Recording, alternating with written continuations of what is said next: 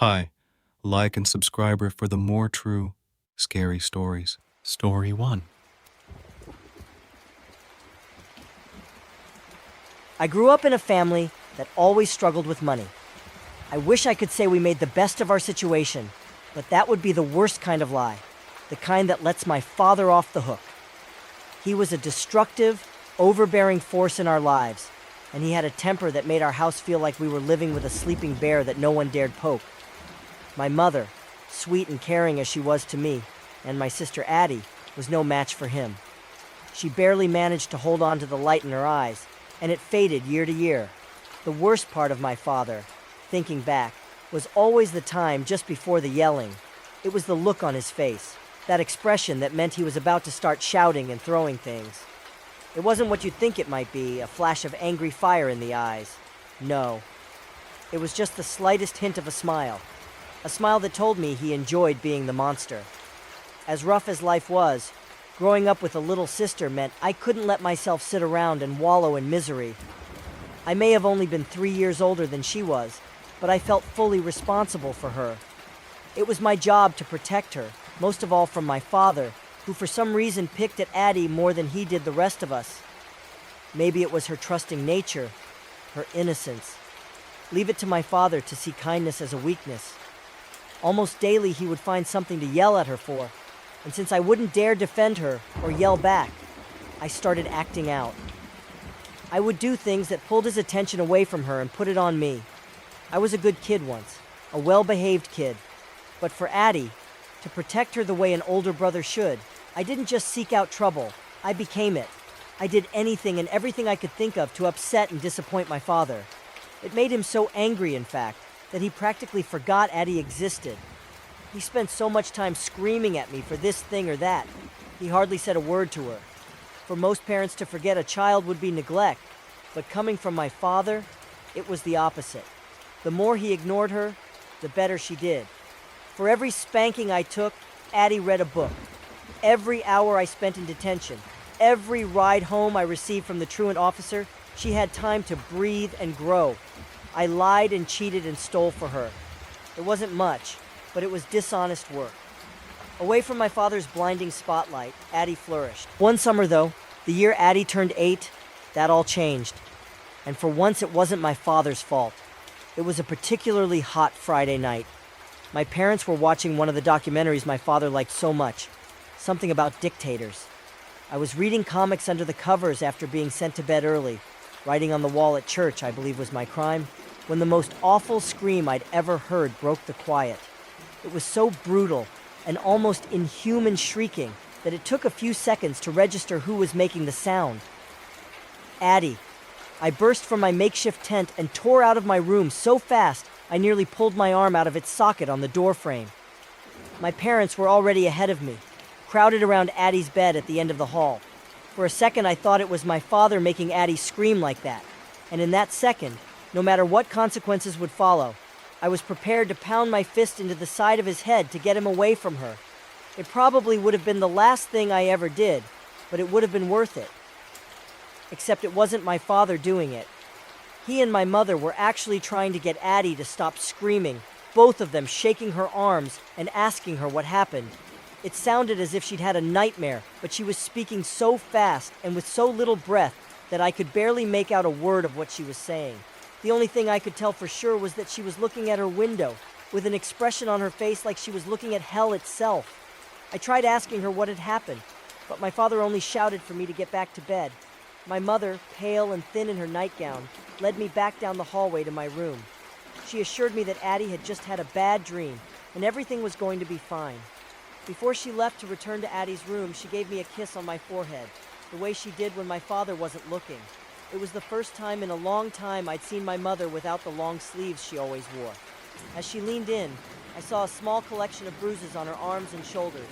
Some were old and gray, some fresher, thumbprints painted in purple and yellow. She must have noticed me looking, because her eyes went wide, and then she closed my door and hurried away, back down the hollow hallway. I stood in front of that door for nearly an hour, feeling the throbbing in my arm, listening to my parents calm Addie down, trying to convince her that bad dreams couldn't hurt her.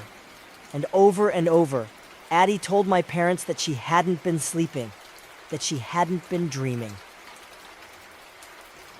The next morning, I snuck into Addie's room early, before my parents came out of their room, to ask her what had happened to make her scream like that. But she was already gone. Her pajamas were folded and neatly stacked on her dresser. Her sneakers were gone. Even her bed was made, creased the way my father expected us to every morning. Only one thing was different from how she usually left her room. The shades on the windows weren't pulled up, leaving the usually bright pink room a dull, flesh-colored hue. It wasn't like Addie to leave her room so dark, and it reminded me how she'd stared at the window with that terrible look on her face. In the kitchen, I found my mother at the table. She quietly stirred a cup of coffee, staring at a spot on the wall. She looked like she hadn't slept, especially when she tried to smile at me, but came up empty, her eyes heavy with purple skin. I tried not to think of what else I'd seen, the secret she hid under those long sleeves. "Where's Addie?" I asked. She moved to the refrigerator to retrieve a carton of eggs, glancing at me, almost surprised by the question, as if she expected me to just forget everything from the night before. "Your sister isn't well," my mother said carefully. I know. She was scared of something. The stove clicked on with a hard snap. My mother paused a moment, picking her words. "Travis, sometimes, when people are under a lot of stress, they can make up things that aren't really there." "Addie's not a liar," I said, angry. "No, not lies. It's more like seeing things. Things you swear are real, but can't possibly be." "Where's Addie?" I repeated over the sound of sizzling oil. She took a breath. "Your father thought it would be best if she saw a doctor." My skin heated up faster than the pan on the stovetop. "Addie doesn't need a doctor. She needs help," I said, then added, "We all do." My mother spun, closing the distance between us in a second. She raised her hand so quickly, I thought she was about to hit me. I flinched, but she was only raising her finger at me, pushing it in my face. "Don't you dare let him hear you say that!" she hissed, looking like a cornered animal lashing out. Tears jumped to her eyes as she caught her hand and lowered it.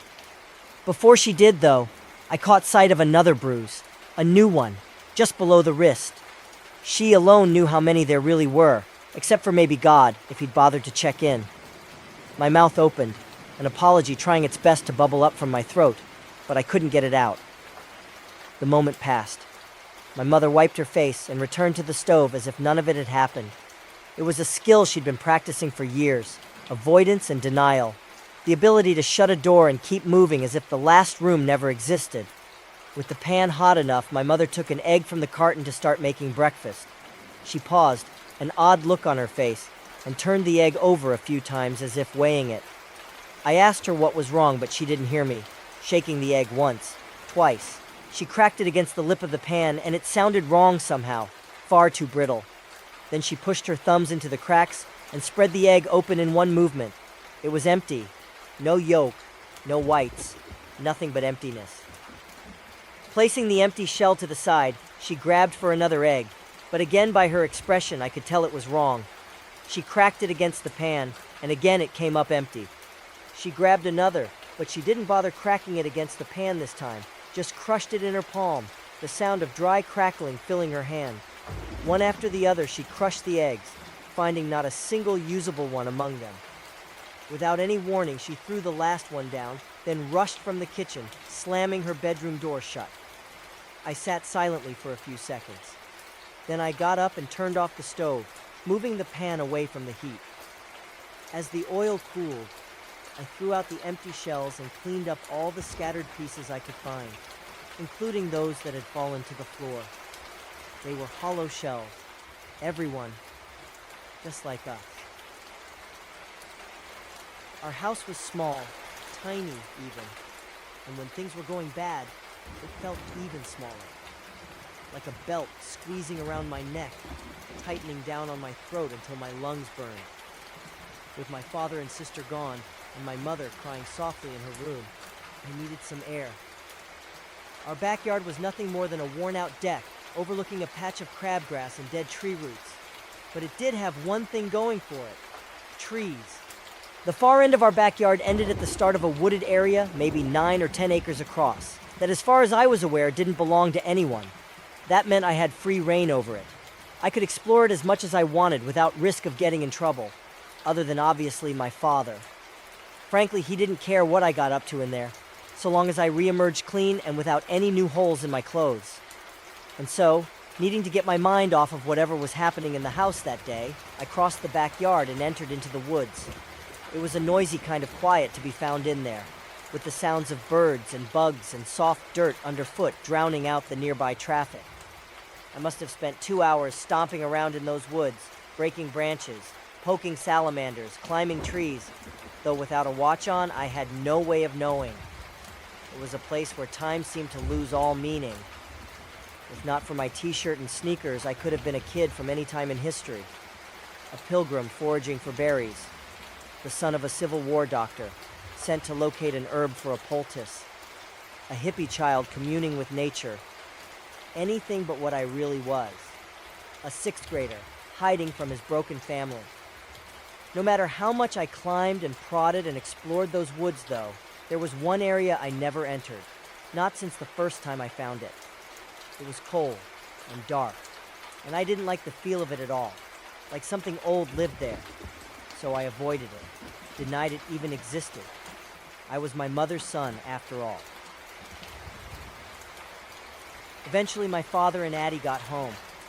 By then, my mother had come out of her room and finished tidying the kitchen to my father's standards.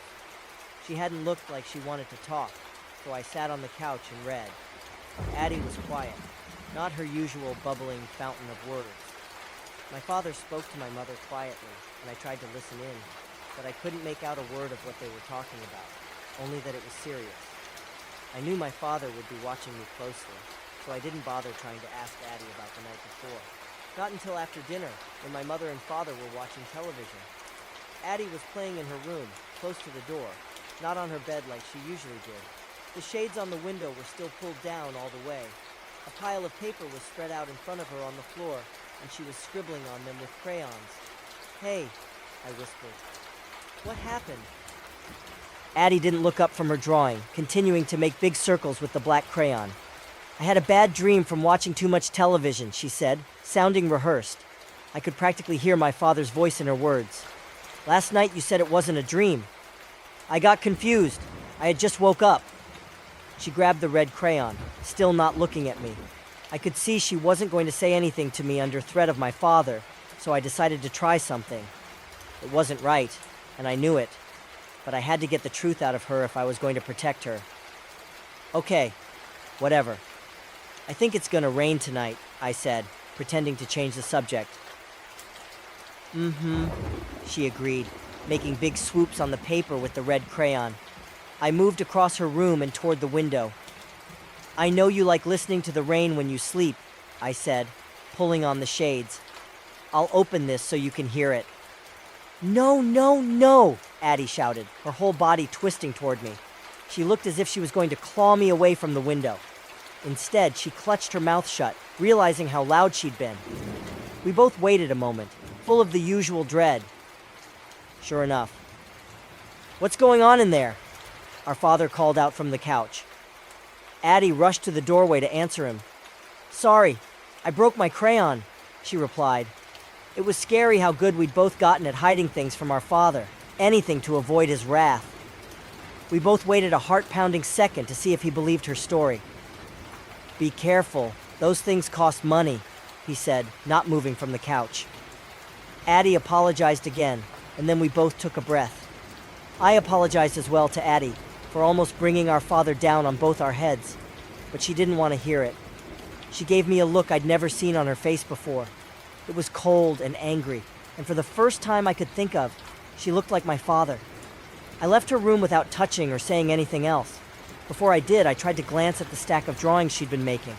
She saw me looking and covered them up before I could see. That night, I stayed up for hours, listening. My door cracked slightly to hear better. At first, it was the sound of my parents talking, mostly about money, but eventually they went off to their bedroom and our small house went quiet. I forced myself not to fall asleep so I could run to Addie's room at the first sign of trouble. I would get there first, before my parents did, to see what had Addie so scared. See it with my own eyes before they had a chance to shut me out. Sometime before midnight, the rain started. At first, it was just the pittering of raindrops against the window, a lullaby sound I had to fight to stay awake. But soon it turned. The rain grew bitter, and the wind shook the shutters. The old house creaked and groaned under heavy gusts. As angry as the storm sounded, it had a song-like quality that eventually coaxed my eyelids to shut. I was woken not by screaming, but by wind on my face. It was an odd feeling, like someone was leaned over my bed and whispering to me, their breath as cold as the grave. I gasped and sat up straight in bed. My chest was tight, arms shivering. It was even stranger, given it was summer, but then I remembered the storm and how quickly the temperature dropped once the rain started. That still didn't explain why I was feeling it, though. Once my eyes adjusted to the dark, I noticed the door to my room had swung wide open, swaying in the unnatural wind. I stumbled out of bed, the wood floor a shock of cold under bare skin. The wind whistled through the open doorway, and more than anything, I wanted to shut the door, put on warm clothes, get back into bed, and pull the covers over my head. But a strange fascination drew me forward. It would be impossible to fall back asleep with something so strange going on, of course. But there was something even more important than that. Addie. Addie and the window that had her so terrified I couldn't even touch it. I ran down the cold hallway and toward Addie's room, the wind going right through me, visions of her open window dancing in my mind, rain blasting in through the soaked frame, the violent night sky, and the storm itself, one finger extended, beckoning me to come closer, begging me to join it in the night. But what I found was so much worse. The wind, trapped at the dead end, whipped through Addie's room, creating a cyclone of tumbling and twirling papers. I had to shield my face or risk paper cuts. Her window was still shut tight, the lock at the bottom clasped, but the shades had been raised to the top. The pane was wet from rain, and it was fogged up as if someone had been breathing against the glass from the outside. Raindrops threw themselves against the window, and flashes of lightning popped and jumped in the distance, lighting up the violent night. But all that wasn't even close to the worst part. The worst part was the bed, with Addie not in it. My heart felt like a stone lodged in my trachea. Addie's bed, empty, the sheets thrown aside, was everything I'd been afraid of, everything I'd tried to avoid with my acting out and my standing between her and my father. Yet in doing so, I dropped my guard against all else, every threat that came from outside rather than in. Something slapped against my leg. I jumped, picturing bony fingers clasped around my ankle, eager to drag me away. I grasped desperately at whatever it was, ready to fight for my life, and came back with a sheet of paper. It was one of Addie's drawings, and it was a face. It had a round, misshapen head, with the tiniest of eyes at the center, and beneath them, the longest, widest mouth I'd ever seen. The smile was practically carved into the paper in red crayon. The paper flapped violently from the wind, causing the face to seem alive in my hands. I looked around then, at the papers flying around me. They were simple, crude, even, but everyone was of the exact same thing, a smiling face. It was a tornado of grotesque faces, all of them grinning and laughing at me. The sight of those sickly smiling faces brought the last minute or so into terrible focus. I knew then where the wind was coming from, and why. Worse, I knew where Addie had gone. I ran then, ran harder than I'd ever run in my life, back up the wind tunnel of a hallway, past my room, through the living room, and to the front of the house. The entire way there, I prayed not to find what I thought I would, and yet there was no doubt in my mind. I could see it so clearly, the culmination of 1,000 nightmares, and even then, when I saw it with my own eyes, the actual image of it caused the nightmares to pale and wither under its power. The front door, unlocked from the inside, swung wide open to the wind and rain, and Addie, little Addie, was long gone. I don't remember running outside, and I don't remember searching for her in the woods, screaming into the thunder. I only know that my parents found me on the ground, in the mud, calling out Addie's name with what was left of my voice. I had a waterlogged ball of paper clenched so tightly in my hand that it took the two of them to pry it from my fist. When they finally did, and they managed to unwrap and uncurl the wet, gummy mess enough to look at it, The face at its center smiled at them too. Story 2. Nearly 500,000 children are reported missing each year in the United States. Averaged out across all of the cities, towns, and the like, that comes out to about 4 missing kids per populated area per year. Fortunately, all but a tiny handful, about 12,000, or 1 for every 9 towns, turn up unharmed, and only 0.01%, or about 1 kid every 2,160 towns, is found murdered. Averages are great for breaking big statistics down into numbers that are easier to understand. But obviously, nothing really works that way. More kids go missing in Texas than in the other states, for example, while almost none go missing in South Dakota.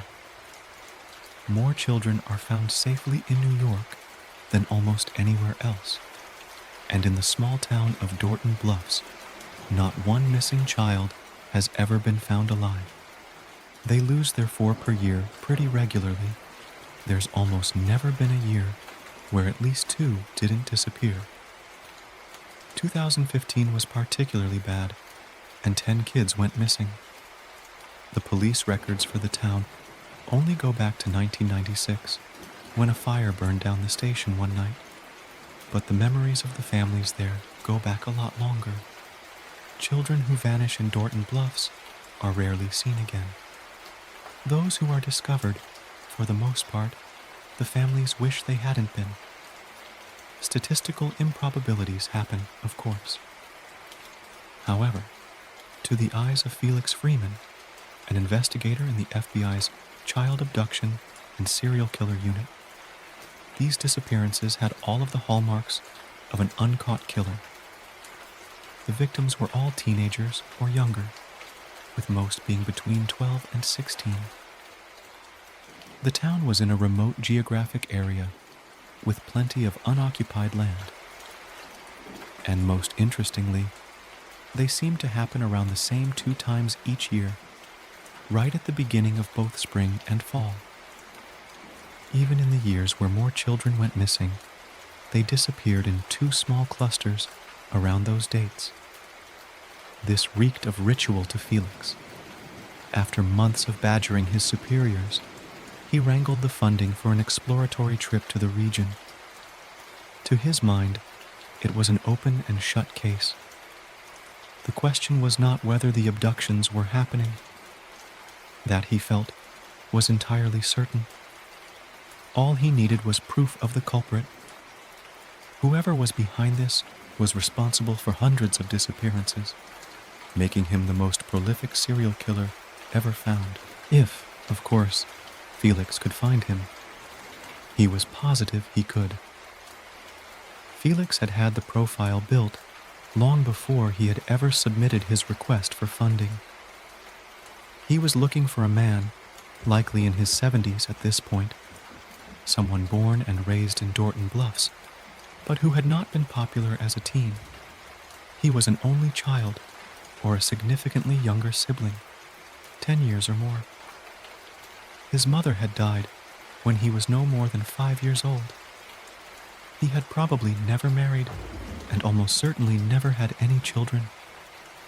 His schooling had stopped at high school. He did not travel. He was probably a farmer.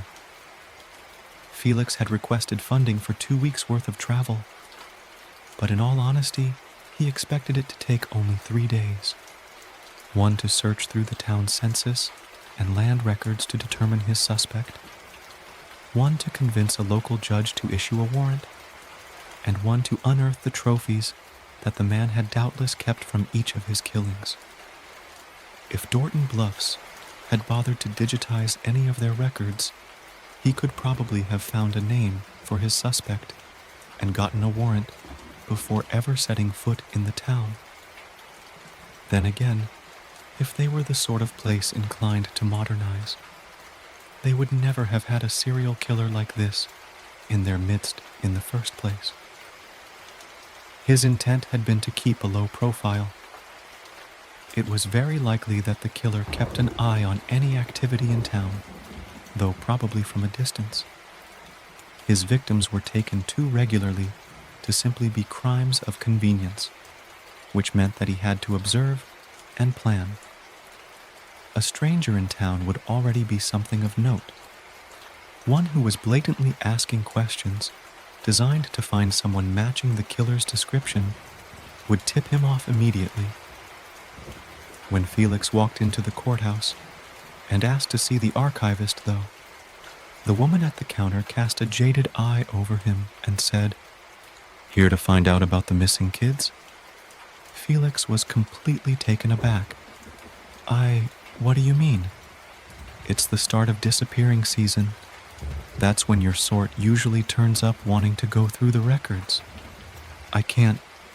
You have a name for it." The woman shrugged. "Course we do. Town's got a situation like ours. It's bound to get a name." "And what? You just let it happen? What do you want us to do about it?" Felix was baffled by her unconcern. "Anything. Catch the guy. Stop whoever's preying on the kids in your town." "There's no guy, mister. The kids who vanish, they weren't ever happy here. Not a whole lot to offer a certain kind of person out here. We don't have big malls and fancy theaters and high-tech living. Even Walmart's more than an hour away." "So you're saying that they just run away?" Felix stared at her in disbelief. "Every single year, something like a half-dozen kids just pack up and start walking, and not one of them ever comes back. It's what do they call it now? A meme? It lives in their heads. Things aren't going so well at home. They start thinking about how Jim or Mark or Andrew was talking last year about something similar, and about how they took a hike. They think about how it must have worked out, and how their friend's probably living it up in the big city right now. They picture themselves in a big apartment, flashing cash around, and doing all the things a small town just won't let you do." "And that's what you think has happened?" She scoffed. "Nah, I've seen the city. I think they're all crammed into tiny rat-hole apartments with a couple of roommates, working some minimum wage job that barely lets them survive. But the kind of person who runs away from here to prove that they know better, they can't come back with their tail tucked between their legs. They gave this town a big middle finger and said that they could do better, and they can't take the shame of admitting they were wrong. They must have been, though. If any of them had made it, you can bet they'd have been right back through here, waving that money around to show us all what we were missing. And it never occurred to you that you might be wrong? That something might have been happening to these kids, and you could have helped them if only you'd looked? Someone like you comes by every so often, saying something pretty much like that. They dig into it for a few days, and then wander off. None of them have ever stopped back by to let me know what they've learned. I'm guessing you won't either, and I'm guessing it's for the same reason those kids never came back. Too embarrassed to admit that you were the one who was wrong." Felix shook his head. "I suppose we'll see." Downstairs, the archivist brought Felix the records he requested without comment, but something in his body language gave Felix the impression that he felt the same as the lady at the front desk. Perhaps it was the way he dropped off the stack of books, or the manner in which he turned away immediately afterward. It may have simply been his total lack of curiosity about why Felix wanted the documents. Whatever the cause, Felix was sure that the archivist expected him to look into the matter, conclude that for decades, children had simply been wandering off and slink back to DC. For a moment, Felix even wondered if he might be correct. He had thought that it was strange that he was the first one to notice the pattern here, and if it turned out that others had investigated and found nothing, then perhaps he really was barking up the wrong tree. He shook the thought off. The evidence was too strong. This sort of thing didn't happen anywhere else in America. It was only Dorton Bluffs. Something was going on here, even if the people in town didn't want to believe it. And who could blame them? Who would want to believe that the worst serial killer ever found had been operating nearby for decades? People in places like Dorton Bluffs like to describe their towns as peaceful or calm or even sleepy. They didn't want to consider the idea that horrific murders had been occurring multiple times a year for their entire lives. It would upend their entire worldview of their quiet community. It would make them question their own status as good people, having done nothing about it. Felix didn't blame them. Not really. It was possible to be too close to something to see how screwed up it was.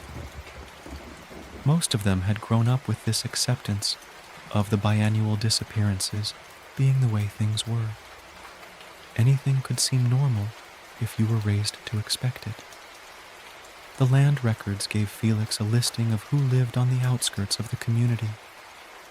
He was able to cross off quite a few immediately due to the title being in multiple people's names, as he was looking for a lifetime loner. The census narrowed it down still further, providing him with ages and identifying who had siblings, partners, and families. At the end of the day, Felix was left with a list of 4 good suspects. It wasn't quite the absolute certainty he'd told himself he would have on day 1, but it was close. A few questions around town tomorrow would reveal which one it was, he was sure. Even if folks said that nothing was going on, people always had opinions on who the weird ones were, especially in a small town like this. As he was walking back to the hotel, he was nearly knocked over by a crowd of laughing children scampering by him along the sidewalk. He watched them scatter down alleys and behind buildings, their noise quieting as they separated. Up ahead, a young girl with her eyes closed was being spun in circles by a boy only slightly older, who was chanting, standing in the forest, still as a tree, hiding up high where nobody can see, snatching up a baby, quick as can be. Treetops, treetops, don't eat me. When he finished the rhyme, her eyes popped open, and she ran off down the street in pursuit of the others, laughing as she staggered back and forth from the dizziness. Felix heard shrieks of glee and triumph from behind him as she found one after another of her hidden friends. He smiled and continued on his way. It was good to see that no matter what else was going on in the town, children were the same everywhere. The next morning, Felix went to a nearby diner in hopes of finding some locals to engage in casual conversation at the dining counter. He thought he might pose as a land developer looking to buy one of the farms on the edge of town, see if he could draw out some thoughts on the men who owned the places.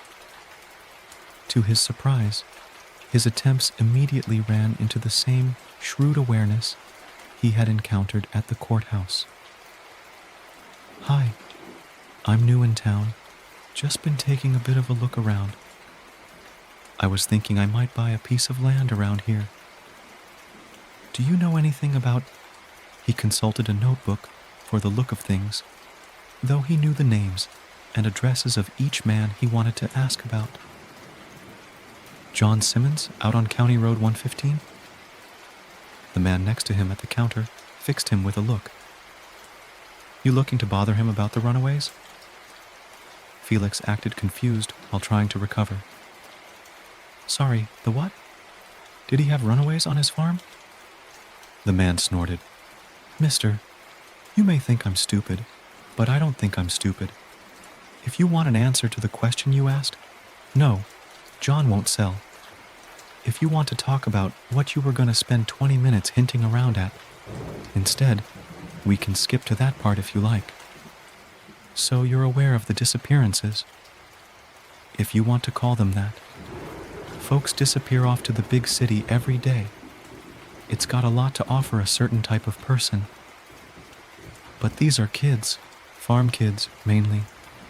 Been doing hard manual labor since they were old enough to lift a pail. Working a sandwich shop sounds to some of them like it might be a nice break. Did you know that they only vanish at certain times of the year?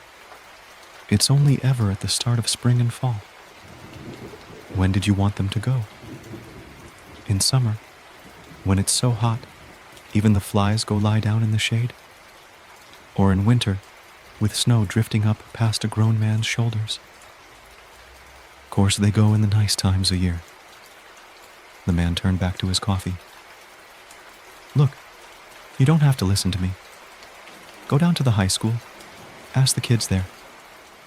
Tommy Finch left last year. Everyone knew him. If they think different from me, they'll let you know. Felix looked around the diner. No one was even pretending not to have been listening. He could tell by their expressions that they were unlikely to give him any other answer than the one he'd just gotten. He sighed and ordered breakfast. The rest of the day was no more fruitful. He tried a few different cover stories at other locations, but met with the same result everywhere. Everyone called him on his bluffs immediately, and although they were perfectly willing to talk to him, every single person gave him the same answer. The kids had just left on their own. Year after year, in defiance of all probability, they had gone looking for a better life in the big city and had never come back. As the afternoon wore on, Felix found himself running low on ideas. He couldn't bring a judge 4 possibilities and ask for a warrant for all of their properties just to find out which one it was. He was tempted to just pick the most likely and hope, but if he guessed wrong, then the murders would continue, and on a more personal level, his credibility and career would take a serious hit. Against his better judgment, Felix headed over to the high school as it was letting out for the day. He tried to figure out a reason for being there that wouldn't sound creepy. After a few rejected ideas, he decided to just bite the bullet and go with the truth. I'm looking into the yearly disappearances of kids. I know Tommy Finch was one of them last year, and he went here. Any of you willing to talk about it? Most of the teens streamed past him without stopping. A few did him the courtesy of shaking their heads to at least show that they'd heard him, but the majority didn't even make eye contact. Just as Felix was giving up, he caught one boy's attention. Hey, you looking for Tommy? The boy was on the younger side, for high school, maybe 14 or 15. 4 other teens had stopped with him. All were eyeing Felix curiously, waiting on his response. Felix didn't want to give the group false hope by implying that Tommy might still be alive, but he also didn't want to lose the first students who'd been willing to talk to him. He chose his words carefully. I'm looking into the disappearances, including his, yeah. I think it's likely that there'll be some more soon. I'm hoping to stop them. Then you're looking for treetops. So you don't think that the kids are simply running away? The boy shook his head. The gesture was echoed by his friends. No. They get out of line, and treetops takes them. Whose treetops? Not who. What? Up in the forest, north of town. That's where they take the offerings. That's where treetops is. Felix was elated. Only one of the farms on his list was up that way. Is it Darren Olson? Is that who takes them? The boy shook his head. Treetops isn't a person. It doesn't matter who takes them. You could arrest anyone in this town and someone else would do it. Treetops is a cult. The idea took Felix's breath away with its enormity. It seemed impossible to believe that an entire town could be complicit in such a thing, but it fit with everything he'd seen so far.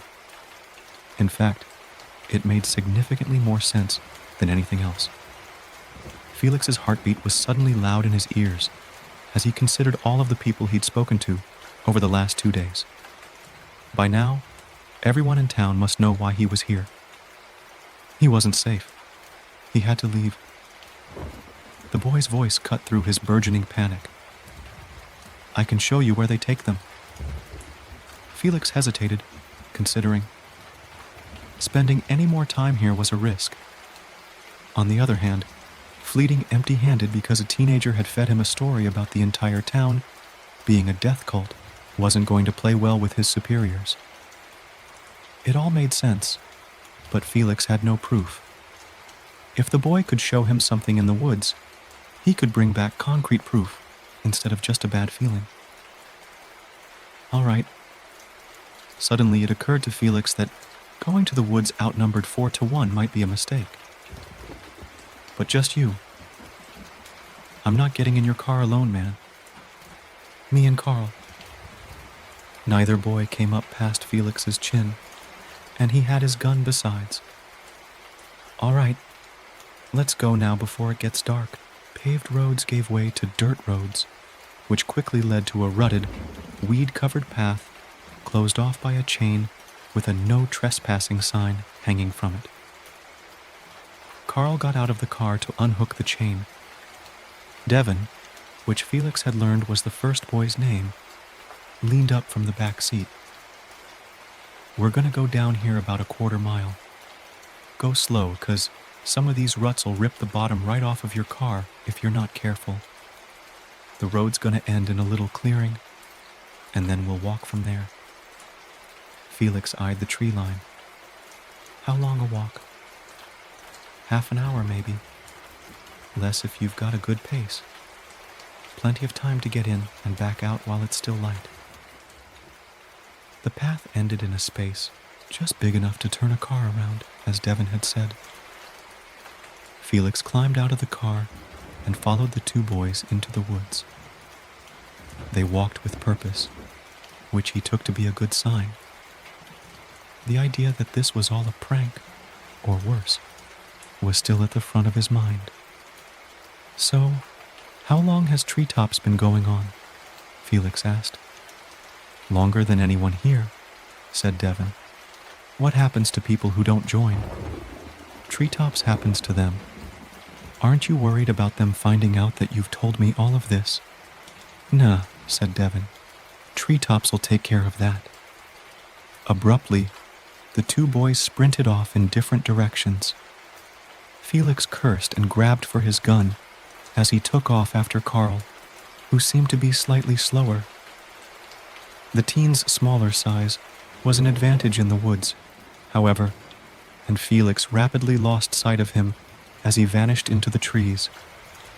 Felix stopped, caught his breath, and assessed his situation. He didn't know precisely where he was, but he knew roughly which direction they'd come from and how long they'd walked. Even if he missed the car, he was bound to come across the road, and he could find his way back from there. He began walking back in the direction of the car.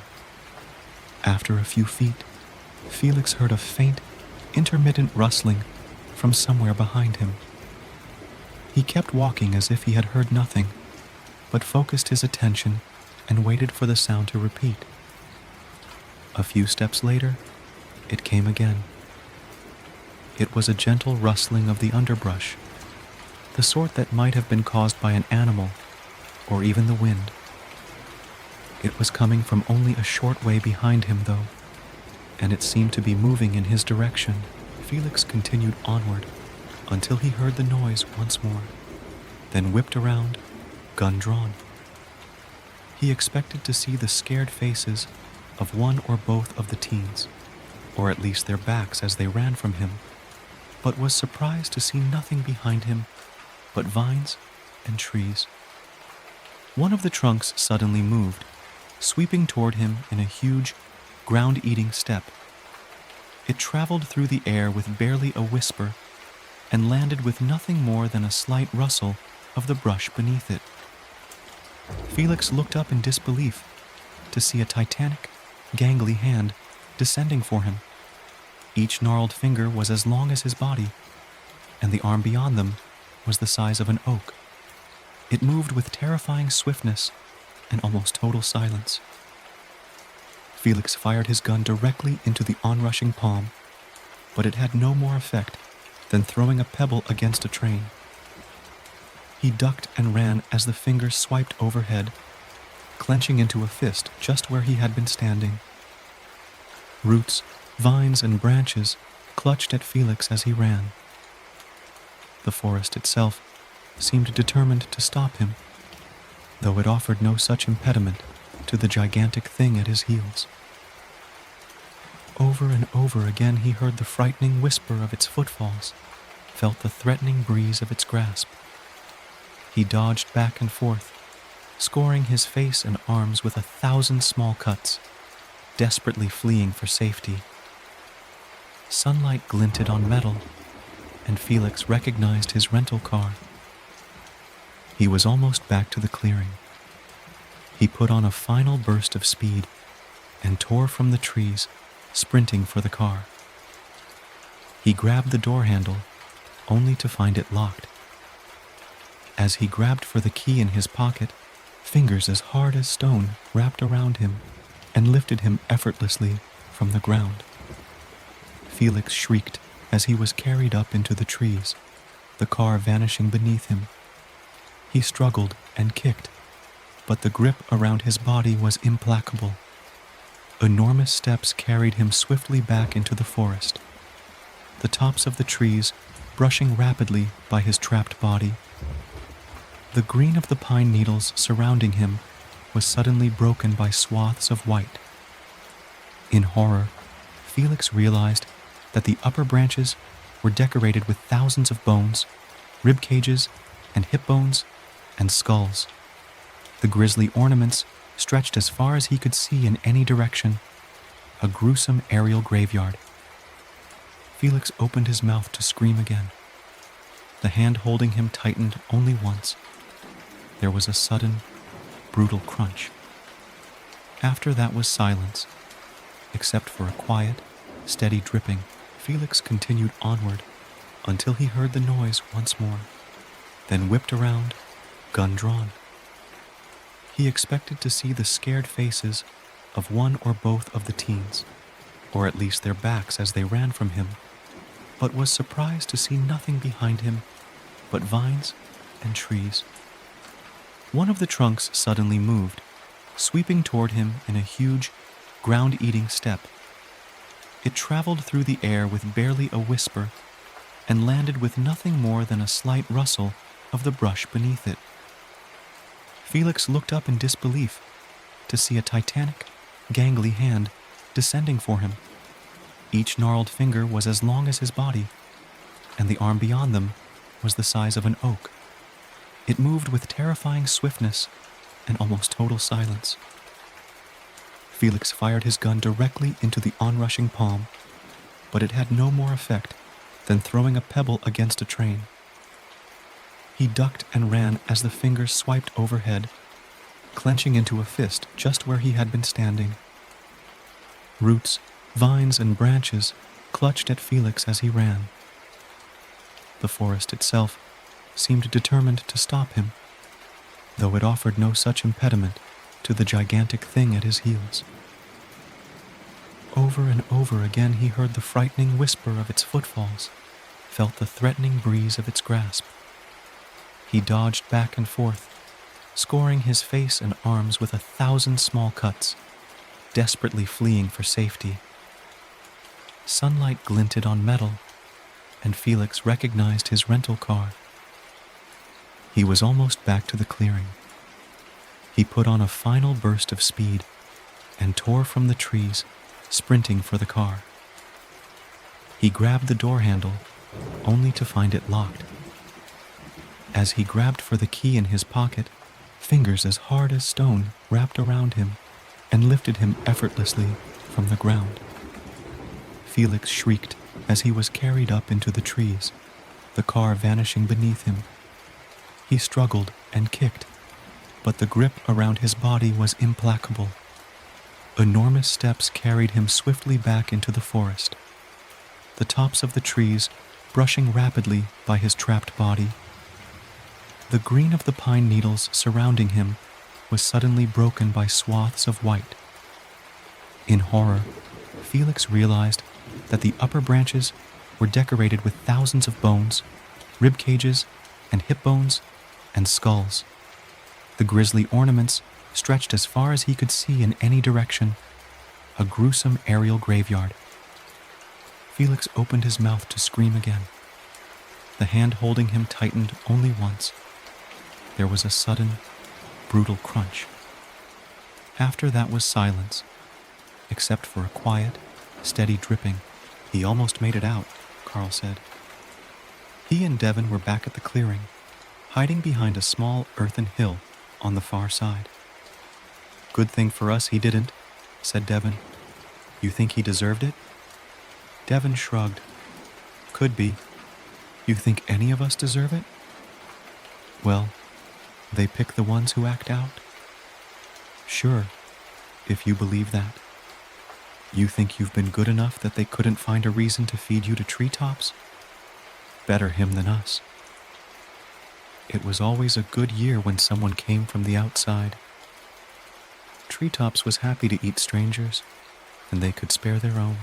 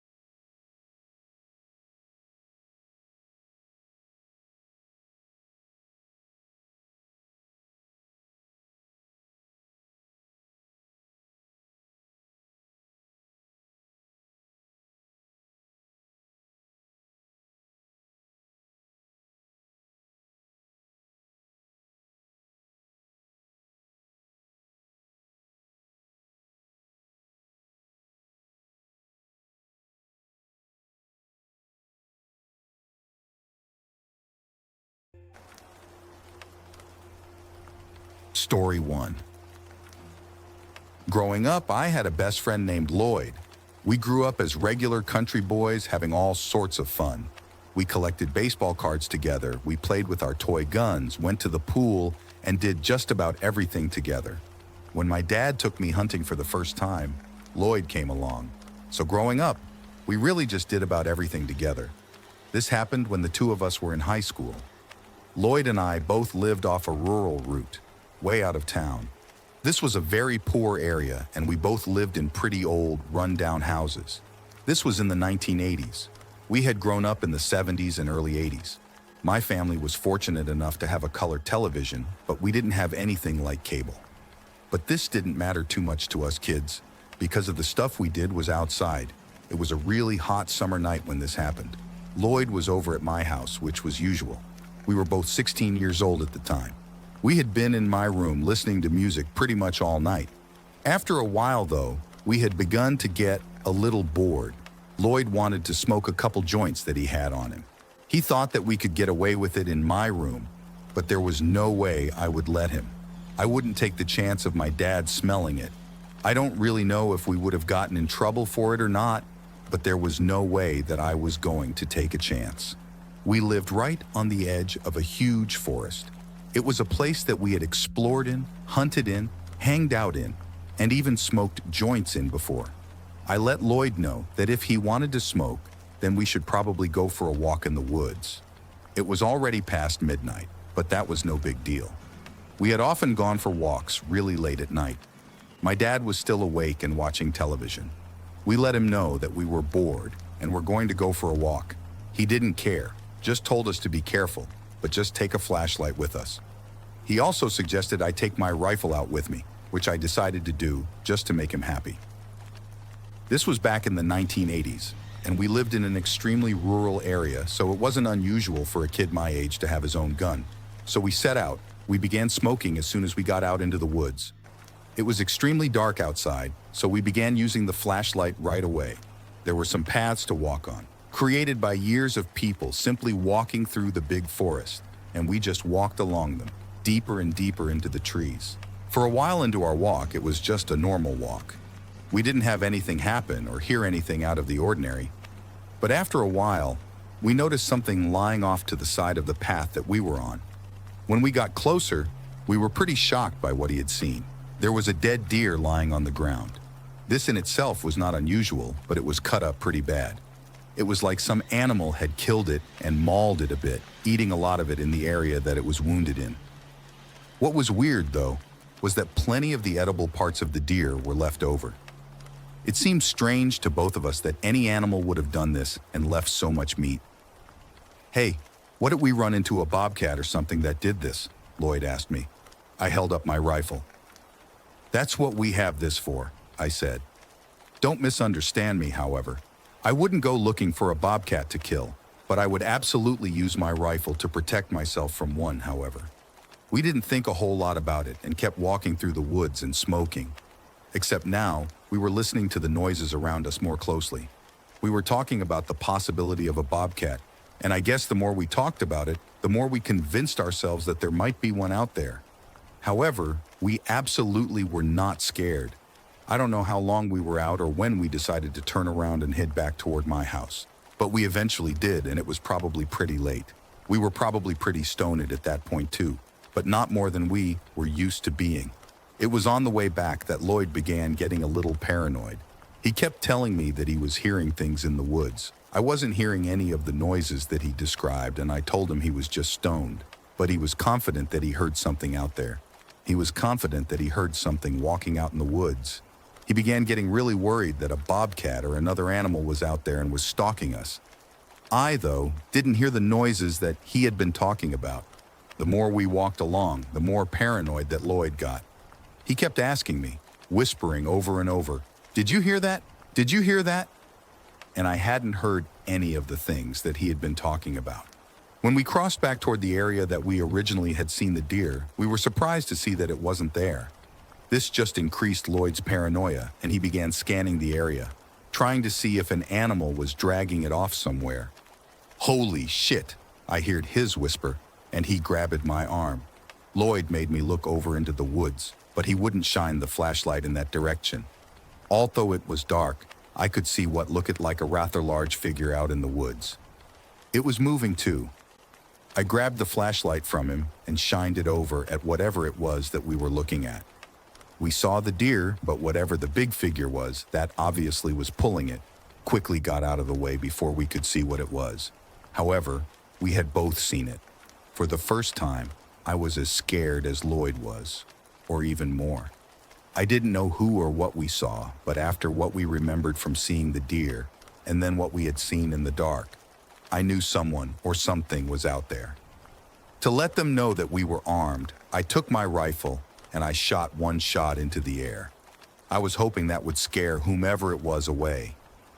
"We need to get out of here," Lloyd told me.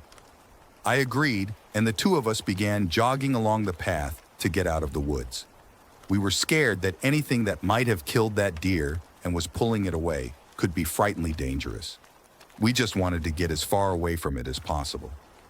We weren't aware if it tried following us, but we got out of the woods as fast as we could. What we had seen was not very far from my house, so we both rushed into the house and locked the doors behind us. It was hot outside, and we usually kept the doors open, and they were always unlocked. So, this was a rare thing. The two of us went and hid out in my room. We kept the gun out with us, fully loaded. We didn't sleep at all that night. I guess that shouldn't really be surprising. About a month later, a really big guy was arrested in the woods not far from our house. Apparently, he had attacked a police officer who had stopped to question him. I have no doubt that it was the same man. Story 2. I used to always enjoy taking my dog on a walk through the woods every day. I lived out in the country by myself. For the most part, when I took my dog for a walk, I would take him through the same area every time.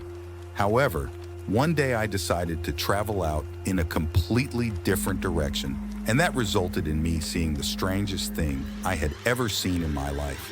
It was nothing more than a decision made out of boredom. But I took my dog alongside the dirt roads past the driveway and then out into the hills that were opposite my house. Like my normal walks, we were out for a long time. We weren't hunting or anything, but my dog and I liked to take really long walks in the country as if we were. I didn't even have to leash him, as he never went too far from me and always came back. Besides being a little more dense than the forest that we usually walked along in, this wasn't much different than that. We were having a good time walking through the woods and enjoying what we were seeing. My dog, I forgot to mention that his name is Roscoe, had been running around looking at things. He had beaten me over the top of the hill, and I was trying to get up there to check on him. But before I even made it to the top, he came running back over the hill to me. When he caught up to me, he turned and tried to lead me up the hill all over again. "Did you find something interesting, boy?" I asked him. Roscoe turned and began running back over the hill. I stepped up my pace and made it over the hill to see where he was going. Once I made it over the hill, I noticed something that really surprised me. There looked like there was an old cabin on the other side of the hill. And since Roscoe was over right by the cabin, I figured that was what he was barking about.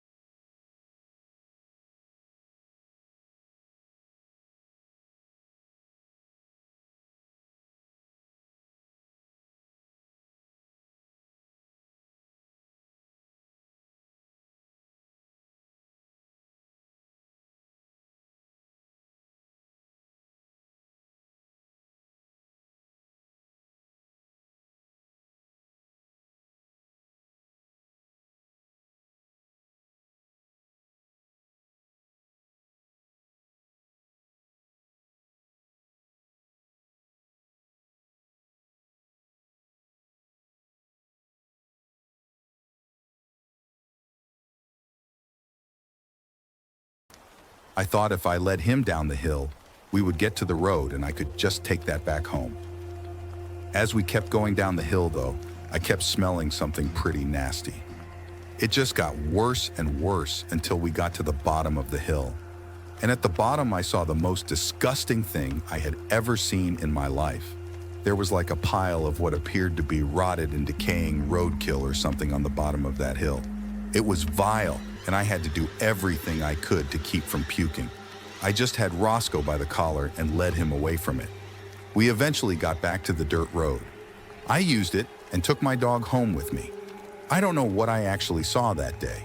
Between the weird shoe tree and the pile of roadkill, it was just the weirdest shit. But then again, a lot of times if you go hiking where you're not supposed to, you will see the weirdest shit.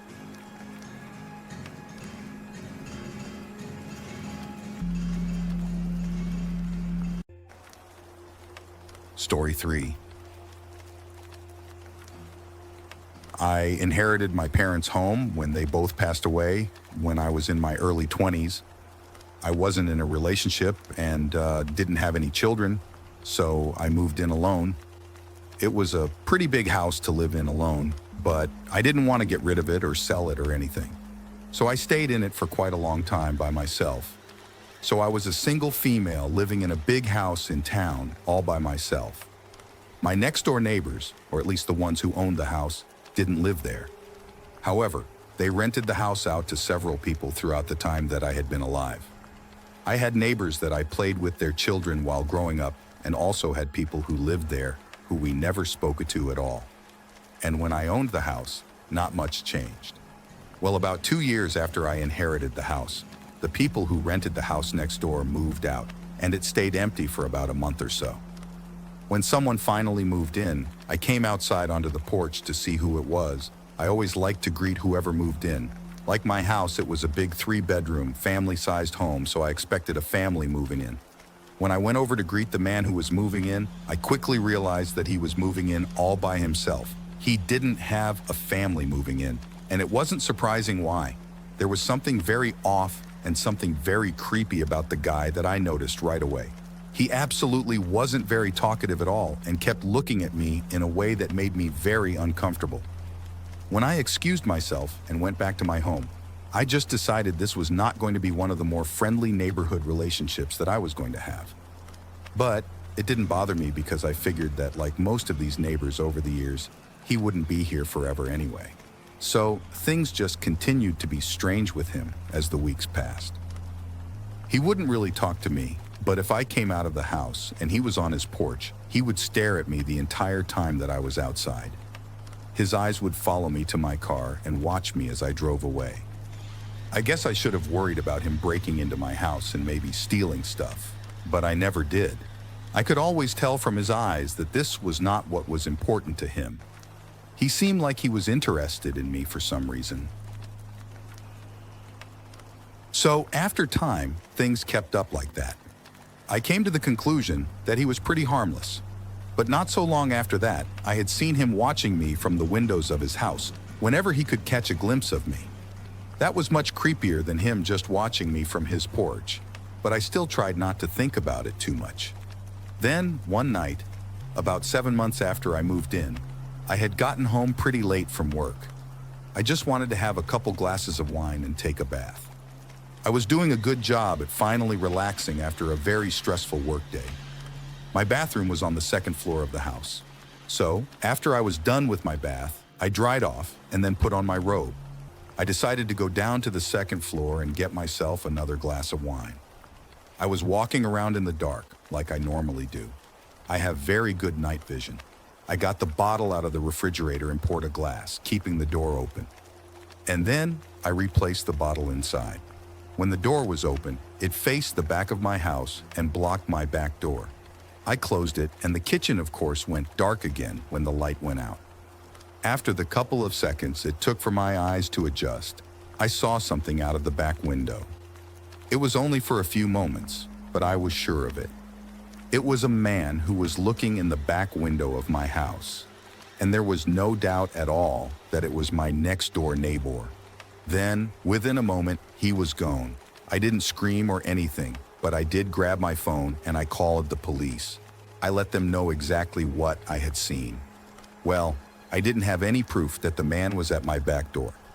But in a moment of irony, I really didn't need it. The scariest revelation of my life also ended up being the thing that helped me. The police revealed to me that my neighbor was a convicted sex offender. But the reason they didn't need proof that he was at my door to arrest him was because he hadn't registered as one even long before he moved in. So he went to jail and was evicted as my neighbor.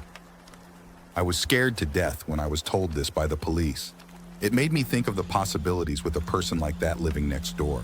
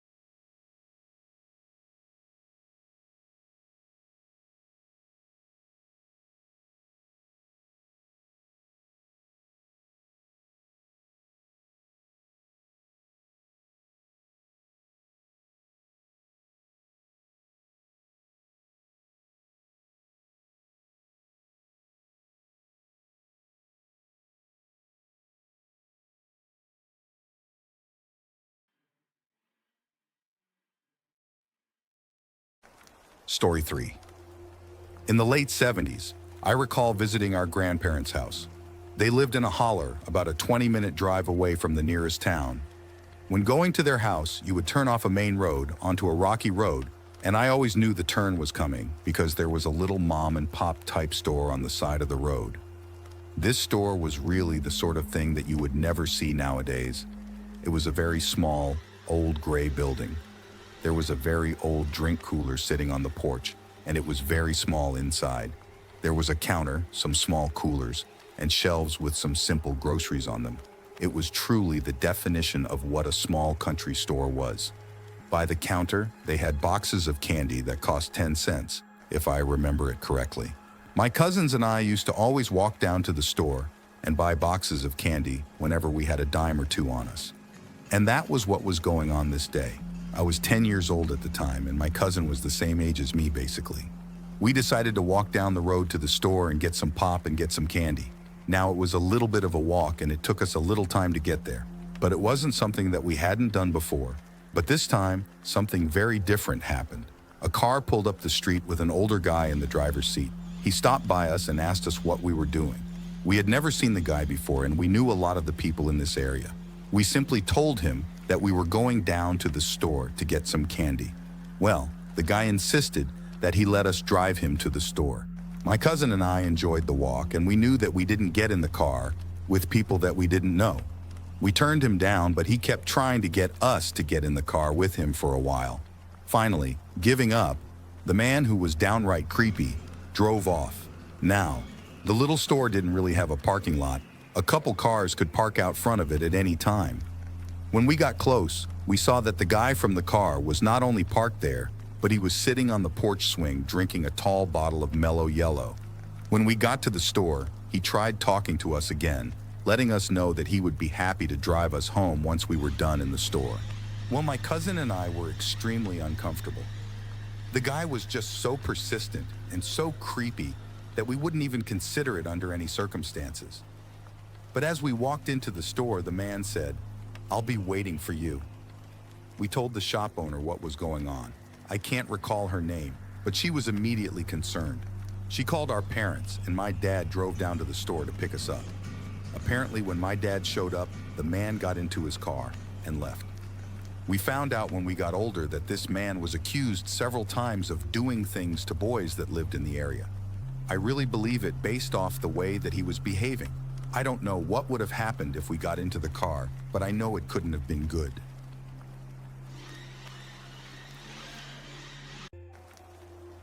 Story 4. This is a hard story to tell for a couple of reasons. First off, I was really young when this story happened, so the memory is not the greatest in the world. My parents have told the story to refresh my memory, but they tell it differently even between each other. The second reason I will tell you at the end of the story. I was 6 years old, and I was definitely a mama's boy. I followed my mom everywhere and always wanted her attention. I remained like this throughout her entire life. Well, when I was 6, a cousin of mine named Ethan moved in with us. His parents had recently died in a fire, and his mom was my mom's sister. So my mom took him in, and when he did, everything changed very dramatically. Ethan barely ever talked. I guess that is pretty normal for a kid who just lost his parents. Not only that, but he lived in town. I won't mention where this happened, but for the record, it is not the United States. And we lived in the country.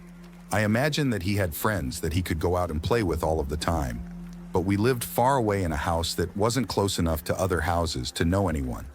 I was the only one that Ethan had to play with. But Ethan wouldn't play. He wouldn't go outside with me and try to climb trees or things like that. He wouldn't play board games or anything at all. What he did do, however, was something that I definitely didn't like. Ethan was super attached to my mother, and I didn't like that at all. Being a mama's boy, I wanted all of her attention. But Ethan would follow here around. Sometimes he would hold her skirt with his hand, as if he was trying to keep her from getting away.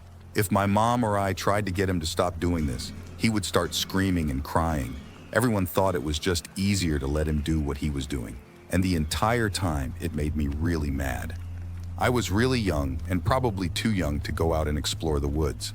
But with Ethan being around my mom all the time, it was really the only thing that I had to do. So one day, which was actually a pretty weird day, I went out in the woods to have a look around. Being out there was a lot more enjoyable than I thought it would be.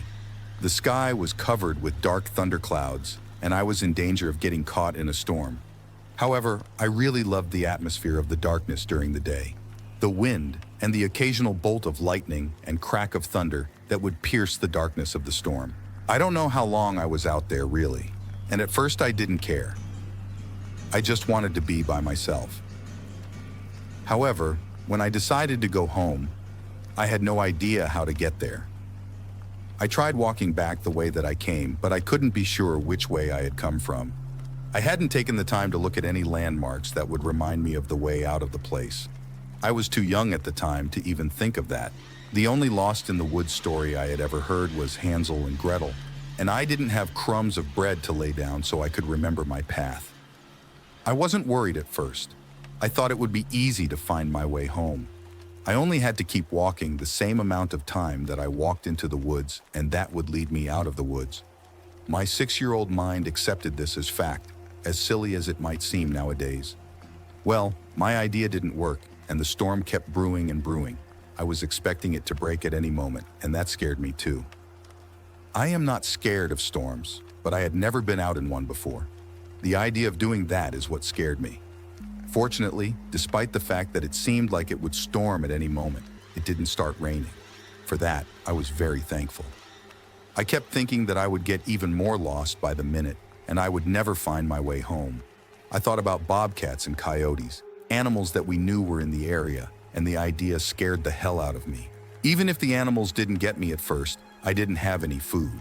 Once I came across a creek, and I drank a little water from it, but that was really all that there was. My young mind was convinced that I was definitely going to die out there. Then I saw something in the distance. It was smoke. I immediately thought that someone, possibly even my father, had made some sort of bonfire. Even if it was not my dad, it could be someone who would take me back to my family. So I walked in the direction of the smoke. I was a lot less scared than I had been before. I knew I was going to get out of the woods and everything would be okay. I even remember smiling and running a little toward the smoke. As I got closer, I realized that the smoke was definitely coming from my yard. I thought maybe my parents were worried that I had gotten lost in the woods, and they made the smoke as a signal to help me get home. I was happy, and I sprinted the rest of the way back into the yard of my house. My heart dropped, though, when I got close enough to actually see what was going on. No one had built a bonfire to help me find my way out of the woods. The house that I lived in for my entire life was on fire. And it wasn't just any small fire. The entire house was completely engulfed in flames. I stopped in the woods, looking at the most horrifying scene that I had ever seen in my life. I didn't know what to think until I saw my family standing in the yard. My parents were there, and Ethan was standing beside my mom as always. I ran out of the woods directly toward my parents. My mom grabbed me and hugged me.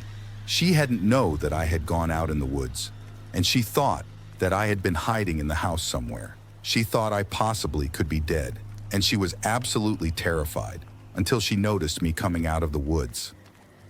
The fire department came, but it didn't really matter that much. There wasn't a lot they could do, as there were no hydrants out in the country. The truck had a tank of water, if I remember right. But it didn't stop our home from burning right down to its foundation. The official report was that the house was burned down by accident. However, even being 6 years old, I didn't accept that. It seemed too weird to me. Ethan's parents died in a house fire. Less than 3 months after he came to live with us, our house caught on fire, but no one died. It seemed like an awfully weird coincidence to me. Yeah, I think Ethan burned his house and killed his parents. I think he burned down our house and maybe tried to kill us. But I kept this thought to myself for many years. Ethan is on the autism spectrum, which I think might explain his behavior with my mom. I don't think it has anything to do with him burning down houses, though, so please don't think that. I think separate from his autism, he is just an evil little fuck. My grandma took him in and adopted him basically after that. I only saw Ethan when we went to visit my maternal grandma. I was glad he was gone. No other houses burned, so maybe I was wrong about him. I don't think so, though.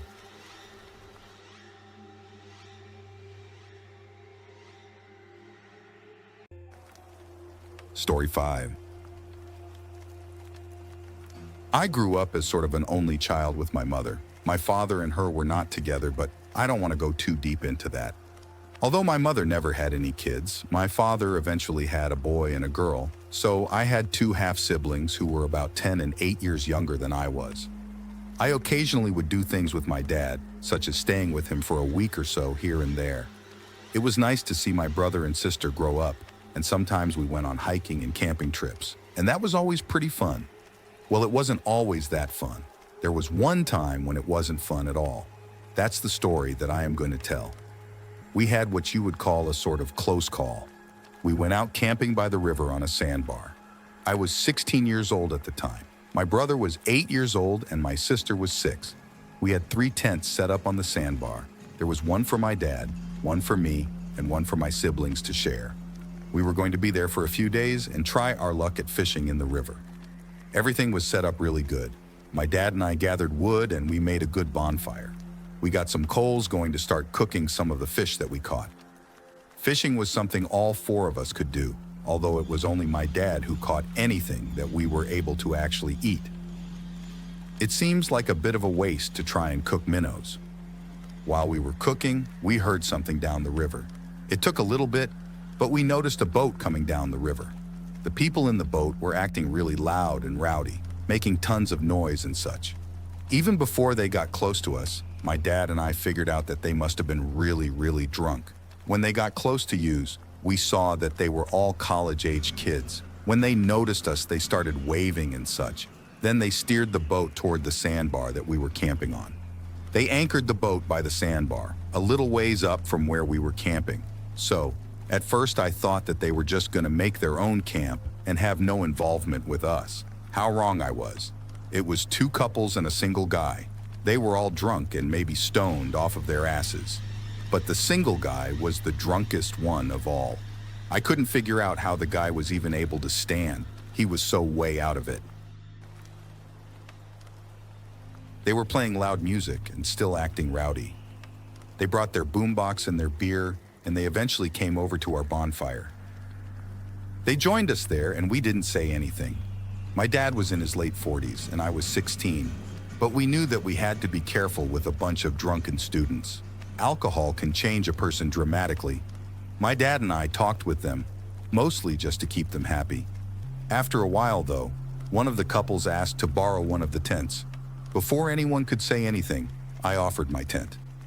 I had a good idea of why they wanted the tent, and figured I better offer mine before one of the younger kids decided to offer their own. They were in the tent for about 3 minutes. Just a side note from the story right now, but if you are going to bone, why would you only do it for 3 minutes? I mean, what could you possibly accomplish in 3 minutes?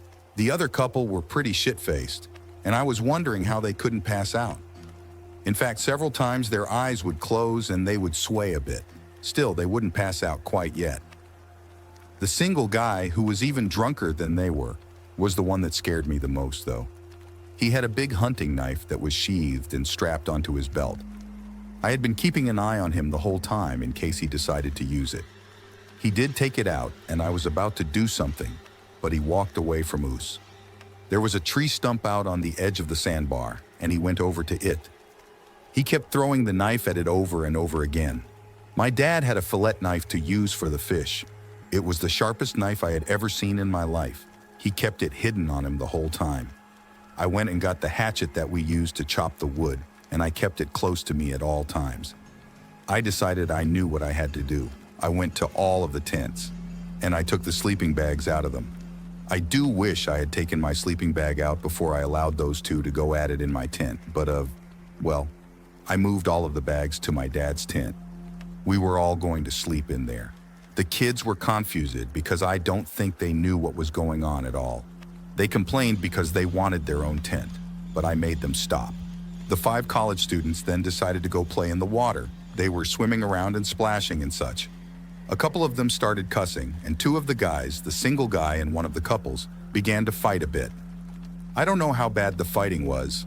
I was trying to pay as little attention to them as possible.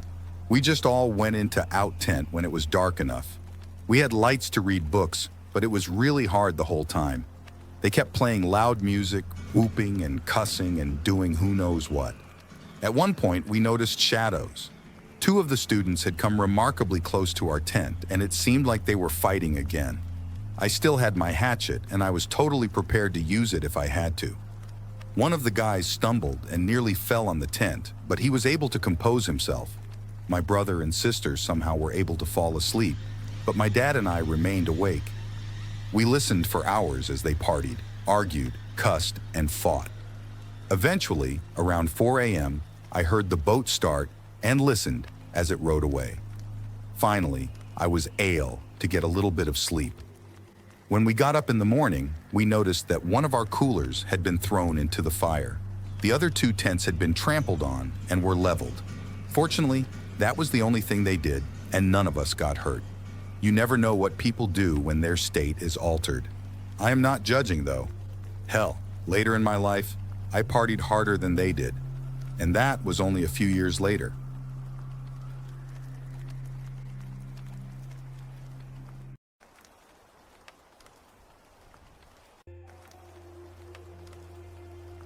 Story 6. I always thought my grandma was really weird. I never liked visiting her house when I was a kid. She wasn't one of the typical grandmas that love their grandchildren, bake cookies, etc. My grandma was very anal about her house. She never seemed to like having the kids over because she was afraid that we would break things.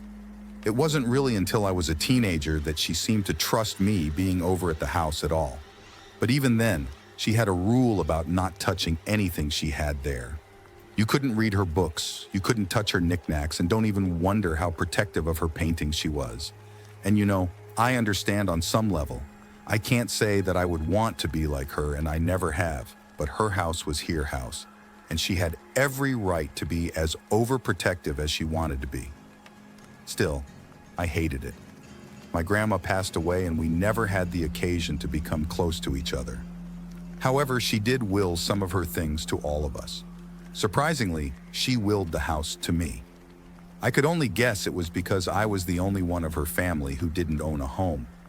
But she also willed her knickknacks, paintings, and books to me and insisted in the will that I keep all of them in the home like she wanted. Well, I appreciated what she did. Still, I didn't want all of that stuff in the house. I didn't like it, and now that the house was mine, I wanted to make it the best that I could. I took some boxes and began taking all of her stuff down. I took very good care of it. I wrapped the knickknacks in bubble wrap before I put them in the box. Even though I didn't have a close relationship with my grandma and I didn't like her stuff, I still wanted to take the best care of it that I could.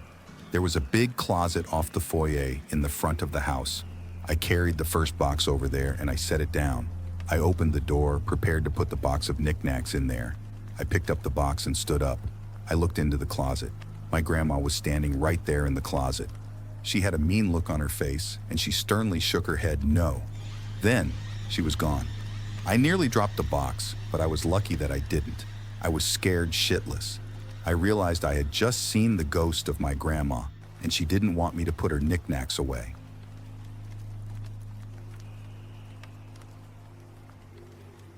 Story 6. This is one of the weirdest things that has ever happened to me. My family lived out in the middle of nowhere, at least an hour drive into town. So, whenever the family wanted to go and visit relatives or friends, it took a long time to get anywhere. Of course, when I became a teenager, I had to stay home more often due to schoolwork. Or at least, that was the excuse that I used in order to get to remain home by myself. This was in the late fall. My parents and sister had gone out to visit my aunt and uncle. I stayed home to supposedly do homework. I can't honestly remember if I really had any to do or not, but that's not important. Our house was on the top of a hill. It was a beautiful place, too. The yard was huge, both in the front and back, but the front yard was much larger. The only thing, though, that we kept in the backyard was an old shed. It was an old wooden shed and seemed like it was older than the house was. There were even a lot of really old tools in it when we first moved in, but we never really used for it anything. I was watching TV and it was a little while after the sun had gone down. We had a dog at the time, a collie. I was sitting on the couch in the living room, and he had spent quite a bit of time sleeping at my feet. At one point, though, the dog perked up. It caught my attention and I assumed that he had heard something. He was doing that thing that dogs do when they perceive something that we don't. He kept looking around a little bit too. After a few moments, the dog got up. He walked through the living room and then into the kitchen. The kitchen faced the backyard. There were sliding glass doors. I figured the pup just wanted to go outside and use the bathroom. So I got up and I walked over to the sliding glass door. I opened it up and let the dog out. He immediately started barking in what seemed like an aggressive way. I then closed the door and turned on the back porch light. Once I did, the dog kept barking. He wouldn't get off the porch though. I couldn't tell at first what he was barking at. Then, I noticed the scariest thing I had ever seen in my life. The door to the old shed swung open and a really big dude came out of it. He was carrying one of the old tools. It was a big pickaxe. I slid the door back open and called the dog in. The man looked over at us and watched us. He didn't move at first. It took a moment to get the dog to get into the house, but he finally came in. I locked the door, even though I knew that was a few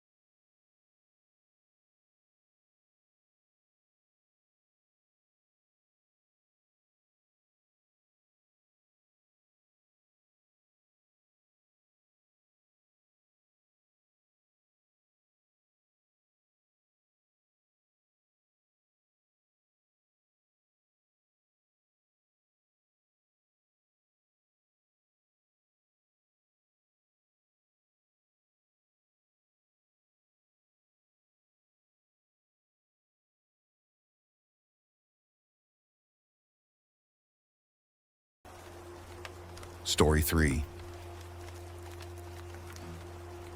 I inherited my parents' home when they both passed away when I was in my early 20s. I wasn't in a relationship and didn't have any children, so I moved in alone. It was a pretty big house to live in alone, but I didn't want to get rid of it or sell it or anything. So I stayed in it for quite a long time by myself. So I was a single female living in a big house in town all by myself.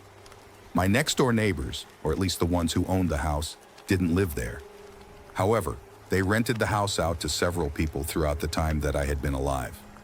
I had neighbors that I played with their children while growing up, and also had people who lived there who we never spoke to at all. And when I owned the house, not much changed. Well, about 2 years after I inherited the house, the people who rented the house next door moved out, and it stayed empty for about a month or so. When someone finally moved in, I came outside onto the porch to see who it was. I always liked to greet whoever moved in. Like my house, it was a big 3-bedroom, family-sized home, so I expected a family moving in. When I went over to greet the man who was moving in, I quickly realized that he was moving in all by himself. He didn't have a family moving in, and it wasn't surprising why. There was something very off and something very creepy about the guy that I noticed right away. He absolutely wasn't very talkative at all and kept looking at me in a way that made me very uncomfortable. When I excused myself and went back to my home, I just decided this was not going to be one of the more friendly neighborhood relationships that I was going to have. But it didn't bother me because I figured that, like most of these neighbors over the years, he wouldn't be here forever anyway. So things just continued to be strange with him as the weeks passed. He wouldn't really talk to me, but if I came out of the house and he was on his porch, he would stare at me the entire time that I was outside. His eyes would follow me to my car and watch me as I drove away. I guess I should have worried about him breaking into my house and maybe stealing stuff, but I never did. I could always tell from his eyes that this was not what was important to him. He seemed like he was interested in me for some reason. So after time, things kept up like that. I came to the conclusion that he was pretty harmless. But not so long after that, I had seen him watching me from the windows of his house whenever he could catch a glimpse of me. That was much creepier than him just watching me from his porch, but I still tried not to think about it too much. Then, one night, about 7 months after I moved in, I had gotten home pretty late from work. I just wanted to have a couple glasses of wine and take a bath. I was doing a good job at finally relaxing after a very stressful workday. My bathroom was on the second floor of the house. So, after I was done with my bath, I dried off and then put on my robe.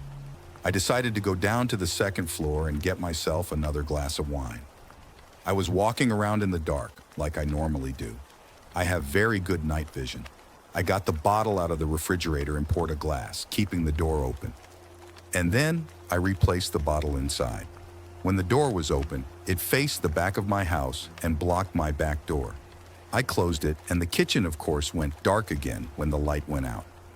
After the couple of seconds it took for my eyes to adjust, I saw something out of the back window. It was only for a few moments, but I was sure of it. It was a man who was looking in the back window of my house, and there was no doubt at all that it was my next-door neighbor. Then, within a moment, he was gone. I didn't scream or anything, but I did grab my phone and I called the police. I let them know exactly what I had seen. Well, I didn't have any proof that the man was at my back door. But in a moment of irony, I really didn't need it. The scariest revelation of my life also ended up being the thing that helped me. The police revealed to me that my neighbor was a convicted sex offender. But the reason they didn't need proof that he was at my door to arrest him was because he hadn't registered as one even long before he moved in. So he went to jail and was evicted as my neighbor. I was scared to death when I was told this by the police. It made me think of the possibilities with a person like that living next door. It was a good thing I caught him when I did.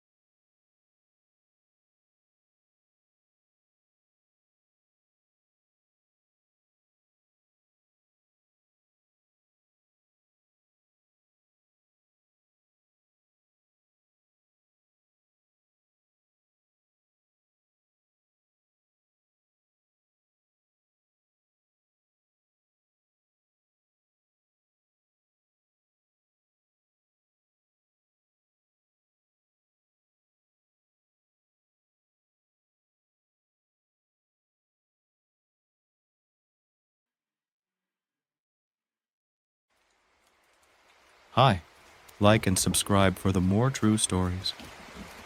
It's not on record as the drowning experiment.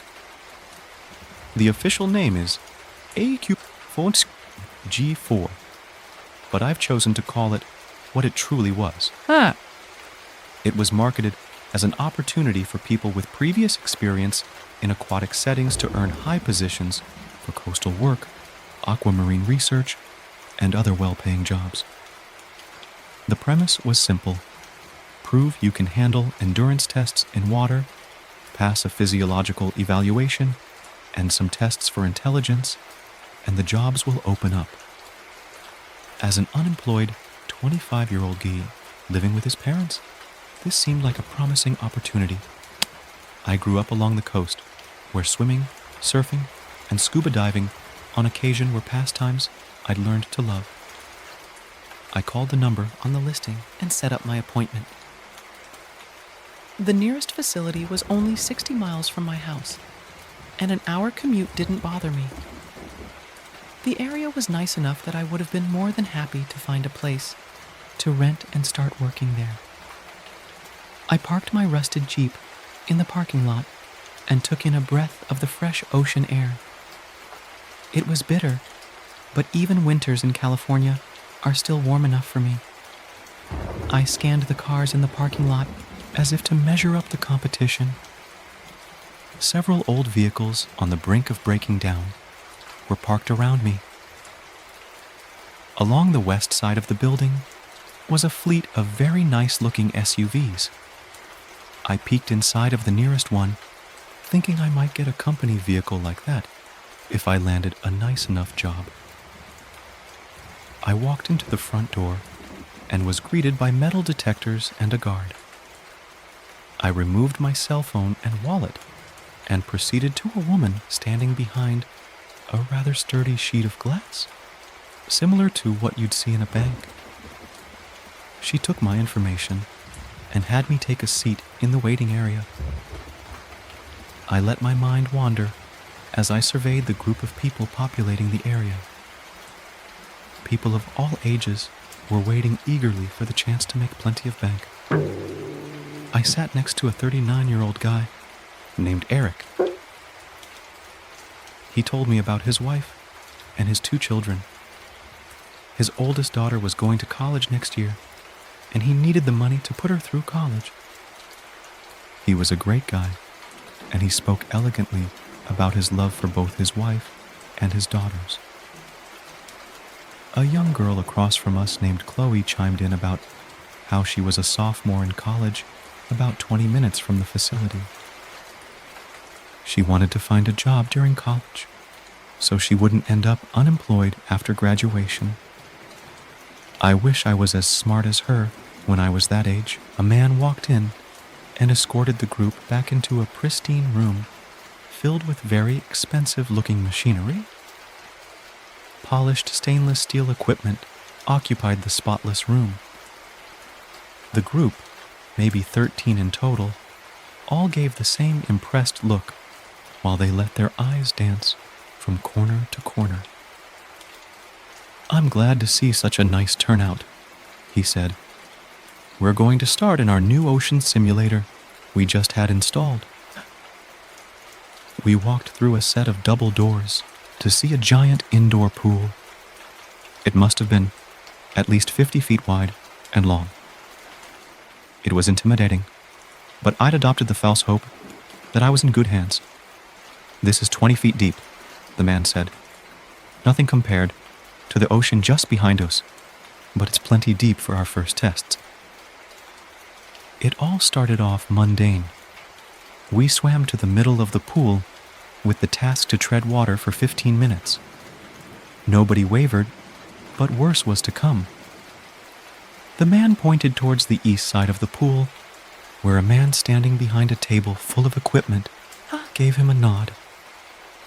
Within a few seconds, 2 large pieces of equipment on opposite sides of the pool began vibrating up and down. Gentle waves began crashing into us as we continued to tread.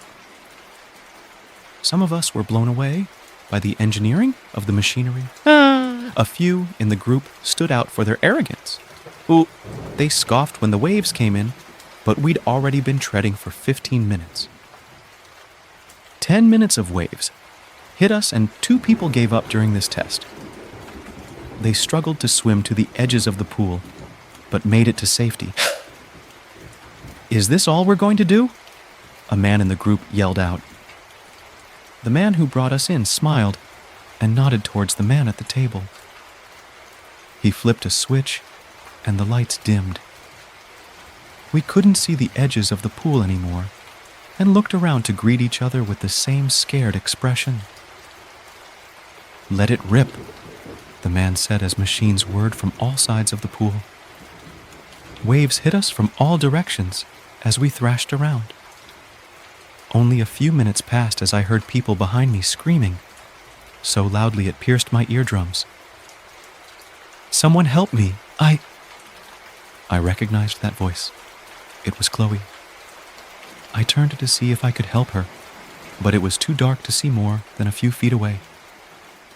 I heard screams and cries in every direction. It was a battlefield with no gunfire.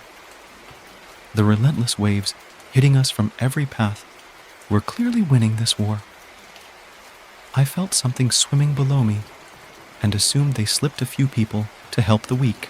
The lights flipped on, the waves fell silent, and 6 of us remained. I looked around and locked eyes with Eric. I scanned the crowd, but Chloe was gone. I looked at my watch. We were only in the chaos for 7 minutes, and it wiped out half the participants. "The others have been escorted out of the building," the man conducting the test said.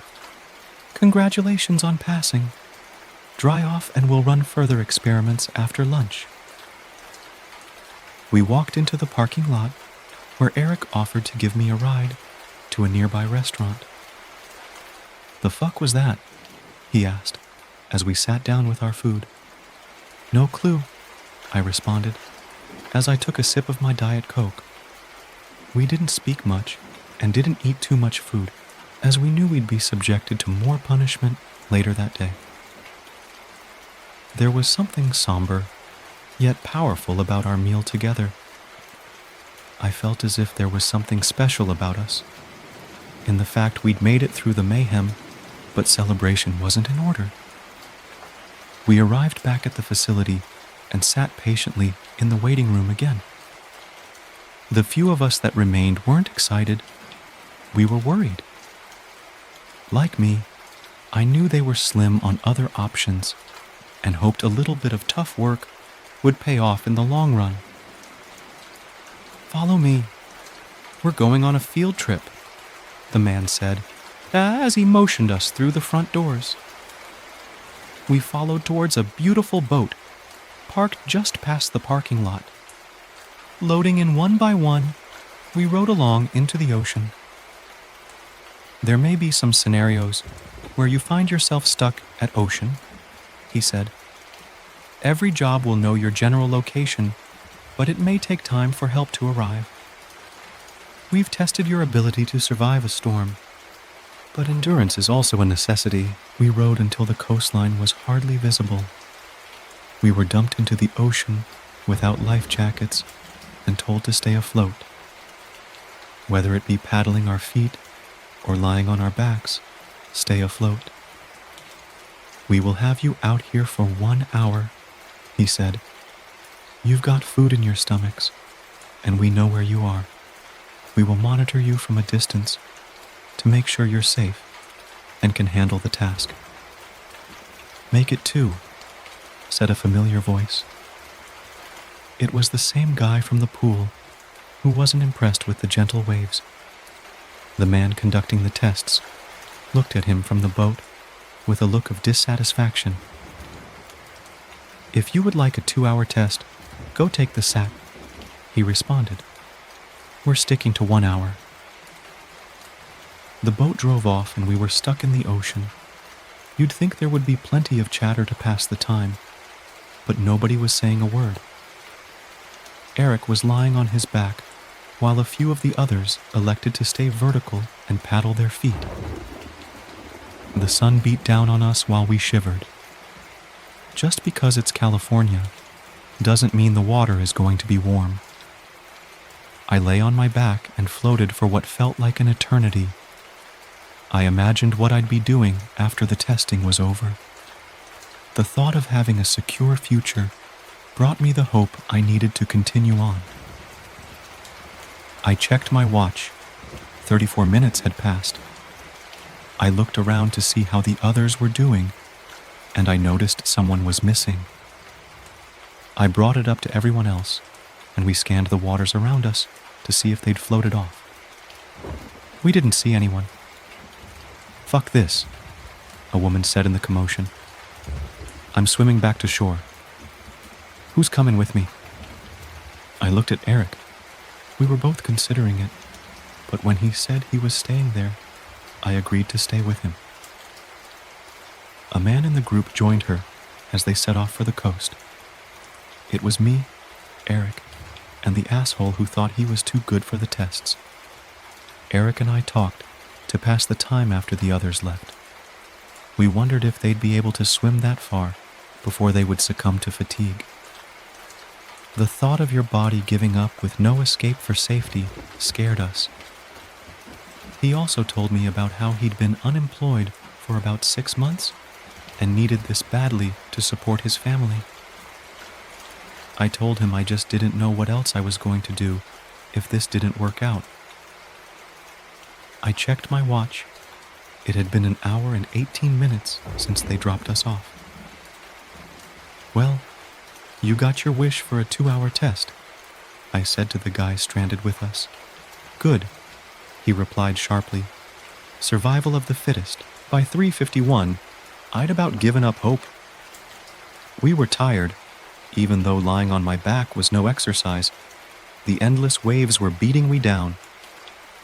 My fingers and toes were completely numb, and I couldn't see the shoreline at all at this point. "I can't do it anymore," Eric said to me. He was white. His rosy cheeks had lost all color. His eyes conveyed more information than any of his words could. They were empty. I wasn't looking at Eric anymore. I saw a broken man. I saw what happens when you lose everything. He started to sink when I swam over to him. I thrashed violently trying to get to him in time, but I couldn't save him. I dove below the surface to try and grab him, but he was too far down to save. I watched him sink until the water turned black. "Shouldn't have tried to get a job in the water," the man said. When he said that, I lost it. I swam over to him and wrapped my hands around his neck. His slight grin turned to panic as I held him under the water. His eyes opened wide as his arms lashed through the surface. "Maybe you shouldn't either," I screamed as I held him down. I felt his heartbeat racing as my hands clasped around his neck, tighter and tighter. The fight was over. His eyes rolled back, his arms and legs draped below his lifeless body. As I released him, he sank, and I was alone. Minutes later, the boat returned. The man administering the tests helped me into the boat and congratulated me on passing the test. It was 4:06. I had been in the water a lot longer than the hour he'd promised. "Why did you come back so late?" I asked. "Boat issues," he replied, without even looking in my direction. We arrived back at the facility where the woman behind the counter returned my phone and wallet to me. "Hey, can you tell me what Eric's last name is?" I asked. "It's Griffin," she responded. "You can expect an email within the next few days. We have employers who are excited to interview our candidates." I thanked her and left the building. I looked on Facebook and found his page. I sent a message to his wife, letting her know what happened. The next day, the bodies of the 2 participants that tried to swim back to shore were found.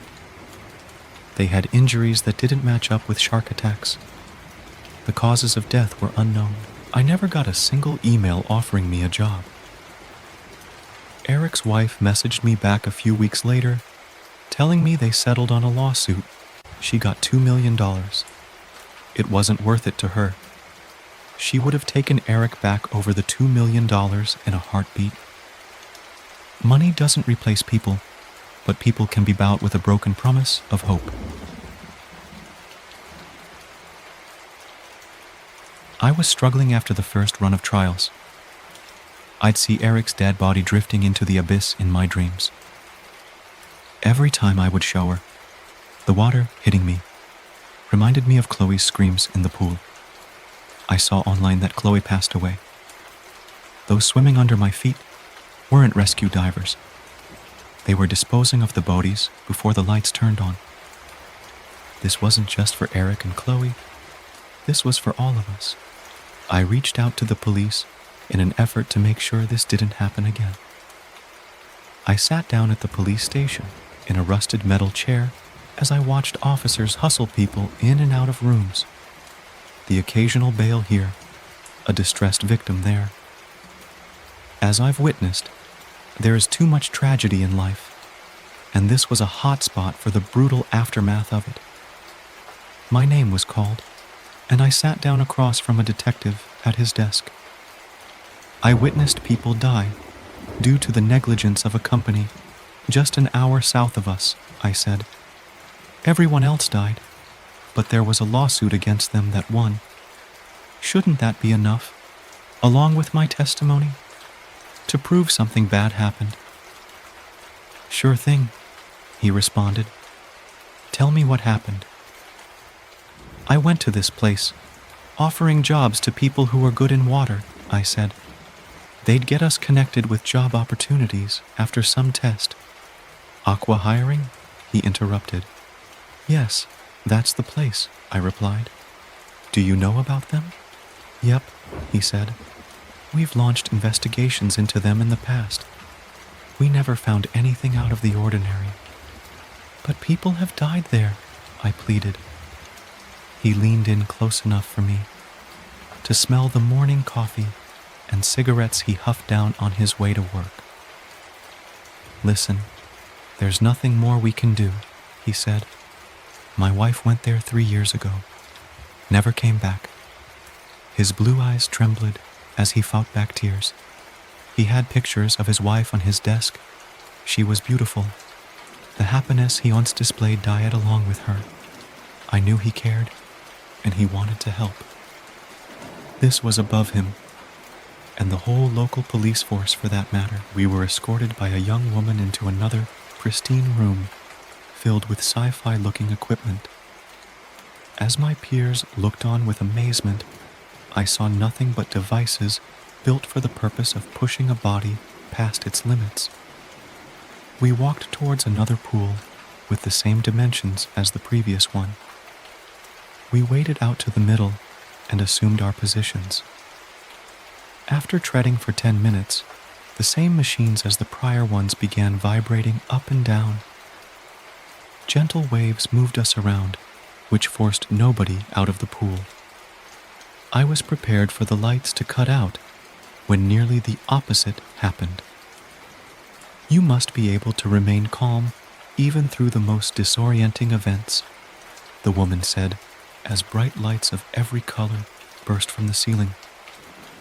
At the same time, the machines jerked sideways from opposite sides, creating an undertow. This was new. I couldn't see my own hands as lights bombarded my eyes. The current was pulling everyone, including me, under the water every few seconds. It felt like someone was pulling my feet violently as I struggled to resurface. Gasps of breath, which only caused my lungs to burn, were my only means of survival. After only 4 minutes of this, 5 of us remained. The ones who couldn't pass this test have been escorted out, the woman said. You've earned a lunch before your next test. I didn't make any friends during this. The last thing I needed was to make relationships with people who were walking tombstones in my eyes. After a meal, I returned to see another beautiful boat sitting near the parking lot. I fought every urge in my body to run. Gut feelings can give you a lot of information. Your brain telling you to run is another. I walked back into the main room and waited. The woman escorted us to the boat where we drove into the ocean. Our pool can only simulate the ocean so well, she said. This is a true test of your endurance. We'll be monitoring you guys from a safe distance, and we'll be back in 1 hour to retrieve you. We jumped out of the boat in a single file line, but as the last girl was preparing to leave, I saw the woman give her a pat on the back. The girl winced in pain as she fell out, and the boat drove off. After no more than 2 minutes in the water, we noticed streaks of red floating around us. I asked the girl to turn around, and I noticed a small cut on her back. "That bitch cut me," she said. Her wound was the least of my worries. We were in the middle of the ocean with blood in the water. "Okay, listen, we have to swim back as a unit," I said. "There is safety in numbers, and we have to make sure she's okay." "Hell no," a guy chimed in. "She can swim back to the shore and you can be her bodyguard. I'm landing a job." "You don't understand. They're not coming back," I yelled. But it didn't matter. Either I confessed everything to them, or I played along. "At least, not for an hour," I continued. "It's a small cut. I'll be fine," she said in an effort to calm down the situation. "Everyone just take a deep breath. We can pass the time with a few stories. Who wants to go first?" Before anyone spoke up, a man behind me was pulled underwater. We turned around, his forearm barely connected to a hand float to the surface. Veins stuck out. Fat and muscle clung to the shattered remains of the bones. Blood surrounded us as panic set in. She wasn't cut on accident. This was the same test, just modified. "Stop swimming and thrashing," I yelled in an effort to save the others. "It only attracts more sharks." I spun around looking everywhere I could to watch for sharks incoming. One of the men in the water began crying. He told us he wanted to tell his wife he loved her one last time. Every passing second felt like minutes in my head. This wasn't a test of endurance. We were playing Russian roulette with a chamber full of bullets, and it all depended on who was under the gun next. "I see one coming. Please help." The girl with a cut yelled as a shark jumped out of the water and grabbed her. She continued to scream and pled to us as we watched it jerk her back and forth. Her outstretched hands, reaching for hope, only grasped the air she'd never breathe again. She was being thrown around like a rag doll, showing just how helpless we were in comparison to the predators swarming us. Within 10 seconds, she was cut in half. There were only 3 of us left. "Fuck this, man. I'm going back to shore," said the man, who initially refused to leave. He swam about 20 feet before he met the same death the others had out. I looked around me. I was greeted by an arm, half a woman, and one other man who was terrified. "If you swim back to shore on your back, you'll be fine," I said. "Just don't paddle and move around so much that it draws attention down on us." I knew it was a lie, and I knew he'd be found dead. This was necessary. I had to make sure I got out alive with the evidence to finally end this horrible company.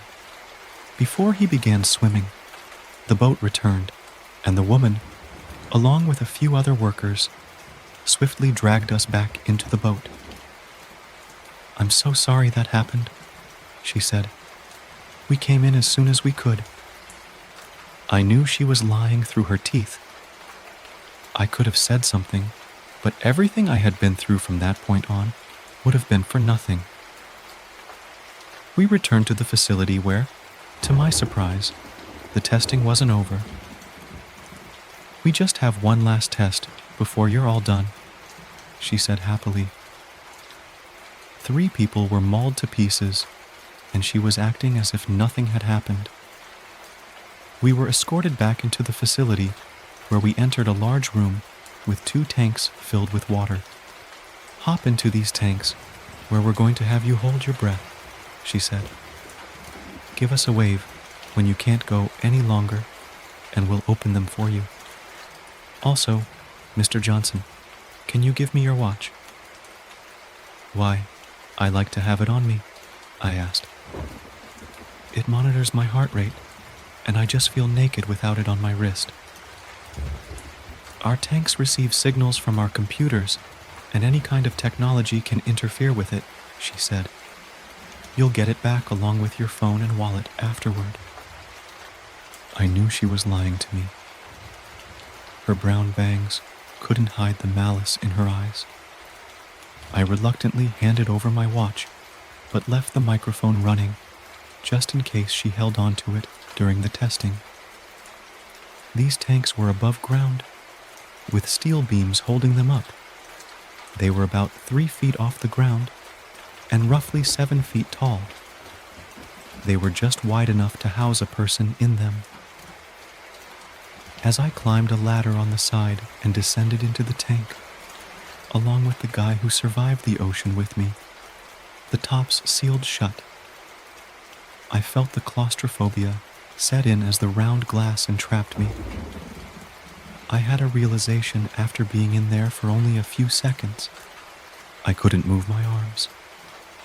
How was I supposed to wave to them if I needed to be released? I remained as still as I could as I watched the clock on the north wall. The second's hand danced slowly, as if mocking me. We were both trapped behind a wall of glass, but its battery would last longer than my lungs. I looked over at the man in the second tank as he began flinching. We had been holding our breath for over 2 minutes, and he didn't have much longer. His head jerked back and forth as his body slammed against the glass. He was pounding his fists against the walls, but couldn't break them as his arms were forced against his sides. His screams for help were imprisoned to the bubbles bursting from his mouth, swarming around his head. My own lungs were constricting, but I still had time. A fire burned in my chest as I watched him become motionless. The lid to my tank opened seconds later. We'll have medical professionals tend to him, she said to me. He'll be okay. I walked back into the waiting area to gather my belongings from the man behind the sheet of glass, where he handed me my phone, wallet, and watch. You have a great day now, Mr. Hicks, he said. I froze. They knew me. Nobody came after me, nor did they attempt to stop me from leaving. I quickly walked out of the building back to my car. I looked through my phone. They didn't touch it. I then inspected my watch. Hopelessness is the only word I can use to describe what came over me. Never in my life have I felt so defeated and filled with despair. I lost everything. They removed the memory card from my watch.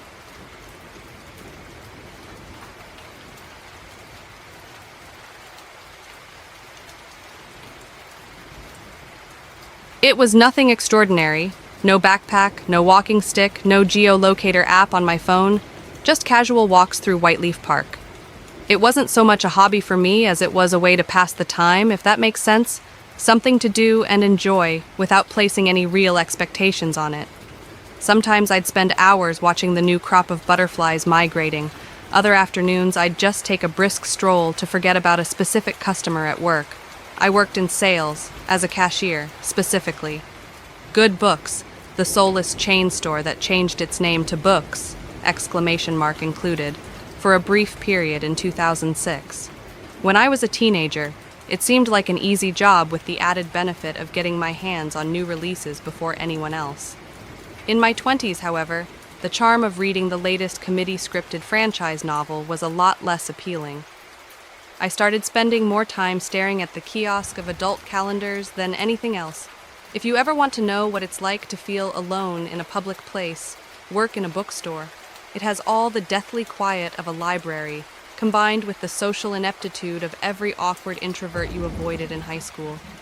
Lord help you if you start a conversation with anyone, at any time, because they're going to explain their favorite author or preferred genre of literature as if you haven't heard of it. All you can do is nod periodically. It was around sunset when I went to Whiteleaf that night. There was a spot where I liked to chill out, maybe work through a few pages of a tale I wasn't actually very interested in, and convince myself that the world was still a magical place beyond the beige walls of my self-made consumerist prison. I don't know if it was because of the waning light, but I think it took several minutes for me to realize I was on the wrong path. Instead of the normal gravel bed that had been laid out by the Park Service, I found myself on a foot-beaten rut of dark soil walled by knee-high weeds. Realizing I must have let my mind wander enough to get moderately lost, I turned around and headed back. Still, the path progressed deeper into the trees. Even after completely turning the way I'd just come from, I still seemed to be going the wrong way. As the setting sun dropped below the leaves and night started to creep in, I found mild relief in a small clearing. From there, I could check for landmarks and get a better idea of where I was. At the end of the day, which was now literally approaching, I could always just swallow my pride and phone someone for help. I hadn't been in that specific clearing before. That much was immediately clear. A large blue-green pond lay at the center of the area, ringed with cattails and milkweed. Dragonflies skimmed the water, leaving a labyrinthine pattern in their tiny wakes. I had stumbled onto a nature painting, but all I cared about at the moment was getting back on track. I had just given up on figuring out where I was when I heard the bubbles. A burst of air swelled up from the otherwise still body of water, breaking the silence with a wet belch so raucous that left my feet for a moment. Turning from the glow of my phone to the dimly moonlit pond, I quickly prepared to run from whatever primordial animal had made its home there. I hadn't seen an alligator in the park, and wasn't even sure if they lived there. But the thought had crossed my mind every time I passed any hidden body of water. Instead, I watched a fluttering expanse of pure white float to the surface. Cloth, clothing. Shrouded in the white, I could see a human form. Someone had fallen in, and the air that had escaped must have been their last breath before drowning. All fear of aquatic reptiles and distaste for leeches flew free from my head as I rushed to the pond's edge. My haste was dampened as the slog through muck and pushback of water against my legs turned a heroic dash into an awkward waddle. As I came out, dragging the limp body as best I could, my eyes searched frantically for the path back out of the area. There would be no way I could call 911 and give accurate directions at that point. In the heat of the moment, it seemed like there was no longer any path at all. Moving the cloth from the drowning victim's face, I found yet another dreadful mockery of my fragile concept of reality. The body was long dead, emaciated, beyond any sort of identification, eyes rotted out into dark pits, stringy hair clumped and matted. There was absolutely no way this was a recent cadaver. My grip loosened from sheer shock and disgust, and in a final act of defiance against the laws of nature, the thing grasped onto me instead. Never return to this place. Its rasping voice croaked, water spilling from its fetid mouth. I jumped to my feet and, turning away from the horrifying thing, took one of the many paths that now lead into the thick brush around me. I screamed, called for help, yelled unintelligible, cowardly things. All the while, the voice called out from the shore of that cursed pond, "Never, ever, ever, ever, ever." I stopped an attendant at the Park Exist and gave him a more conservative rundown of what I had found. He seemed more interested in getting back to picking up trash. I let it go easily, convinced that saying anything at all was more than should be expected of me in that situation. It was their problem now. Fair warning. I stayed out of the park after that. I had no interest in going back, and it wasn't just because of the warning that Sopping Abomination had uttered. No one needed to tell me to stay away after that. I was distant after that. lost in my own repetitive thoughts and trapped in a spiral of internal dread that I couldn't express to another living soul. I phoned it in at work, even more so than before, and I went straight home afterward to wrap myself up in bed and, what else, read. That glassy-eyed malaise made it all the more confusing when, out of the blue, my boss made a confusing offer. The company, Good Books, was looking for a new regional buyer, someone to oversee the largely automated system of selecting and purchasing products to be shelved in various outlets across the country. As I was told, it was a position that should have been phased out long ago, but didn't seem to get enough attention to be dealt with. Basically, I would be getting paid a much larger salary with benefits in return for clicking an approved button as needed. I could do it from my damned phone if I wanted to. The boss wanted to recommend me for the position. He was close to retirement and didn't have the desire to learn computer, otherwise he would have taken the position himself. When I asked why he wanted me, of all people, he said, "Something won't forget. You're a smart guy, and you don't belong stuck here. A little voice told me to pick you." Suddenly, there was a newer and much more pleasant event in my life to focus on. I won't say I forgot all about the horrific encounter. No, that's definitely going to stick with me forever, and even then, I knew it. However, if I concentrated on it enough, the job opportunity was exciting enough to consume my thoughts. That same night, I broke a personal rule.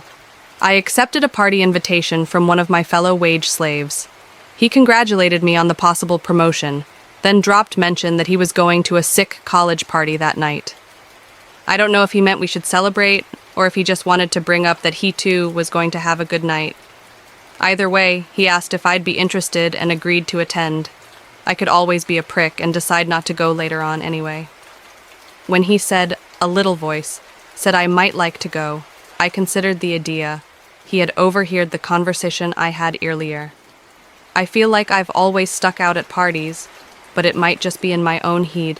It's entirely possible that the awkwardness goes unnoticed by everyone else, especially if they're trying to hide their own shortcomings as well.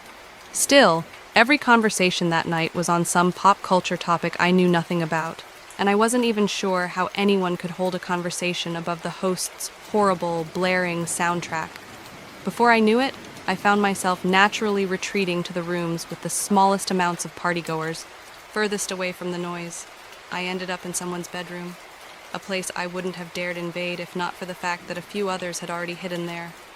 I mean, I know other people were in the room, but for the life of me, I couldn't tell you who they were or anything about them. Except for her, of course. A leggy, cool-as-ice girl with glossy black hair and tortoise-shell glasses. She was reclining on the bed as if she owned the place and was leafing through an old Lovecraft collection she must have found on a dusty shelf. "Hey!" I gave a quick, out-of-place nod. "Great party, huh?" I tried to sound sarcastic since both of us were obviously hiding from it, but I think it came across as tragically sincere. "Thrilling," she replied, eyes still on the book. Her sarcastic tone was on point, but I was just happy to get a response. "Lovecraft, huh?" I choked back a sudden tickle in my throat that nearly set off an unattractive coughing fit. Old gods are the best gods, am I right?" She slowly lowered the book and looked up at me with wide eyes. She arched a brow, tilting her head to the side. "You're a fan of H.P. Lovecraft, too?" I nodded enthusiastically as she turned her attention back away from me. "Woo!" The sarcasm struck out again like a serpent that had lain coiled in her throat. This must be fate. I felt my face turn red. I knew I'd make an ass of myself that night, but that was a new level of gut-wrenching. I was about to turn and clumsily push my way out the door when she looked up at me again.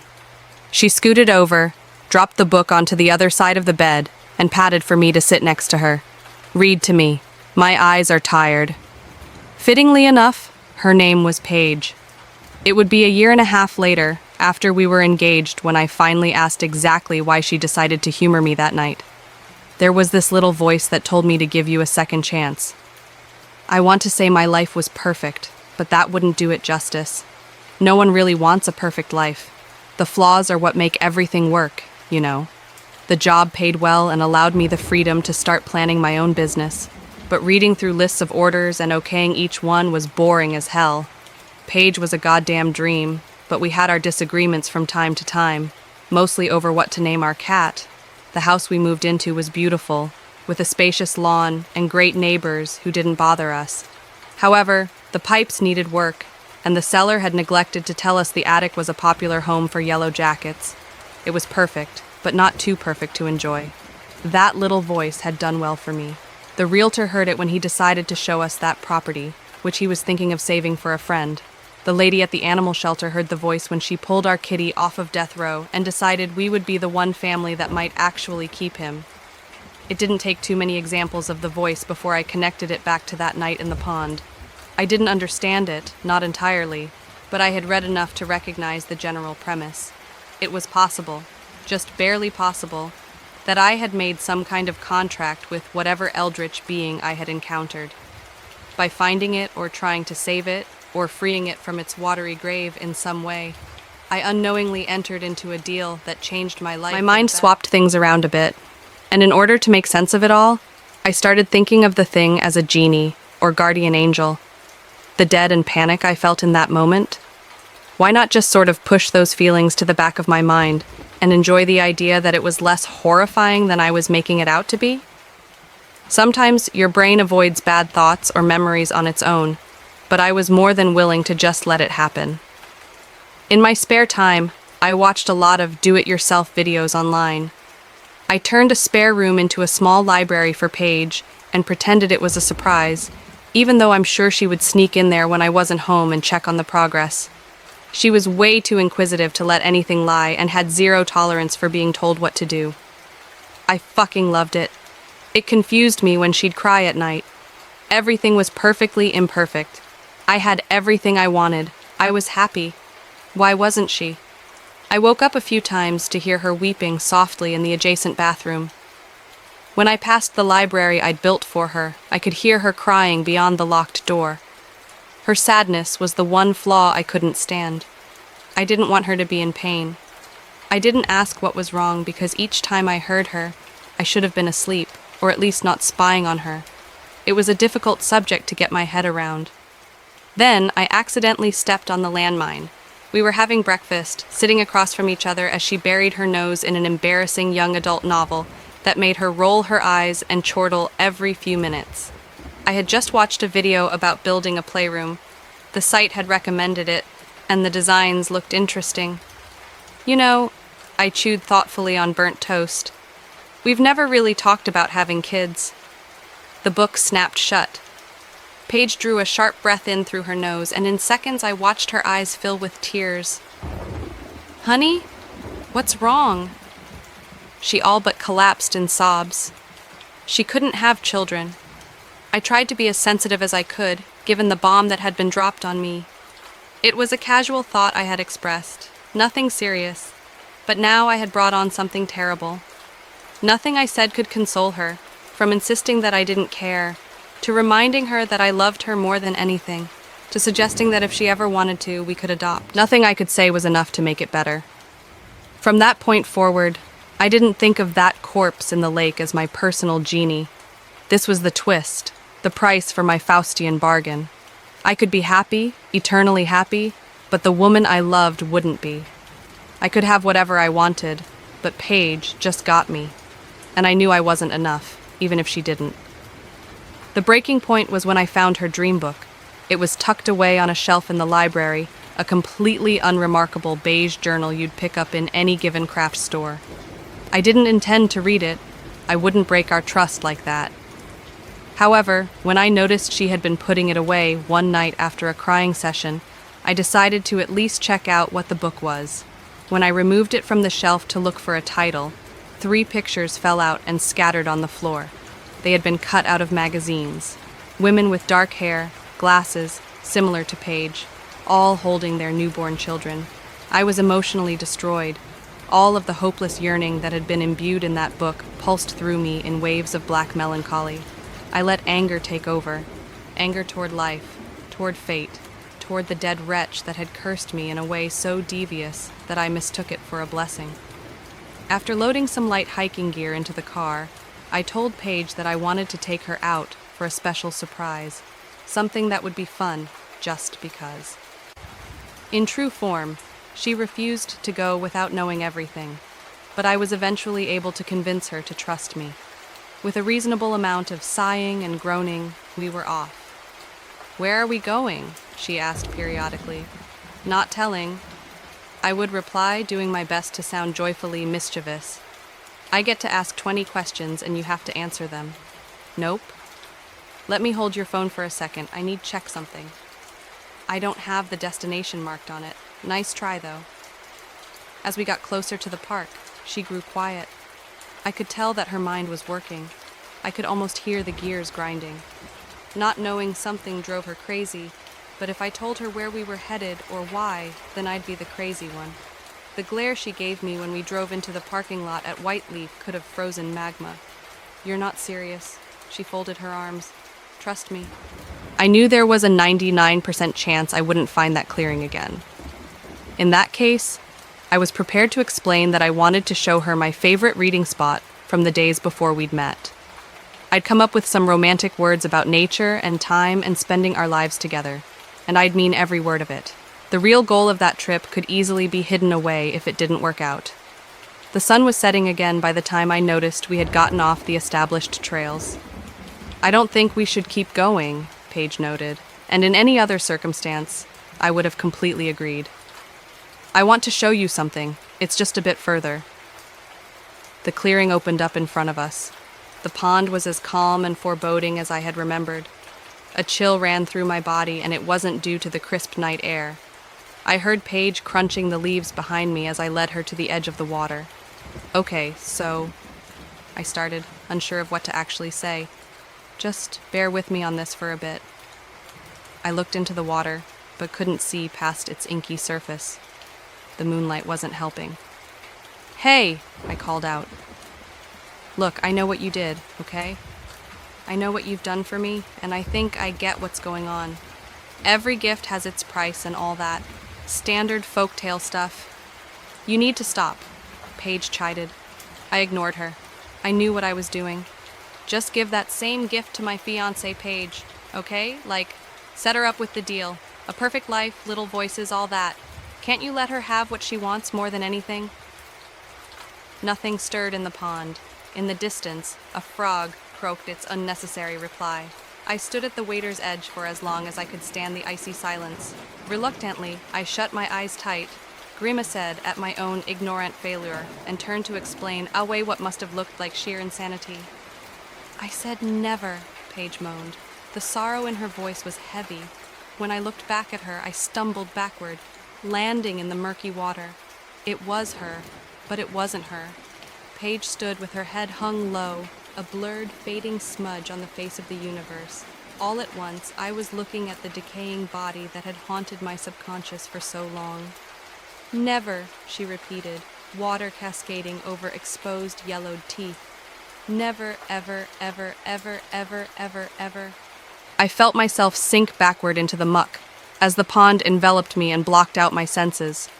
Choking and gasping for air, I dragged myself up from the water and pulled on fistfuls of rugged weeds until I managed to drag myself out. It was gone. She was gone. Forever. I still have the job, the house, the cat.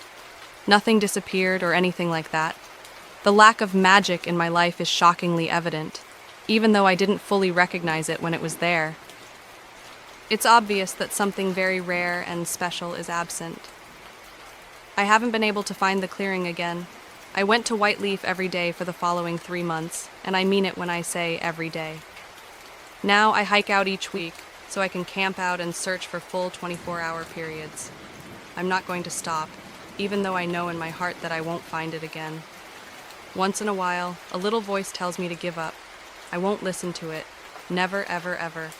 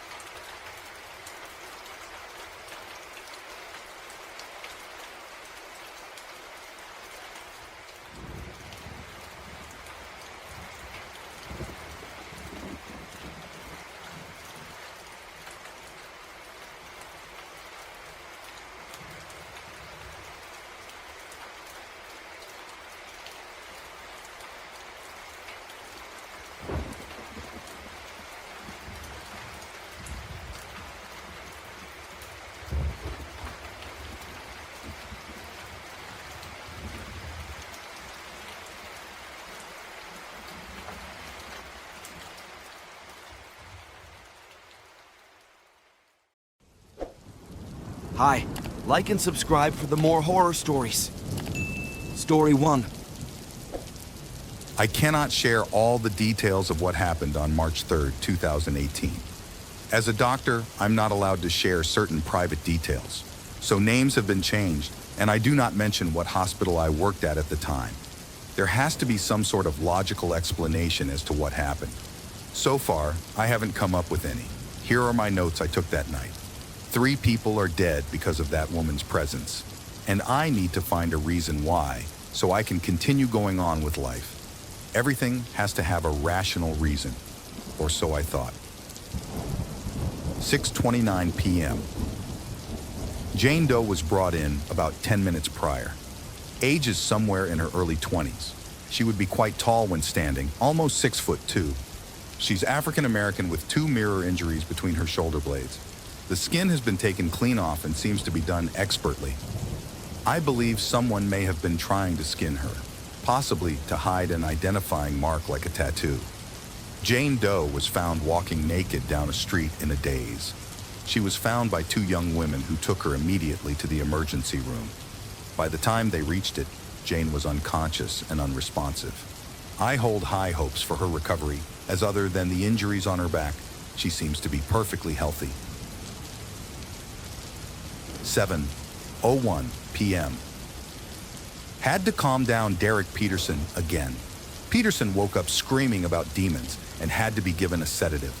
He really needs a transfer to a proper mental ward, but his parents only want him to be treated for his injuries before he's sent home, like this time and every other time. 8:09 p.m. Jane Doe has awoken. She seems to be all right in mind, but claims to not remember who she is and what happened to her. I have reason to believe she's lying, but it appears she's gone through some form of trauma, and I don't believe she's ready to relive it. I've ordered a rape kit, but she doesn't appear to show the typical signs of sexual assault other than being found nude. The storm is picking up. I'm going to get a migraine from this. 8:38 p.m. Jane Doe somehow escaped from her room and ended up in the room of Agnes Church. She was sitting by the elderly woman and stroking her hand, almost comfortingly. I managed to guide Jane back to her room and apologize to Agnes, but Agnes had already fallen back asleep. I imagine that's really all that's left for her, sleep. Jane has been put back in her room, and I've assigned a nurse to her door. We can't have her wandering around the hospital. She could hurt herself. 8:55 p.m. Agnes passed away not 5 minutes ago. I cannot seem to shake off this odd chill about the uncanny timing of her meeting Jane and her death, but it is circumstantial. Agnes hasn't been right for days. I knew her end was coming soon. I'll miss playing board games with her on the weekends. If there's a heaven, she's likely playing Yahtzee with the angels now and somehow winning every time, even if it is a luck game. 9:23 p.m.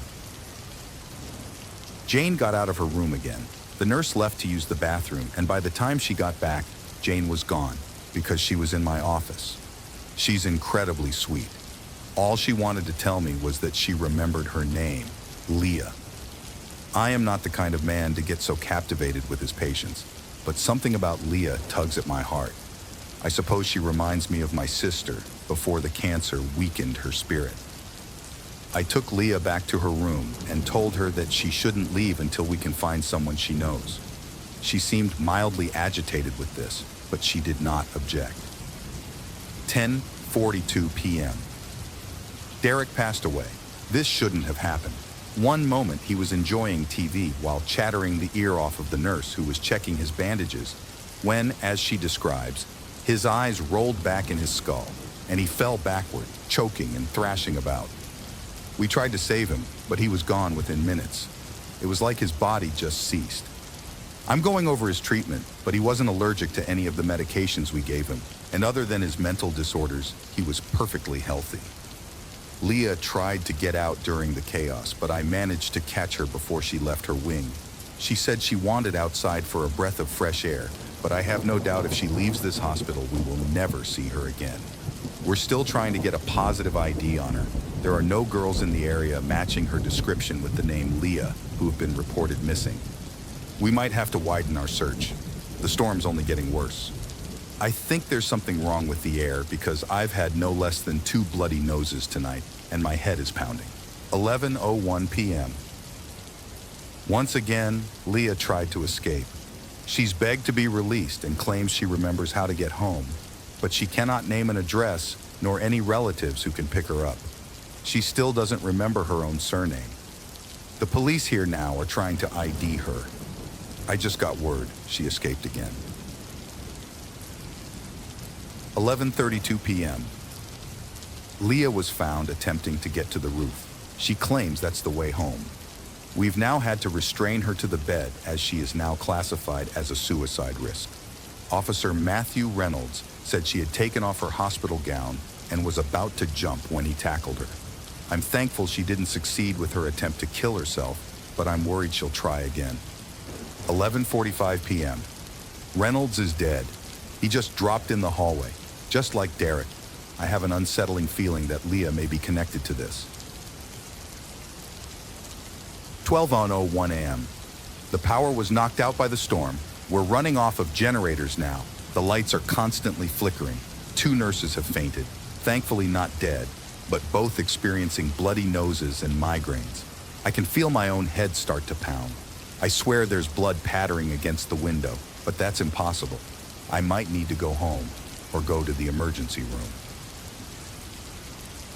12:33 a.m. Birds are flying into the windows. Like drawn to a beacon, they're flying to the building, smacking against the glass and falling to the ground dead. The sound certainly isn't helping my head. I need to talk to Leah, but I believe she's asleep and is under guard by 2 officers. It's foolish to believe that this girl could be causing such madness, but I don't know what else to think. 12:45 a.m. The officers have fallen unconscious and Leah is nowhere to be found. I'm checking the roof now. 1:12 a.m. El Igone. Se Flebu Au I. 8:31 a.m.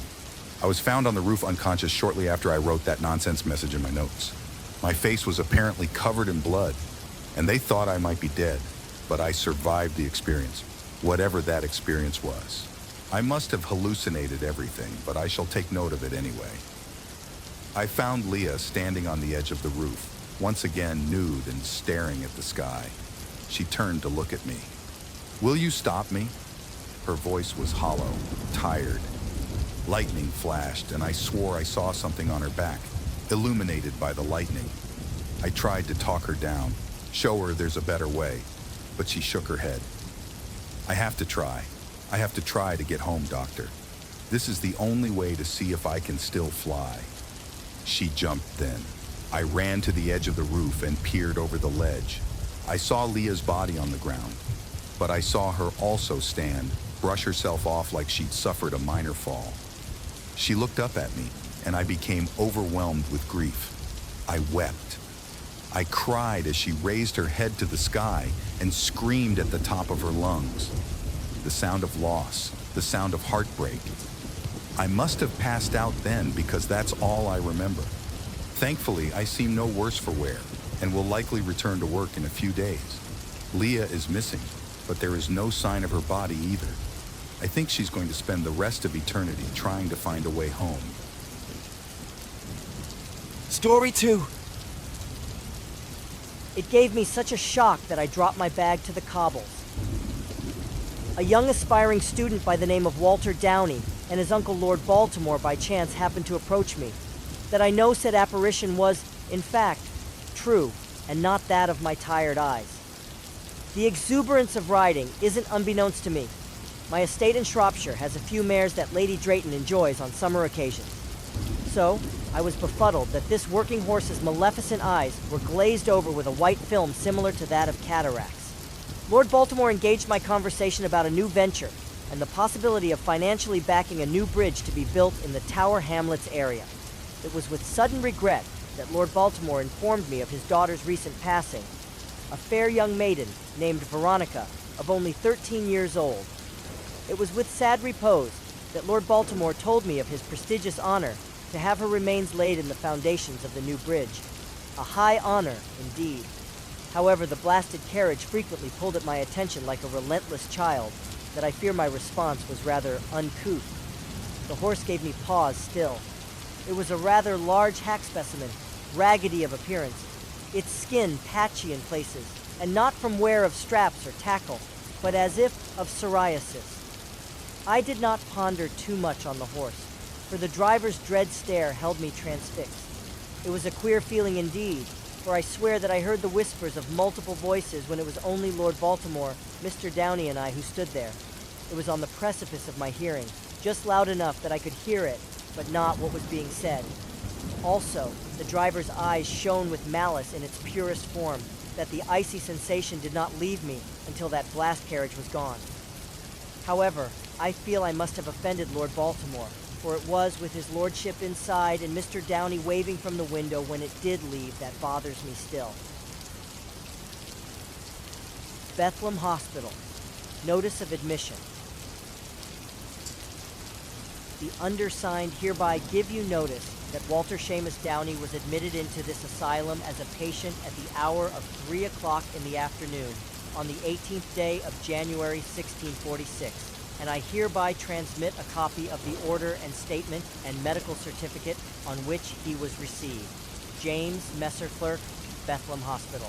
In the bizarre occurrences concerning the carriage of Grafton Street, the myth had quickly and wholly formulated by March of 1646 from other carriage drivers and those of the newly formed hackney carriages frequenting London streets in service for hire. Many attested to sightings of a rogue carriage of ill repute. The horse said to be ill of appearance, with flaking skin, shedding of hairs and foaming at the bit. Of the few sightings, some say that no breath billows from the nostrils even on the coldest of mornings, leading them to believe that it was an apparition of a demon sort. Of the drivers conversed with, each concurred that whispers spoke to them without persons within speaking distance. The whispers brought forth dread of the most incomprehensible nature, where one's soul was so completely overpowered that disturbing thoughts seemed as sweet as sugar to a babe. Of one carriage driver questioned, who alleged to seeing this carriage at close proximity, he described the driver as the devil incarnate. Scotland Yard Police Station Crime Report, Constable T. Henderson. It is with a grim resolve that I issue this statement for fear of Bedlam and my badge rescinded. However, I must present my findings so those of higher station can ascertain what may have occurred the night of the 4th of February, 1646. Whilst walking my beat in the Berkeley Square area at approximately 2 a.m., I heard distress of the whistle of a fellow officer and proceeded to answer that call. When I rounded the corner of Hay Hill onto Grafton Street, I witnessed something I can only suggest as supernatural. It was beside a carriage that I witnessed what seemed to be 4 men engaged in a brawl. My fellow officer was but a feet away and unconscious. I blew my whistle, sounding the second call of distress. However, I did not hear any answering call. So, I proceeded to break up the ruckus. Upon closer inspection, it grieves me to say, I noticed that of a young female within the mass of bodies, and also that one young man's breeches were around his anklet. It was then that I heard a terrible whispering so loudly that it seems 10 scores of children spoke in my ears at once. It was also my belief that the carriage driver was one of the men entwined in this despicable act. That was, until the men stopped, similar assaulted that they covered their ears and started to moan most unmanly. I am not proud of the next part, but by my honor, I will tell it as so. The carriage door opened of its own accord, as the carriage driver still sat hunched upon the top, and 2 of the men stepped through before it closed, sealing them inside. I cannot repeat for loss of vocabulary what emanated from the carriage, but the attackers stopped, and the screams of those men inside will forever ghost my ears and haunt my nights. It was then that the carriage driver, a man shadowed in a blanket of night, changed to mist like that of a morning stroll through Hyde Park on a winter morning, and entered the interior of the carriage by ghostly means. I stood transfixed. The men outside fell to the cobbles and moved like a snake. White foam coated their mouths and noses. The door opened again, and the bodies of the other 2 men fell to the pavement. I can only describe those bodies like the Egyptian mummies on exhibit in the British Museum, dried skeletons wearing clothing. The carriage then drove off on its own accord, being the driver was still inside the carriage, following Grafton Street and then turned left onto New Bond Street. The female, a young lady by the name of Mary Jenkins, 24, was shaken but unscathed. She issued a statement that the men had attacked her after leaving a nearby residence. Of the carriage, she could not tell me anything. However, she inclined to tell me that she too heard the whispers and thought she'd taken a knock to the head. Of the two men that survived the, for want of a better word, attacks, they do nothing but utter gibberish. Their eyes roll around their heads as if not fixed. White spittle covered their teeth and mouth from their incessant rambling. They were taken to the yard for questioning, but I waver. They are in no state to answer any questions put to them. Journal entry of Dr. James M. Drayton, 16th, January 1646. I was called to Walter Downey's home today by a Miss Fortune, Walter's betrothed. She had concerns, and rightly so, that Mr. Downey had gone mad. She was quite upset when I entered the red door on Baker Street that she wept openly. I directed a maid to fetch some tea, and we retired to the parlor, wherein I tried to placate her. She told me that Walter didn't come home last night, and she feared that he had fallen ill of some unscrupulous vagabonds. I assured Miss Fortune that I saw him take a carriage with Lord Baltimore from the Herb Garnet myself, and that he should have arrived shortly after 10 o'clock that evening. However, Miss Fortune shocked me with another revelation. Lord Baltimore is missing. I asked how she knew this to be true. She replied she had just arrived back from his residence to ask about Walter, and Lady Baltimore assured her that Lord Baltimore had no business and was due to take a trip to their estate in Kent. Also, and this is where the bizarre occurs, Mr. Downey did return early the next morning, bedraggled and looking like the devil himself had dragged him through hell. I asked if he smelt of liquor, although that may be none of her concern, and perhaps Mr. Downey had changed course to the 106 Club on Marylebone Road, wherein Lord Baltimore is known to frequent. She assured me that he did not. Furthermore, that he kept muttering as if speaking to one that wasn't there. Curious was the exchange that she put Walter to bed, with a stiff whiskey. Miss Fortune begged me to examine Walter for any malady assaulting him for fear he had gone bedlam. I have been a doctor for 28 years, with 4 years of study under the leading surgeons of the world and the royal surgeon elite. I have seen many prognoses, ailment, and defects, but I venture that I will not, and have never, witnessed one such as Walter. The young, vibrant man I knew was but a shell for whatever was animating him. He did not respond to my presence in the room, completely and utterly, as if I were a ghost.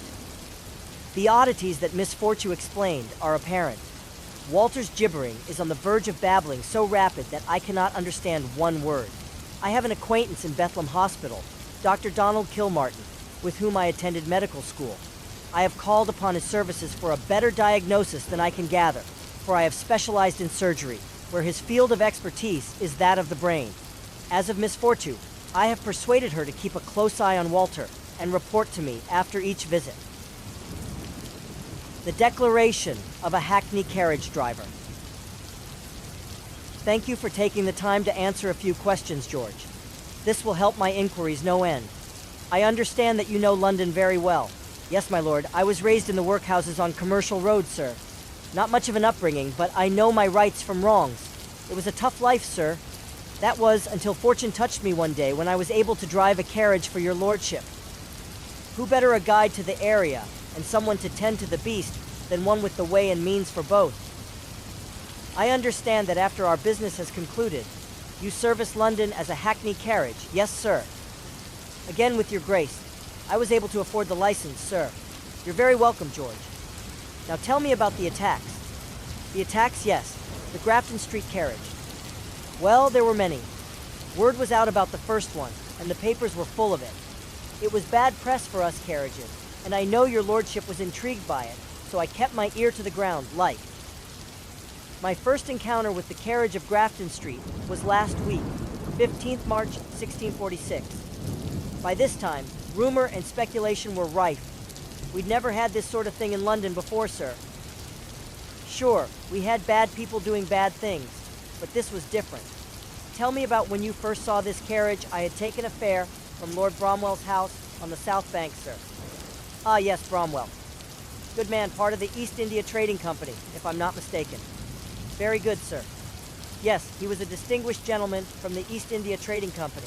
I knew this because I stowed his luggage, which had the insignia stamped on them. But as you said, you knew that. Well, after leaving his home just behind Oxford Street, sir, I made my way back to Hyde Park to see if I could get a fare back across town on accounts of my home being on the East End. It was then that a mist rolled in, swept across the grass as a ship wakes rolls on the Thames.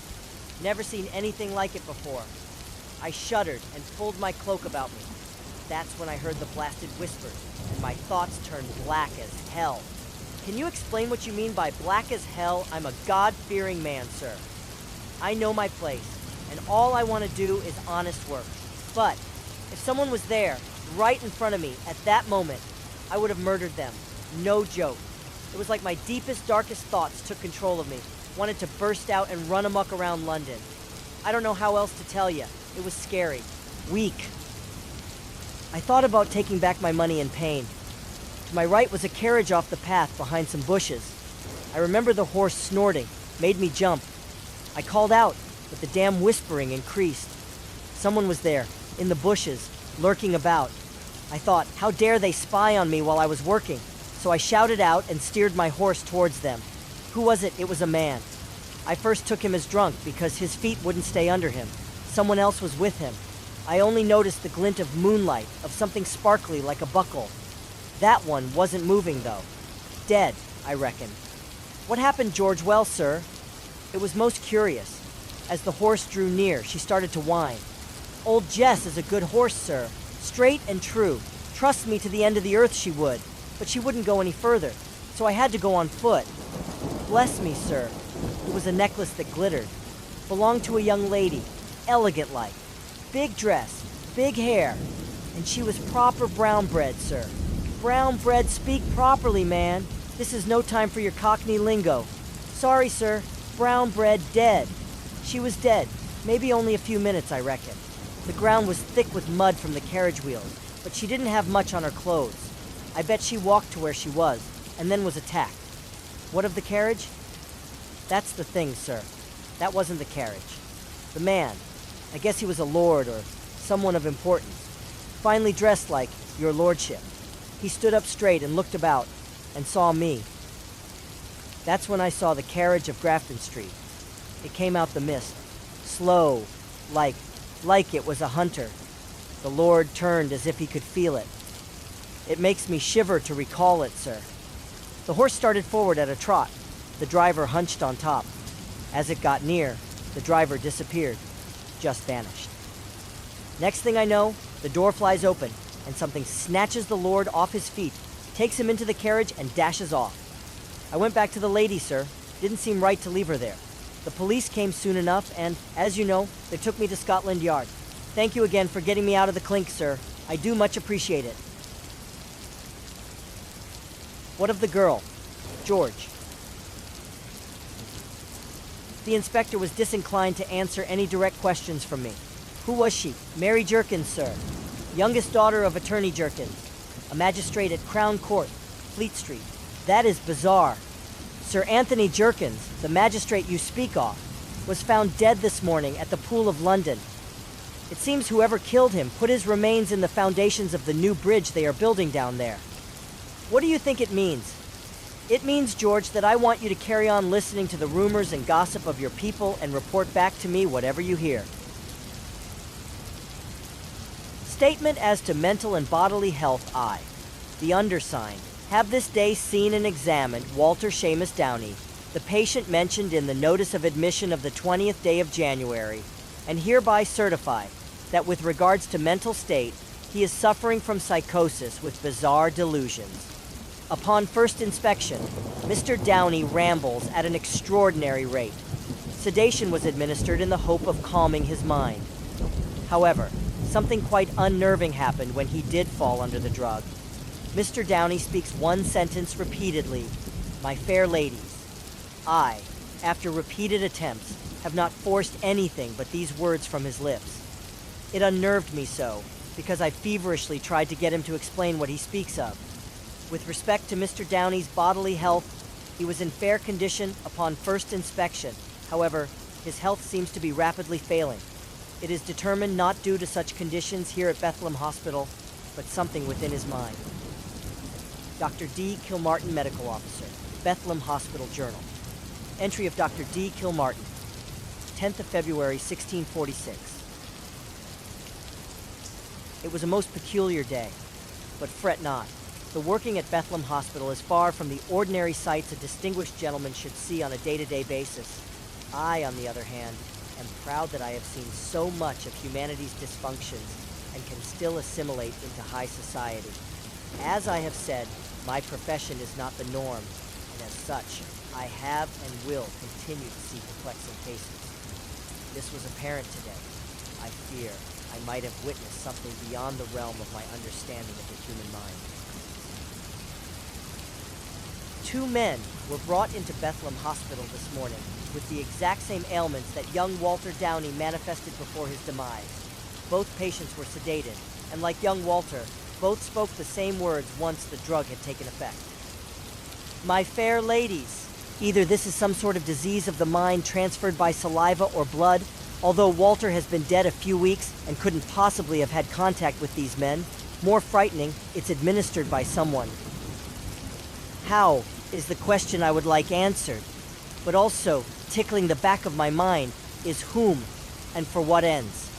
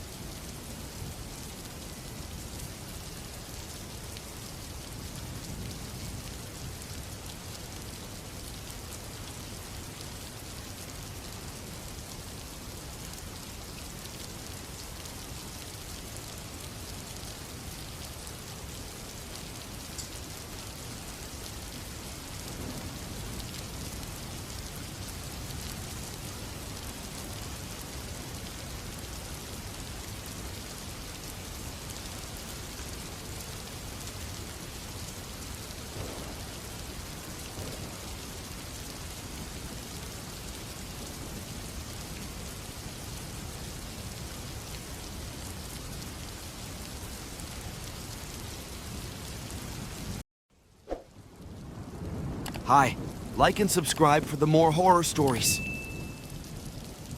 Story 1. I was running as fast as I could, but I knew it was gaining on me. I swear it was trying to step in every puddle, so I knew it was running faster.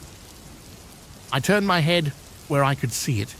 Its arms were limp as they swung back and forth in front of its torso. Its disjointed jaw bounced up and down, making an uneasy chattering sound, and its plastic-like face was splattered mud. How could I have ever let this happen? It all started when my dad came home from work, an hour late. Being the realist that I was, I figured he stopped for groceries or something.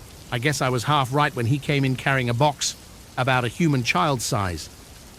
"You mind helping me with this, James?" he asked. As I went to help him carry the box, I got a much closer look at it. It looked like an antique. The box was made of a very smooth decorative wood, and the edges of the opening were made of a reddish metal.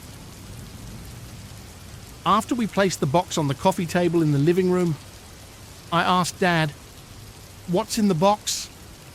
"It's a surprise for your birthday tomorrow," he replied. "How much did this cost?" "That doesn't matter. You shouldn't worry about that." "Expensive. Ever since my mum died, Dad would always buy me far too expensive presents, mostly on stuff I don't need. I would really want a new mattress for my room. Mine feels like a pile of rocks, and I find it really hard to sleep at night because of this. I was still thankful for whatever was in the box, of course, but I have to admit that the thing I was looking forward to most tomorrow was my friends coming over to hang out. That night, when I was lying in bed trying to sleep, I heard a slight tapping coming from somewhere outside of my room. It stopped as quickly as it started, so I overlooked it. I continue lying in bed trying to sleep. I continue lying in bed trying to sleep. I continue lying in bed trying to sleep. Giving up, I turned on my phone to see that I had been trying to sleep for a little over an hour. In about 45 minutes, it would be my birthday. I began to hear the tapping again. It wasn't loud enough to wake anyone up, but it was certainly annoying. Unlike the first time I heard it, this time it didn't stop. A continuous tap that felt like it was digging into my brain. Eventually, enough was enough, and I crawled out of bed and left my bedroom. I followed the tapping around the house, soon being led to the box sitting on the coffee table. In the living room, I sat on the couch and the tapping continued. Not being able to hold back, I began to open the box. I woke up from Dad nudging my head with his foot. I sat up and looked around to see that I had slept on the floor outside the living room. "What are you doing down there?" Dad asked. "I don't know. I couldn't finish my sentence as I saw the box lying on the coffee table. That's when I remembered opening the box and seeing two deep reflective grey eyes on a beastly-looking doll that slightly resembled a dog." "What's in the box?" "That's why you were sleeping on the floor?" Dad asked me. "Go on and look inside. It is your birthday now." I stood up and slowly walked toward the box. I opened it to see not a dog, but a ventriloquist dummy. The only resemblance to the doll I had seen last night was the eyes. The dummy had pale skin, a big nose, and bright red hair made of the same material that the rest of the dummy's head was. The bottom jaw was oddly missing from the head, but I did find it under the dummy's body, which was wearing an all-black suit. The bottom jaw had teeth carved into it, which I found weird since the top jaw didn't have any teeth, and the string that I would pull to open and close its mouth was the same string that holds the bottom jaw to the rest of the head. I slipped the string through a hole under the top jaw where I could grab it behind the back of its neck. I tied the string on the end so the bottom jaw doesn't fall off. The way the jaw hung there made it look much longer than it was. "Do you like it?" Dad asked. "Of course," I replied. "I saw it in a store window on my way home from work yesterday and thought of you and how you used to love ventriloquism," Dad said. "I did always love ventriloquism. I had a ventriloquist act in my school talent show. While I was a talented ventriloquist, I wasn't a very good comedian. I didn't get any laughs. I would have been better off if the audience had booed me off stage. I put on a smile and sat the dummy on my lap. Through the dummy, I said, "Hello, James's dad. I'm Mr. Longjaw. You don't mind if I stay here a while, do you?" Dad laughed as he said, "You can stay as long as you like, Mr. Longjaw." The doorbell rang, and I jumped up, setting Mr. Longjaw back in the box as I ran to the front door. When I answered it, hoping to see my friends, I was struck with disappointment as I saw my Uncle Zeke instead. I made sure that disappointment wasn't visible when he saw me, however. "Hey there, birthday boy," Uncle Zeke said. "How old are you today? I'm going to need an answer. I really don't know." "I'm 13, I said. "What? You're not that old yet?" Uncle Zeke had bright blonde hair and even brighter blue eyes. Being my mum's brother, he was the closest I've ever seen of her, genetically speaking. Uncle Zeke went over to the living room as the doorbell rang again. I opened the door to see my two closest friends, Rebecca and Tyler. Rebecca was a kind soul, but she was an absolute freak for the supernatural Tyler, while also kind, freaked out with any mention of anything unnatural. "Happy 13th, dude," Tyler said. "That makes Rebecca younger than both of us." Rebecca punched Tyler in the arm. "James is only a week older than me." I let Tyler and Rebecca in, and when we got to the living room, I saw Uncle Zeke holding Mr. Longjaw, jokingly pulling up and down on the string, chattering its teeth. Uncle Zeke noticed me and laid Mr. Longjaw on his lap before saying, "Hey, James, would you like to introduce me to Mr. Longjaw?"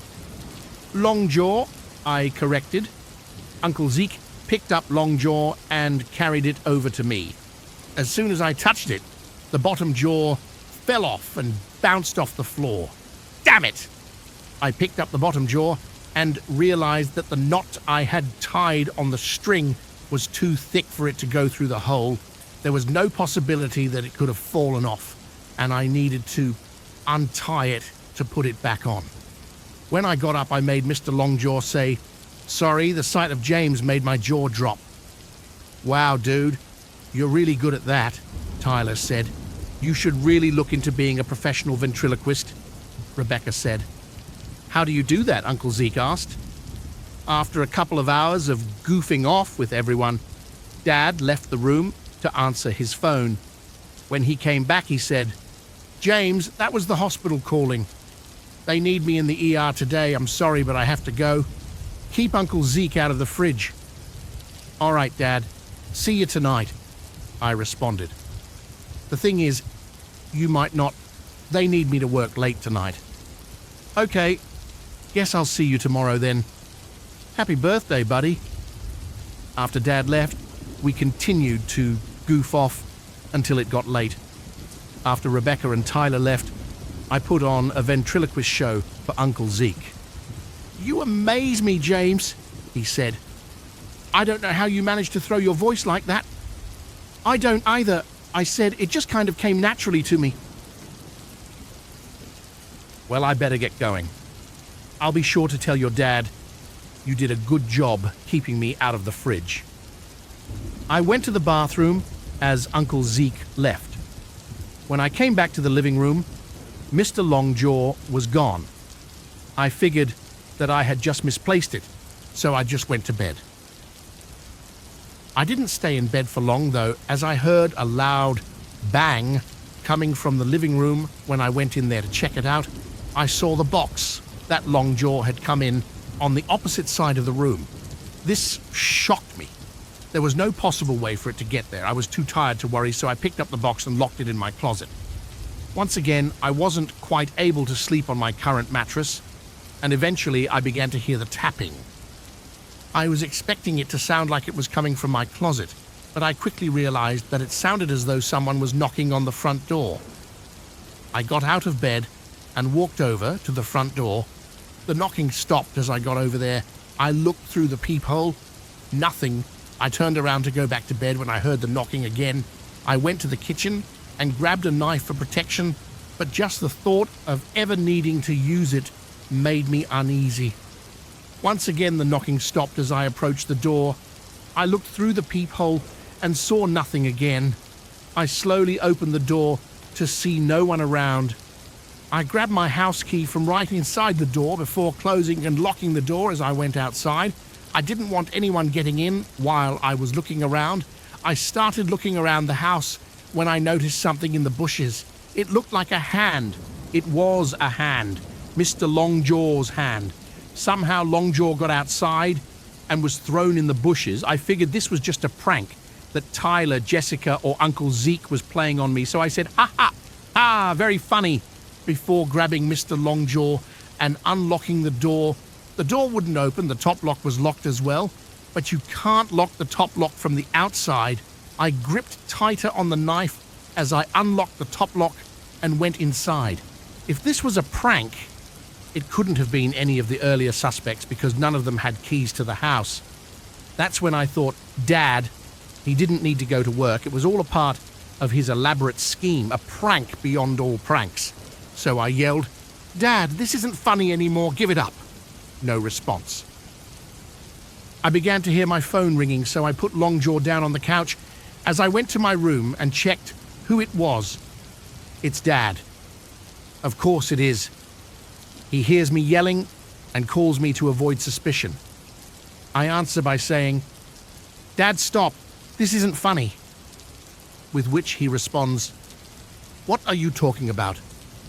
Listen, we need to talk. My heart skipped a beat. He was talking pretty loudly into the phone, but I didn't hear his voice around the house. About what? I asked. Uncle Zeke, Dad replied. Did you see anyone around when he left? No, I went to the bathroom as he left. What happened? Someone was in the back seat of his car and stabbed him in the back of his neck, causing him to crash. He arrived here a few minutes ago. We don't know if he's going to make it. I dropped my knife before dropping to my knees. I looked around my room to see that my closet door was slightly open. I grabbed my knife again and stood up, walking toward my closet door. I opened my closet the rest of the way. Nothing was in there that was the problem. I ran to the living room to see Mr. Longjaw sitting upright in its box, with its bottom jaw lying on his lap. What are you? I asked. All realist thoughts fled from my head as Longjaw lay down on its back and the box closed around it. That's when I told myself, enough of this shit. As I walked over to the box, knife in hand, and opened it. The dog creature I had seen before jumped out at me, pushing me onto the couch. I tried grabbing it, but it wasn't showing any signs of stopping, so I sliced at it with my knife, causing it to let out a loud whimper and fall back onto the coffee table. That's when I looked into its reflective grey eyes. I woke up by my dad, shaking me on the couch. James? James, are you okay? Dad screamed. What happened? I asked. That's what I should ask you, Dad replied. I came in here and you were passed out on the couch with cuts all over your face. Mr. Longjaw, the dummy, it's alive, I said. It did this to me. James, I'm going to need you to tell me the truth, Dad said. Why was I stupid enough to expect him to believe that? I had to tell him a lie instead. We went outside yesterday and I fell into some bushes. That's why my face is cut up and my mattress is uncomfortable, so I chose to sleep on the couch. Why didn't you tell me your mattress was uncomfortable? I would have gotten you a new one, Dad said. Here, I'll get you one tomorrow. Why not today? Because it's 11 o'clock at night today. You didn't think it was morning, did you? Well, you're going to have to spend one more night on that mattress. I need the couch so I can watch my shows. All right, I said as I stood up. That's when I remembered something. The knife that I was holding had disappeared. However, it wasn't long before I found it, since the blade was sticking out of my bed, right where I would be sleeping, like my mattress could get any less comfortable. That night, I had a dream. You'd expect it to be a nightmare, but instead, I dreamt up a plan to get rid of Longjaw pretty much chaining up the box while it was still inside and lighting the box on fire. The problem was, Dad wouldn't appreciate it if I lit my birthday present on fire, and it's not like I could tell him that I didn't like it so he'd take it back. I clearly enjoyed playing with it. That's not the problem, though. The problem is that Longjaw is threatening me, and I'm pretty sure it was the one who attacked Uncle Zeke, who I regrettably discovered had died from his injuries. That morning, I called Rebecca and Tyler and told them everything. Tyler responded, "We have to kill that thing. Damn, this kind of thing isn't supposed to happen in real life." While Rebecca responded, "Cool, it's about time. I get to slay a demon." I told them to come over as I put Longjaw's bottom jaw back on. I then walked over to Dad's room to see if I could get him in the mix, but was instead met with a note that read, "James, I'm out getting a new mattress for your room. Love, Dad." I guess Dad's never going to find out what happened today. When Rebecca and Tyler arrived, I picked up Longjaw and showed it to them. "He looks like a dummy," Tyler said, "and I'm not talking about the doll." "Hang on, Tyler," Rebecca protested. "Maybe it's just hiding its true self." "Forget this," Tyler said. "I should have realized that a living ventriloquist dummy was stupid. I'm going to the ice cream place down the street. If either of you wants to join me, you're welcome." Tyler leaves, and Rebecca gives me a pitiful expression. "Oh, go on, I know you like him," I said. "Thank you, James," Rebecca said, just before she left. "Tyler was right. You are stupid," I said, before throwing Longjaw across the room. I sat down on the couch and began to cry. I then turned my head to see Longjaw sitting up, staring at me. That's when I thought of something. "You're just a stupid piece of shit," I said. Longjaw then stood up. The only part of it still limp was its bottom jaw hanging by the string. I smiled as I opened the front door. "You're just a shitty little bitch and you should piss off." I darted out the front door and past Dad's car as it began to chase me. I stupidly ran into the woods. The puddles splashing behind me made me realize it was running faster than I could. I looked behind me to see that its arms were limp again, swinging back and forth, and the mud from the puddles had splattered all over its face. I then took out my phone and video called Rebecca and Tyler. When they answered, I showed them Longjaw behind me. "Shit! Don't stop running, dude," Tyler yelled. "I'm going to stop running," I yelled back. I put my phone in my pocket before stopping. I grabbed a stick that seemed pretty thick. As soon as Longjaw caught up with me, I swung the stick at it, breaking off the bottom jaw, causing Longjaw to stop running. "Take this, Mr. Longjaw," I yelled as I swung the stick once more, knocking its head off into the mud. Longjaw's body falls limp as I pull out my phone to show my friends on the video call. "You went for the head, that's so cool," Rebecca said. I then hung up the call and walked back home. When I got home, I saw that Dad's car was in the driveway. I went inside to look for him, and all I found was the same note on his door. Then I remembered I saw Dad's car when I left. I opened the door slowly to see Dad's dead body hanging over the side of his bed. On his back was a note that read, "Don't you recognize your dad's handwriting?" Then I heard a faint tapping sound coming from behind me. Story 2. I am recording this message to sort out my thoughts and provide the most accurate information I can to those on the surface.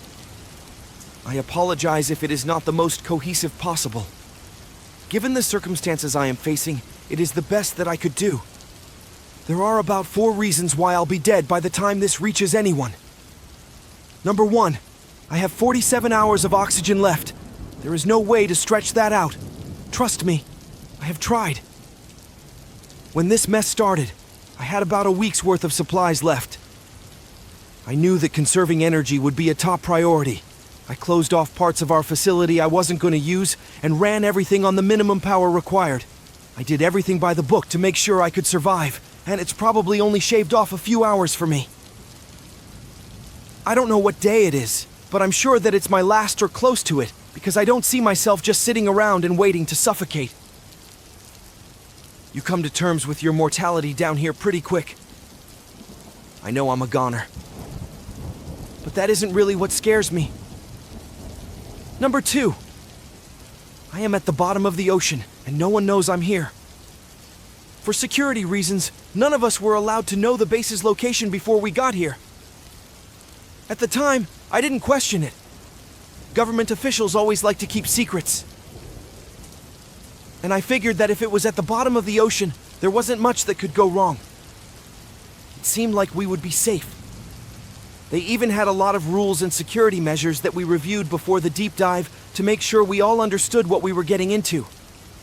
They hid everything.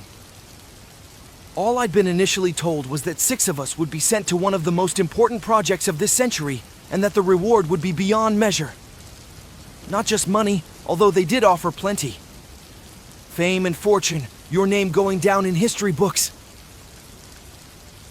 It was a hard thing to turn down, especially when the mystery itself intrigued me. I hadn't even been told who would be on the team. Only that secrecy and duty would be the top priority.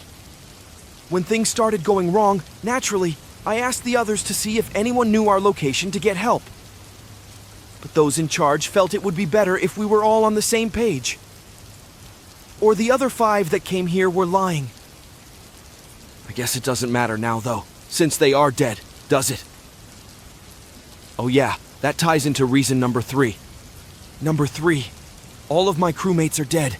Several of them I killed by my own hand. I haven't the time to explain, and I'm not asking for forgiveness or some shit like that. The men and women stationed here with me went crazy. They turned on one another like vicious animals, and everything I did was purely for survival reasons only. I don't want to go into the details of what I did. I still can't come to terms with those choices myself. These people were all good, smart, resourceful, from every corner of the globe. None of them needed to be locked down here with this madness. When I ended their life, it was a mercy. At least that's what I tell myself. You see, we found something we weren't meant to, here in the depths of the ocean. It was the entire reason that we came here. I remember thinking that our instruments weren't working properly during the dive. The oceanographer, Paul Stratton, commented that the electromagnetism of the region was off the charts. What did that mean? I asked. He winked at me and told me that it meant this was something big. Given the lack of light and life, the abyssal zone, one of the darker regions of the deep ocean, is where I figured we must be stationed. But I soon found out the reason for the void was far more serious than that. Commander Mikhail Watley met us at the main decompression chamber to go over a few regulations for our stay. No communication with the surface. The monitoring station was to remain online at all times. Shifts to keep everything maintained would be determined in 12-hour increments. Dr. Agnes Booth, our chief physician, was the first to ask the big question. You make it sound like you have uncovered extraterrestrial life, Commander. What exactly is it that we will be researching? Michael showed us to the observatory deck, allowing the underwater floodlights beyond the deep ocean facility to activate and giving us all a chance to be in awe. According to the initial scans, it rested about 3,700 meters away from our location, and still, the object was massive from this range. Its edges touched the trench walls, making it feel almost purposeful that the large object had been placed here, in this remote location. Its hull was as white as ivory, unblemished and glistening across the entire surface. It did not indicate life, nor makeup that told me it was artificial. Yet, as the light refracted and hit it, I could tell that it wasn't truly a solid mass at all, but rather thousands or maybe millions of prisms that all were shimmering and moving in unity with one another to make up the object. It was at least the size of a 40-foot skyscraper. This is what all of you are here to find out. For the next 7 days, this monolith is your only priority. This facility has come equipped with everything you will need to safely observe, document and record anything surrounding this trench, Michael told us. All of us were obviously surprised that the previous teams hadn't made any sense of the strange object, but the commander had an explanation for that too. Until recently, we have been unable to allow any person into the facility for fear of disruption. The monolith seems to harm the area surrounding it, but it also tends to wane during the summertime, almost as if it's asleep or hibernating. This is the best chance we have to understand the thing, he explained. He paused for a moment to see if there were any interjections, and then explained how our mission would conclude. After the 7 days, a reconnaissance team will dive to get you, and to determine if further observations are made, Watley told us. Paul couldn't help but to wonder if maybe the death trap we were observing might wake up. The commander didn't answer that one, but instead rattled off a few other rules as he prepared for departure and finally concluded. I know all of you were chosen because you are the most capable men and women we have available. I have full confidence you can crack this.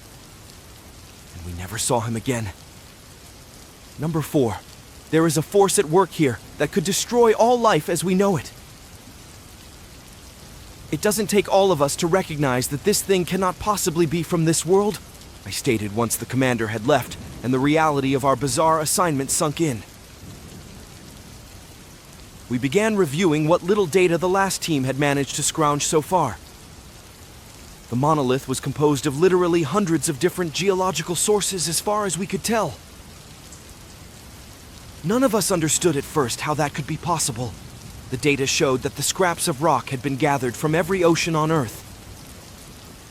It's very beautiful, I admitted as I looked toward the darkness above. We couldn't even truly see the top of the monolith because of how far down we were. The doctor said it was an abomination. It was no wonder why they kept this quiet, I thought. This thing was changing everything we ever thought we knew. And it could cause disruptions in space and time too from the data we expunged, whatever the hell that meant. Watley told us that we would be fine. So that's what we are going to rely on, I repeated. He seemed fine, didn't he? Paul asked nervously. None of us knew the man that well, so it wasn't ours to decide. But soon enough, we found out just how safe we really were. A few days passed with few incidents. We did our best to work under the circumstances we had been given and slowly became comfortable around the monolith. It was this sense of familiarity. I think that led to the first mistake. Mason attempted to send a drone out to get a closer view of the prisms and had the camera feed on live so everyone on the facility could get a better look. But the closer the tiny submarine got to the object, the more erratic our feed became. We tried to write it off as faulty tech, but there was a growing unease amid the free. But something was beginning to change in my coworkers at that moment. Strange noises were emitting from the drone's feed, and I could already tell it irritated Paul and Dr. Booth. Paul claimed it was so bad he wanted to rip his ears off. Liza ignored it and pushed forward. We soon found what seemed to be writings on the prisms, different languages. Alien? I had guessed. Instead, the answer was actually what turned out to be the most curious. The scan detected over 400 spoken dialects from our planet. All of these languages appeared to be human. Some were ancient, Mesopotamian, Enochian, but some appeared to be far more modern. Like the rocks, it had gathered pieces of our culture for as long as it had been down here. That seemed like the logical conclusion. But I wasn't so sure. Something about the stone seemed to have adapted since we got here. It was altering its makeup to show us things that hadn't been seen before. It made me worry about why that was. Wasn't the obelisk supposed to be asleep? Some of the noises might be tongues that we don't recognize, language of the future. I speculated that evening as we listened to the chatter that the radio picked up. There did seem to be a rhyme to the broadcast method, but I wasn't sure I was ready to accept the notion of time travel. Maybe this monolith didn't exist within the framework of the dimensions we were familiar with. It was almost like an informational black hole. Time and space seemed to be meaningless to it, so it could have easily been gathering data from all over the entire span of human history. Our astrophysicist appeared too soon to give his theory about the subject. Something in his stance and posture seemed off, but for some reason, I ignored it. The proper theoretical term is a white hole. Instead of consuming all things, including light, this monolith exudes constant power, information, and strength. It's an infinite chasm of possibilities, Gregory explained. So if we could tap into understanding it, we would be basically breaking the very fabric of our reality. That didn't sound good to me. He took a sip of his coffee, a strange glint in his eyes as he peered toward the monolith. Its very existence is the rip between our world and one beyond. It has pushed the limits. Now, we are just teetering the scales further toward oblivion. All right, maybe we shouldn't be all doom and gloom, I suggested. You don't understand, do you? This thing can see the future, the past, and the endless possibilities of the universe. It is everything. It's a god. And yet, we stand here trying to comprehend it. That's like looking at the sun, he sneered. None of us have been affected yet, I said. No. But I knew that wasn't entirely true. Paul had been staying up to attempt to communicate with the noises, and Liza hadn't gotten much sleep. I tried to tell Greg that it was fine. We weren't losing sanity. No, you idiot! It's worse than that. The monolith is going to exert power over us. It's only a matter of time before we turn on each other, Greg said. The next day, he locked himself in his room. And I had to kill my closest colleague on this wreck. I felt my breath hitting my face as I ran down the corridor from her. She had lost her mind because of a singular excursion using a pressurized suit to the monolith, gone for a few hours. When she returned to the main air chamber, she began speaking nonsense in tongues that we couldn't understand. Paul refused to let her on board. She used her own suit as a weapon, banging the helmet against the glass until it shattered. Blood and pain and endless walls. They rise, walk, scream, and crawl. Into the abyss they scurry. She shrieked as she came toward us like an animal. I found a nook to hide in as she clawed at Paul's face. His screams prompted me to try and stop this, using the nearby fire extinguisher as a weapon to bash her head on the metallic floor. When she was dead, Booth performed an autopsy, trying to comprehend what had happened. This is the answer that the doctor gave us. Her brain and body were accelerating through different quantum states. Almost as if she couldn't exist in our dimension anymore. Paul mumbled an excuse of how he had warned all of us not to go near the thing. Speaking of the monolith, since Liza's untimely death, it seems to have gotten larger, Greg told us. We decided to try and communicate with the surface after that, but it proved to be a pointless effort even with our skills. Time wasn't on our side, and we were too far down. Paul seemed determined to make it work, locking himself in the communication stray. The next day, I started to learn that I was not immune to the grip of the monolith. I was having hallucinations. It would often be Liza, her skin rippling and transforming on the edge of my mind even as I walked down the corridor and tried to perform the simplest task. She was always in constant pain, screaming about her suffering. It was those same hallucinations that made me kill Branch next, the illusions mixing with the facility around me when I bashed his head in. Then I went to the forward command center and glared at the monolith. It was a reminder to me that I was being watched. The chances of escape without being caught were less than nil. Agnes met me there with an unusual request. She said she wanted me to kill her. What? I whispered in shock. I know you've been struggling with your mental health. We all have. And I want to end it on my terms. If I die, it will be easier for the rest of you to survive longer. It's simple math. I don't have anyone on the outside to wait for. Nobody will miss me, she insisted. This is how it has to be. I think most people believe death is easy. For her, it wasn't. She choked on her blood for maybe 15 minutes when I cut her throat. As I watched her die, gag, and struggle to breathe, I wondered if she changed her mind about this, about all of the sacrifices that led her here. I should have told her I never intended to cannibalize her body. The truth is, I will kill the others and then commit suicide. I know that I can't let the research we have found come to light. The monolith is too dangerous. 7 days have passed since then. Paul wound up starving in the communications room. On day 5, Branch and I found his body and saw that he had carved more strange archaic symbols in his own blood on every surface. The monolith was trying to tell him something, Gregory whispered.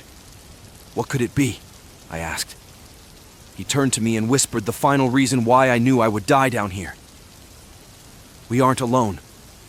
Greg's body began to break apart, the way a cocoon splinters the moment of metamorphosis. But this was not a beautiful, godly creature emerging. Long black skeletal claws that crushed apart his skin and muscle revealed rows of endless teeth and eyes as the hellish abomination screamed in a million tongues.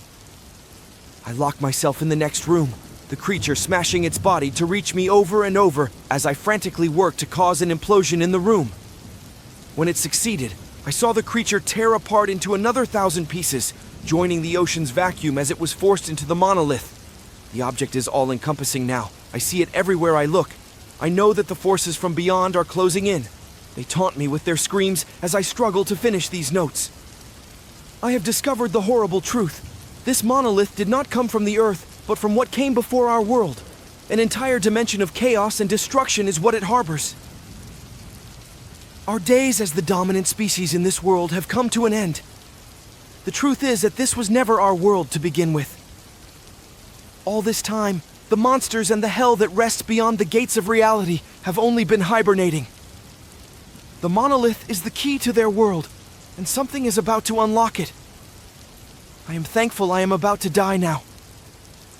I can't even imagine the apocalypse that will rain down when this thing finally chooses to stir the world above. Story 3. Growing up with asthma was always a little challenging, but having a dad that smoked 2 packs a day made it even harder. Mom would always chastise him for the bad habit, and he would always claim that he would go cold turkey. It was a cycle with him. 1 week on, the next week off. Eventually, it made her just leave altogether, and I only saw her on weekends. It made it even harder since we lived in a rundown trailer park east of Seattle, so when he did decide to light one up, that meant finding clean air was nearly impossible unless I wanted to go outside and freeze to death in the early morning air. He smoked so much that it literally made the wallpaper peel and then turn a sickly yellow and brown. In fact, had I not developed lung cancer, I think he would have kept smoking until the day one of us died. But when I got the diagnosis and the doctor asked me if anyone in the family smoked, I saw his face go white as a sheet. I hate to say it, but for me, cancer was a golden ticket to a better life with Dad. His guilt drove him to buy me whatever I wanted, and I took full advantage of it. New phone, new shoes, new iPod. You name it, I got it. I didn't care what he had to go through. I figured my pain was reason enough for my selfishness. It went on like that for 5 months as I took my rounds of chemo and plugged him for every penny he had left. Even after the cancer was mostly gone, he still wanted to make up for all the mistakes he had made along the way. That all changed in August, though, when he filed for bankruptcy, and I found myself on a bus to stay with Mom. As much as I hated my dad, I also didn't want to leave him.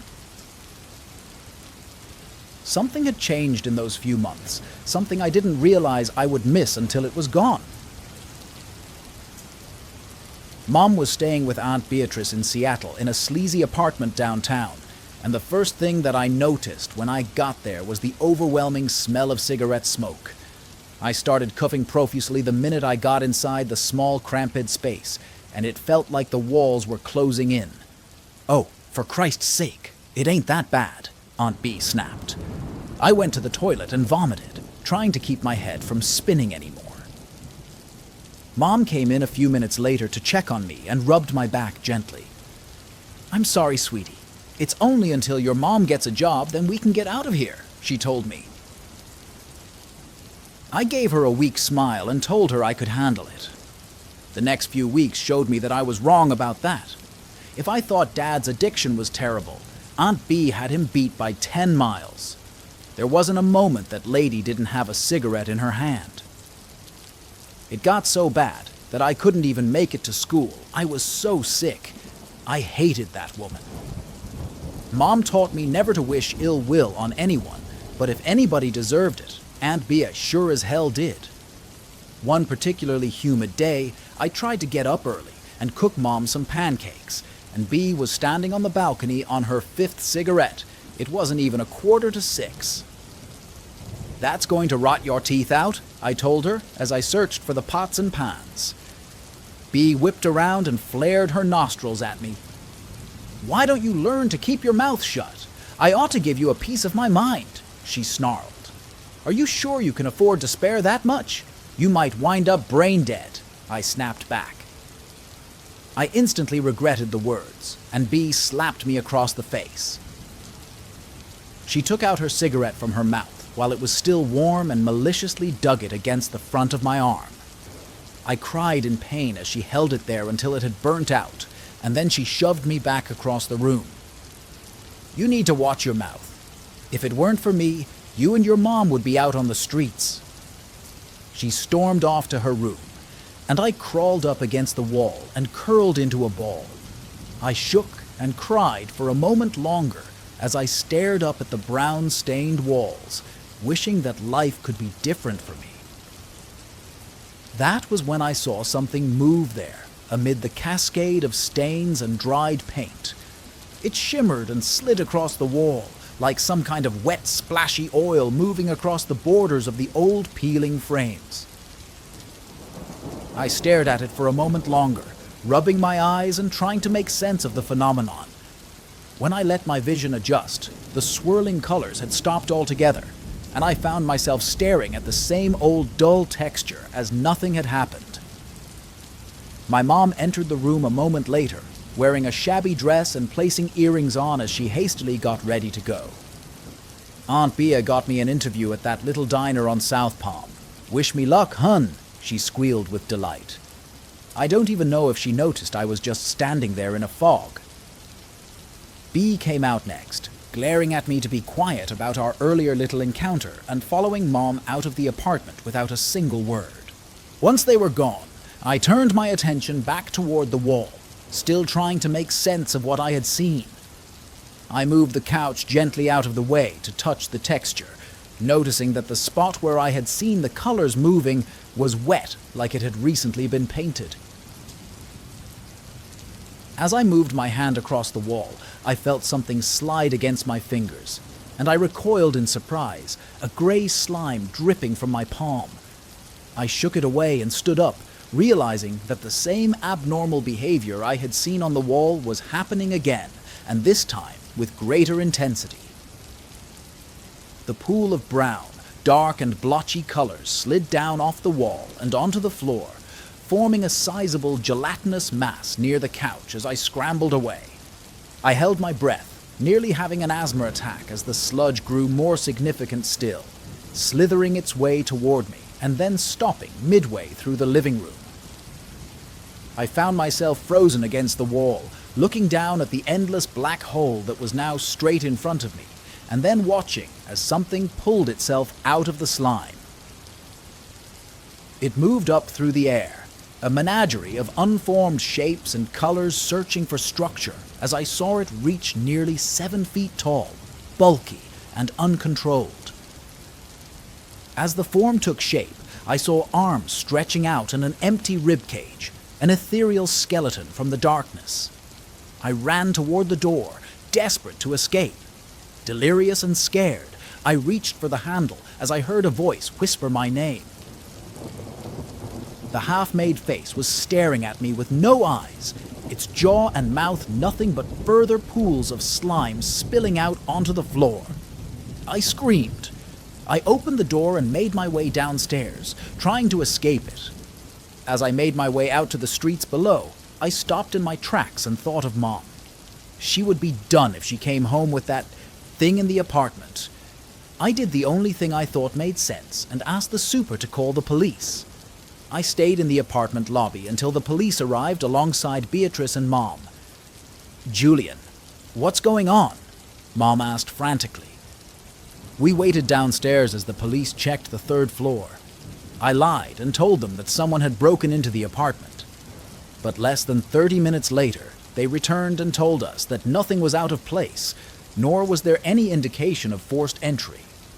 They left and gave me a soft warning not to make a false claim like that again. Once we were alone in the apartment, Beatrice snubbed her nose at me and remarked, "Figures a brat like you would pull a stunt like this." I turned to Mom for support, but she was just as furious. "I was in the middle of an interview, Julian. You can't be doing things like this. I'm not like your dad, and you can't just have me at your beck and call." That stung more than the cigarette burn had. I went to my room and slumped on my bed. I wanted to cry, but I was so out of breath that I was sure I would have to have a breathing treatment if I did. Instead, I just stayed in bed and stared at the walls, trying to decide if I was going crazy or not. That night, I found out. I didn't even bother to try to go to sleep. I just stared at the walls, trying to determine what this monster wanted with me.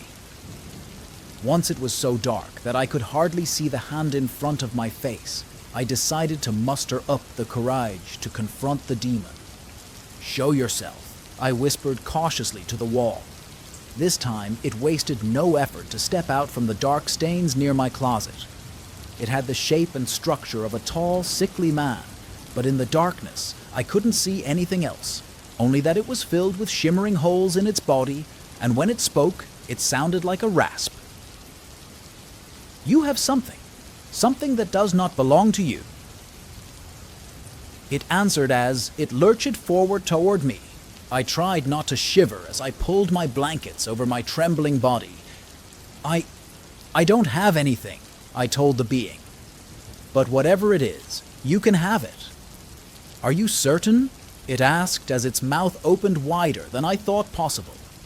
Sometimes the things we do not want are the things that are most valuable to us. I looked at its strange, unformed body, its peculiar stance and deadly eyes, and realized that there was something familiar about it. It reminded me of the sickness I had carried for half a year. Whatever this being was, I knew that its reason for being here was more than to frighten. Are you asking me what I want?" I mouthed, trying to make sense of the riddles it spoke. "Your body was once racked with disease. Now, all that fills it is hate." I couldn't argue with that, but what did this bizarre monster know of such things? "You don't scare me. I've laughed death in the face, and I don't care if I die," I told it bravely. Its laugh was ragged and hoarse. "If you are so brave, then speak your heart's desire. I can make it true." I considered its offer for a long moment. This had to be a dream, a lack of sleep and sickness taking its toll on my body. Convinced I was talking to an illusion, I said, "I want to be free. I want to get away from here and get back with my dad. At least there, I could do what I wanted. I could give you that freedom." The monster snickered as it swirled toward the door. "All I ask is for your hate." I paused and felt my mouth go dry. Such an odd request. How could I say no? My mother had always told me that I needed a pure heart. Was this thing offering to cleanse my soul? "Take it then. It's yours," I said, without hesitation. I shook and swayed as the creature's shimmering body opened wide and seemed to grow larger with each passing second. One of its long, slimy appendages reached out toward me, and I flinched as it covered my skin. It felt like a vacuum was slowly sucking away at the edge of my nerves. I thought for sure I would pass out, or that the dream would end soon. At last, it released its grip on me, and I lay down on the bed like a limp doll, exhausted from whatever it had done to me, as it seemed to ebb and flow across the room with extreme pleasure over the meal I had apparently offered up to it. The creature moved toward the wall again, pushing its body against the tapestry as it whispered a final goodbye. "You may find freedom, the heaviest burden of all to carry." At last it disappeared from sight. I stood in confusion for a moment longer, confident it would return to terrorize me again. As I settled down on my bed, though, I did feel different. Something was gone inside my heart. I didn't feel, well, anything anymore. I smiled and relaxed in bed and closed my eyes, confident that the paranormal encounter would somehow make for an exciting conversation at breakfast in the morning. I sprung out of bed a few hours later, eager to seize the day and see if the odd wish I had asked for had any chance of coming true. "Mom, you'll never guess what I dreamed about last night," I said as I walked into the kitchen. The room was silent, though, and for the first time since we had arrived, I noticed that the smell of smoke was nowhere to be found in the house. I moved toward Aunt Bee's room to wake her door slightly ajar, and shouted, "Hey, rise and shine. We have church today." Bee didn't respond. I moved over toward her, shook her to wake, and then realized her body felt cold. I screamed and ran to Mom's room. As I stepped into the dim lighting, I already knew that something had happened to her as well. I will never forget that sight. Her body had literally melted against the twin bed. Nothing but a pool of skin and muscle was now scorching the carpet where she had once laid. Dark oil splotches covered the room, a testimony to what the monster had done. I screamed louder, my breath going out as I stumbled to the carpet and reached for my inhaler from my back pocket. But as many times as I used it, nothing seemed to refill my lungs except more panic and desperation as I cried in exasperation. The official report said Beatrice had killed my mother by roasting her alive in her room and then committing suicide, but I know that was because the examiners didn't know what to make of any of it. Dad came the next day to take me back to the trailer park. He was staying with a friend now, working 2 jobs to make ends meet. "Hey kiddo, good to see you," he said as he came to pick me up. Tears welled in my eyes as we left Seattle. This was what I had wanted, wasn't it? To be free? I knew that the monster had granted my wish, given me what I thought I wanted. But now, as we made it back to the rundown recreational park, I felt even more hollow than that creature. We made it inside, and I told him I would go wash up for supper. My nerves still rattled from everything that had happened. When I got back out, I saw that Dad was sitting and watching TV, drinking a beer and smoking a Marlboro. "I thought you said you quit," I told him in frustration. "Sorry, hun, this is the last one." I balled up my fists and closed my eyes in frustration. When I opened them again, I saw a gentle shimmer on the east wall of the trailer. My mouth was dry and ragged as I felt my breathing increase. No, not again. "Julian, are you okay?" Dad asked as I called my nerves as the movement on the wall disappeared from sight. "No, Dad, it's fine," I told him warily as I went to my small room. I didn't say a word to him about it after that, and the creature never made another appearance. The cancer came back, though, and this time the doctors told me it's probably going to stay. I told my dad that I was okay with having a death sentence. Honestly, that's because I know now that there are far worse things to endure.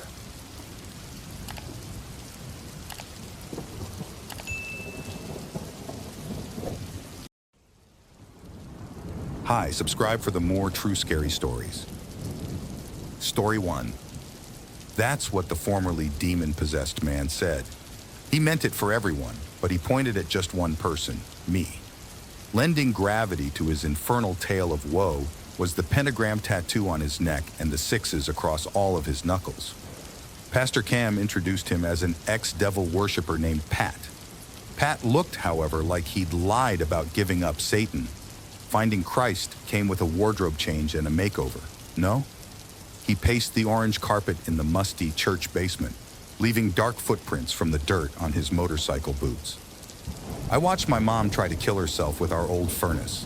He didn't explain how. Having limited knowledge of furnaces, I pictured someone cramming their body into a fiery opening. A demon appeared to me on the basement stairs as I listened to heavy metal and took drugs. The vague way he referenced the music and his altered state made him less convincing. He sounded like an after-school special or PSA between cartoons on a Saturday. I couldn't touch a Bible or look at one.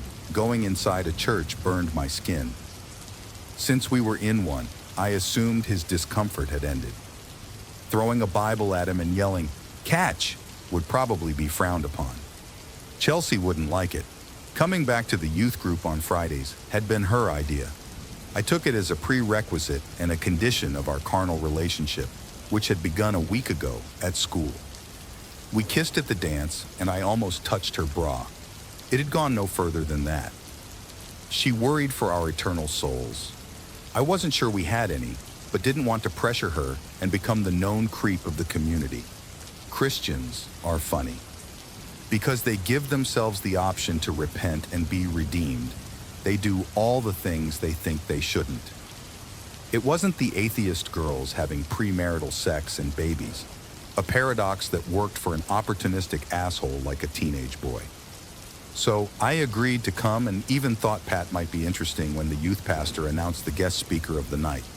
He seemed confused and mentally ill. I felt sorry for him, and then I was impatient. We were going to the fast food burger joint I don't need to name because you know it and have probably eaten there. You'll understand why I don't name it. I don't want any legal trouble. Satan is real, Pat said, leading to a final statement. He's real. He takes many forms. Your father, your mom, your brothers, Yogi Bear, Super Mario. You'll know it's the devil when he's coming for you. That's when he pointed at me and breathed heavily, wheezing almost, and my face became uncomfortably warm from the unexpected scrutiny in the room. I smiled and looked for support, but everyone looked worried. "Thank you, Pat," Pastor Cam said, clapping a few times and then giving up when the silent tension would not relent. Pat sat down in the back row of chairs. The pastor started a prayer to conclude the evening. I snuck a look at Pat and found him staring right at me. He looked sweaty and trembled with a secret delight revealed only by the hint of a smile.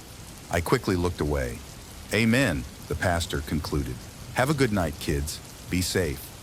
We milled around for a few moments, confirming plans to meet up at that burger place. I tried to keep an eye out for Pat because the dude was clearly fixated on me. I do have a tendency to wear my thoughts on my face. He probably noticed I wasn't buying his crazy story fragments. He remained in the back row seats. He hadn't stopped watching me. I shrugged at him like, "What the hell?" Chelsea tugged my arm and I looked away. "Come on, we're going." I acknowledged her with a nod. In the brief distraction, Pat disappeared. What a jokey. He was trying to scare me. Too bad I couldn't convince myself he hadn't. The night turned frosty. Paul, the weird kid, fidgety as the formerly possessed, made of the lame yoki about smoking, posing his fingers and breathing asthmatically. Nobody laughed. The crunch of boots on a thin layer of snow marked a grim journey to that burger place. It was too cold for etiquette. As the seven of us crossed the street from church to the edge without a sidewalk, the streetlight above went out. We didn't remark on it until we left the vicinity of predicted illumination. It went back on. "Spooky," Paul said, laughing like he'd told another joke. It became spooky when we reached the next streetlight. It went out too. We stopped, uncertain what to make of the mildly interesting phenomenon. Chelsea took my hand and squeezed. "Let's keep going. It's cold." More like, "Let's keep going because I'm scared." I didn't mind so long as she kept holding on to me. Again, the light resumed when we were outside its casted glow. The next block contained mostly mud and unfinished houses from some development gone sour. Streetlights here were fewer, only 2. Yet, they were enough to unnerve us with sudden malfunctions. "This is too weird," Paul said. He wasn't laughing anymore.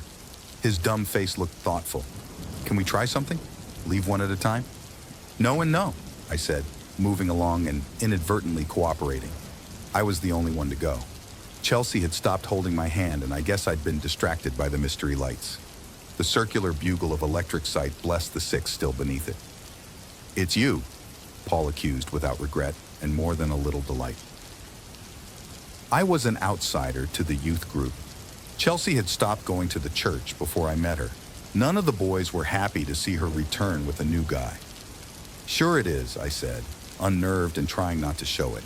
Let's go. The group started moving. Chelsea touched my arm. Go back to the light. What? Go back. I want to see. Come on, can we? I want to see, she insisted. Fine. I marched back to the light and started thrashing, gripping my throat. It burns, it burns. Oh, the pain. The others laughed. Chelsea did not. Nothing happened to the streetlight. It stayed on.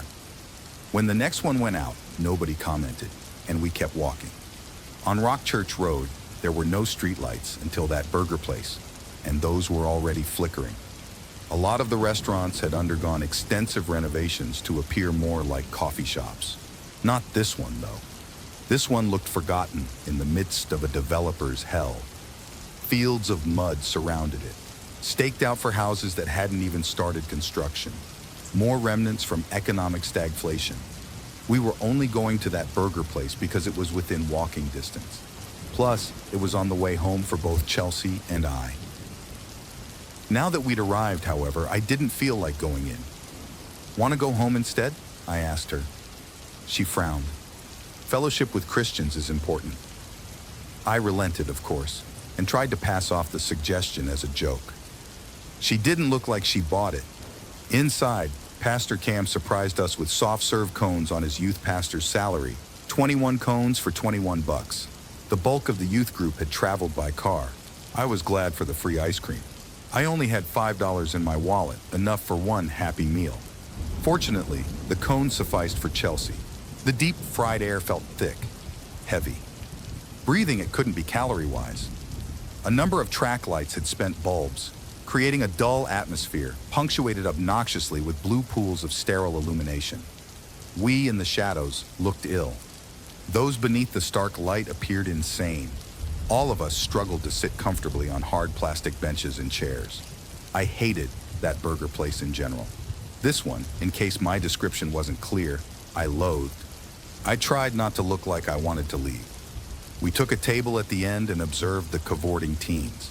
They told jokes and shot spitballs, while a tired-looking employee appealed to the pastor for proper behavior. I agreed with the employee. The group was full of awkward nerds bound by vague religious ideas. Outside of the church, at school, they were quiet outcasts. I preferred them that way. Even Chelsea seemed embarrassed. Could be worse, I whispered.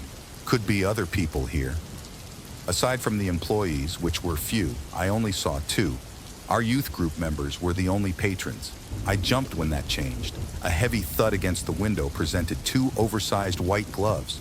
That clown, that one, stared at us. The one you're thinking of, the trademarked man with red hair and a maw of grinning crimson. He belonged to that burger place ideologically, but had no business appearing in the flesh at a random franchise in the middle of the night. No cars but Pastor Cam's were in the parking lot.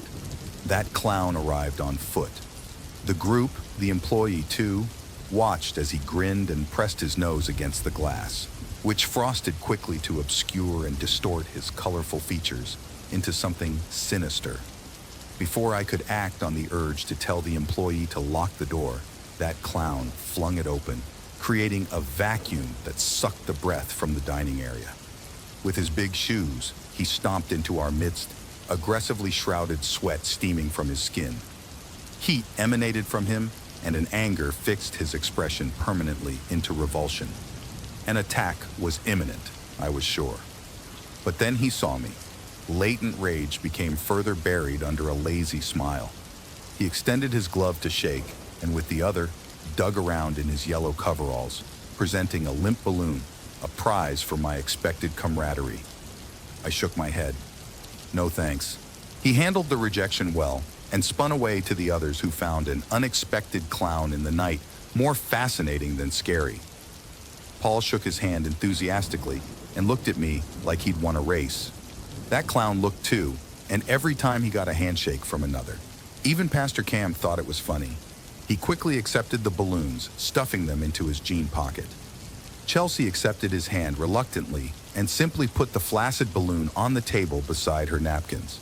I could see the employee on his phone talking about that clown to a manager, probably. Nobody expected or wanted a clown in the night. When he offered his hand to me again, his mouth was open slightly, as if he were out of breath. All this time he hadn't said a word. That nobody found that weird speaks to the quality of the company. Shake his hand, Paul encouraged. Come on. That clown waited. I crossed my arms. I would not relent. Shake his hand, Pastor Cam said, starting a chorus of shake it, shake it, shake it. Centered out, I began to feel the pressure to just give in and move on with life. But then I looked into his eyes. What color are that clown's eyes? I bet you don't know and never did. I do, however. I learned that night, and I'll never forget. No, I said, maybe a little too loudly. The chant stopped. He didn't move, though. Neither did the white glove. I'm not shaking your hand. Now piss off. It was the send-off that incurred the vocal disapproval of the group. Pastor Cam started some admonishment I couldn't make out with all the noise. I stood up and pushed by the clown. I'm going, I told Chelsea. You coming? Because she hesitated, I quite unfairly left her behind. I left my girlfriend at that burger place and regretted it before reaching the end of the parking lot. When I turned around, she was leaving that burger place with another group of kids. I think she saw me. She wouldn't acknowledge my presence, though. I was too much of a stubborn idiot to apologize in front of others. I began the long walk home alone. It was 40 minutes along Rock Church Road to my neighborhood, but longer to my house because of the forest remnant on the south side blocking the park. Walking through the woods at night? No thanks. I planned to pass the forest via Gorth Street, the only intersection with vehicular access to my survey. Apparently, the closed design made the area crime-proof. Plenty of houses still got robbed, however. The thieves just came on foot. The stretches between streetlights were long. I stepped into the first with the expectation that it might snuff out. When it didn't, I felt relieved and focused on a real problem. How to apologize to Chelsea and get her back. Passing beyond another row of unfinished houses, the land opened into fields gone wild. These were farms about 10 years ago, bought up by hopeful developers but never put to use. The next closest structure ahead was the namesake of the road. Rock Church no longer held services, and the old stone walls had crumbled into ruin. Still, the freezing wind had nothing stopping it.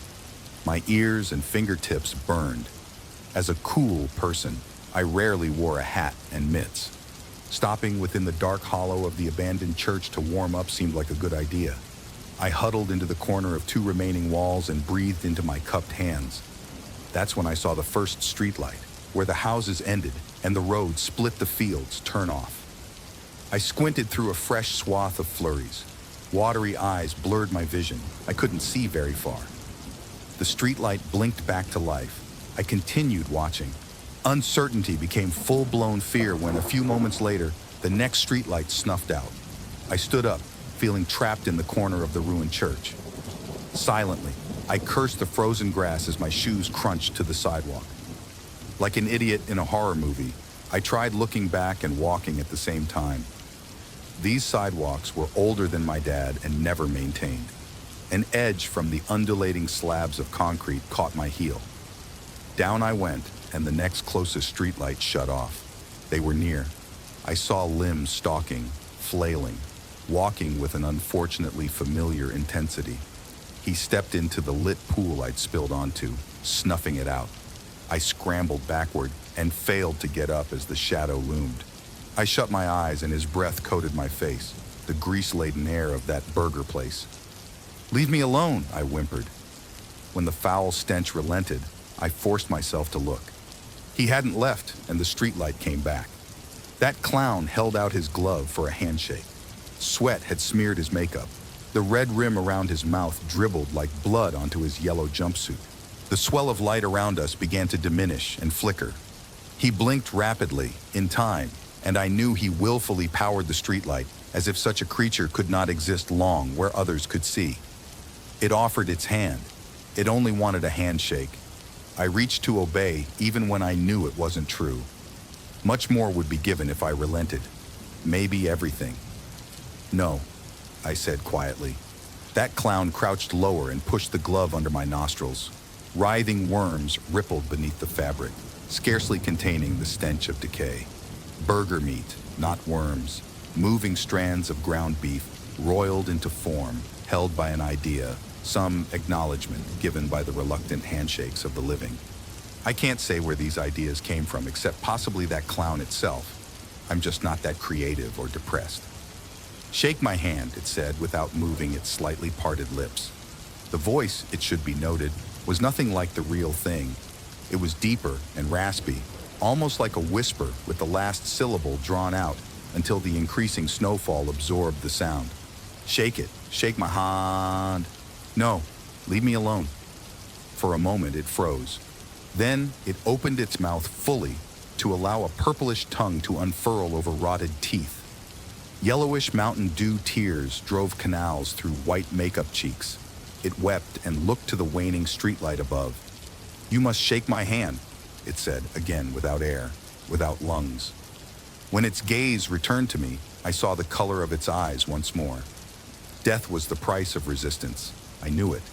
The light went out. That clown could no longer maintain its camouflage, so it had to return to its natural habitat, the dark. Without the oppression of a horrific visual, my instincts to survive seemed to reboot. I scrambled backward and turned into a flat-out sprint down Rockchurch. Shadowy trees swayed invitingly in the distance. I could be home in 5 minutes, maybe less if I cut through the woods. Another extinguished light behind me obliterated any hesitancy to go in there. Secret skeletal branches threatened to impede my escape. But when the stench of that clown increased, I screamed and flailed and defied the call to stop and shake that fucking clown's hand. My sense of where my house stood failed me. I popped out of the woods on Rockchurch again. That clown showed itself with the briefest ignition of the nearest streetlight. It laughed, or I did as I despaired into madness. The forest wasn't so large. I picked a point ahead, a porch light, and went for it. I was so close. I could see the failure of the trees to stand against the encroaching homes and the park no one seemed to use. Its footsteps closed fast. Velvety fingertips lightly grazed the back of my neck. Oh shit, God, help, I ranted. We fell at the same time. I from its barest touch and the acceptance of being unable to continue running. It from some chance infirmity in the ground or something more divine. I opened my eyes. That clown lay over a narrow tree stump, impaled beneath its ribs and stuck. It writhed, a bulbous insect pinned by the collector. Confused by circumstances it could not understand. True blood overwhelmed the red makeup mouth and stained the light snow. I got to my feet, waiting to see it die. That clown's glove shot out toward me. I flinched, and when I looked back, it was looking at me, no longer fearsome, but sad, pathetic. Unbelievably, I felt pity for that clown. Even after it had chased me and grossed me out with its smell and freakish body, I began to wish it hadn't come to impalement. It was relief found in hindsight. I know because I strongly regret what I did next. I knelt by the clown to pray. I'd never prayed before. I didn't believe in God. So this was pretty dumb. As its breath ran out and the eyes stared at the world beyond, I did the only thing left I could think of to honor that clown. I took its limp hand in mine and finally gave in. That clown died and I left its body. No police came knocking. No news stories were written or shared on social media. I know why now. Because I shook its hand, and now I can't touch the Bible. And the church burns like Pat said it would. Like and subscribe for the more scary stories. Story 2. It all started with a pothole. I trashed my car, and I didn't have the money to fix it. Without transportation, I risked losing my job, and without my job, I would need to drop out of school. I knew how risky a payday loan would be, so I did something that turned out to be a far worse idea. I borrowed money from a friend. I've known Josh for years. He was always bouncing between jobs and different hobbies. Once he got sort of good at something, he would move on to the next thing. I envied him for having such a free lifestyle. I should have known better than to ask him for help. He was a good guy to his friends, but overall, a bit of a pain to deal with. I still owed him a few $100s when he called me to offer a deal. "Hey, could you be my camera guy this weekend? I'll call us even if you do," Josh said over the phone. "Camera guy? Are you trying to make an indie movie or what?" I asked, knowing with him it was possible. "No, I'm into streaming. I want to do some pranks for April Fools." I rolled the idea in my head. I didn't like prank videos, so I didn't watch them very often. I'd seen a few, and I really hated the kinds of idiot streamers that cause problems for others and claimed it being a prank as a poor defense. And now I might get suckered into being one of them. "You're going to get your ass kicked," I told him. "I'm just going to be spraying holy water on people. It's harmless." I paused, letting those words sink in. "You stole some holy water?" I asked, shocked. "I didn't steal it. It's there for anyone to take. Come on, man, I got no one else. And you do owe me." I groaned at the idea. Doing this would be nothing but a huge embarrassing mess. But I hoped I could reel Josh in from doing anything too crazy. A few $100s for a day's worth of work. I was glad that my friend didn't care about money that much. I agreed, already hating myself. We met in a busy area of the city. The weather was warm, and a bunch of families were out enjoying the weather. Josh took the time to explain how the streaming program worked on his phone. I just needed to keep the camera pointed toward him and carry the extra spray bottle of the stolen holy water. Josh started the stream and greeted his followers. I honestly don't remember anything he said. His brain was going a mile a minute. It was as if he was scared to have even a second of silence on the stream and started to rapidly fire questions that meant nothing. I felt my attention get drawn elsewhere. I wanted to be at home, not dealing with this. The thought of the money I owed him kept me there. His first target was a pretty girl walking hand in hand with her boyfriend. Josh had hidden between two stores and sprayed the back of her head. She flinched and felt the new wet spot in her hair. She looked around, not spotting the culprit. This was stupid. His chat was moving, but slowly. They were telling him to get bolder next time. He had his phone on him and read their suggestions. The next guy he targeted was someone twice his size. At first, he claimed to need directions. When the guy let his guard down, Josh brought out the spray bottle and got a few hits into his victim's face. He started to run but was caught within a second. My stomach rolled and teetaned as I watched my friend rightfully get screamed at. Josh played dumb while making all sorts of jokes, not taking things seriously. I really thought he was going to get his ass kicked, so I turned the phone off and get in the middle. It took 3 solid minutes of apologizing to get Josh released. I dragged him away. My friend's face was red. At first, I assumed he was embarrassed, but no, he was angry at me. "What the hell is your problem? You stopped the stream at the best part," he said, barely keeping his voice below a shout. "You were going to get your face beaten in," I hissed back. "Good. A black eye is great for views." I shoved him, angry over what I was hearing. When did he become so stupid? "Views aren't worth any of this. Can you pay me back the money you owe right now, or not?" That didn't have anything to do with our conversation, but Josh made things crystal clear. After today, I was cutting ties with him. I did not want to be associated with someone who thought internet points were worth acting like an ass. He started the stream again and claimed I had dropped the phone. People called him out for lying, but he got things back on track. To make up for bailing on an exciting part, he picked out a special new target. His eyes landed on another couple. The girl was pretty and had long black hair. She wore a black dress and sorta leaned a little into the goth fashion. Her boyfriend wore a suit as if he'd just got off work or they were on a very special date. He looked handsome in a way most people would never be able to achieve. I've known male friends who had done dumb biting exercises to have a jawline like that. Josh knew that those two would be perfect. Some people loved seeing others better looking or richer than them getting their day ruined. Yoch got ready and then ran at them with the spray bottle out, screaming, "The power of Christ compels you."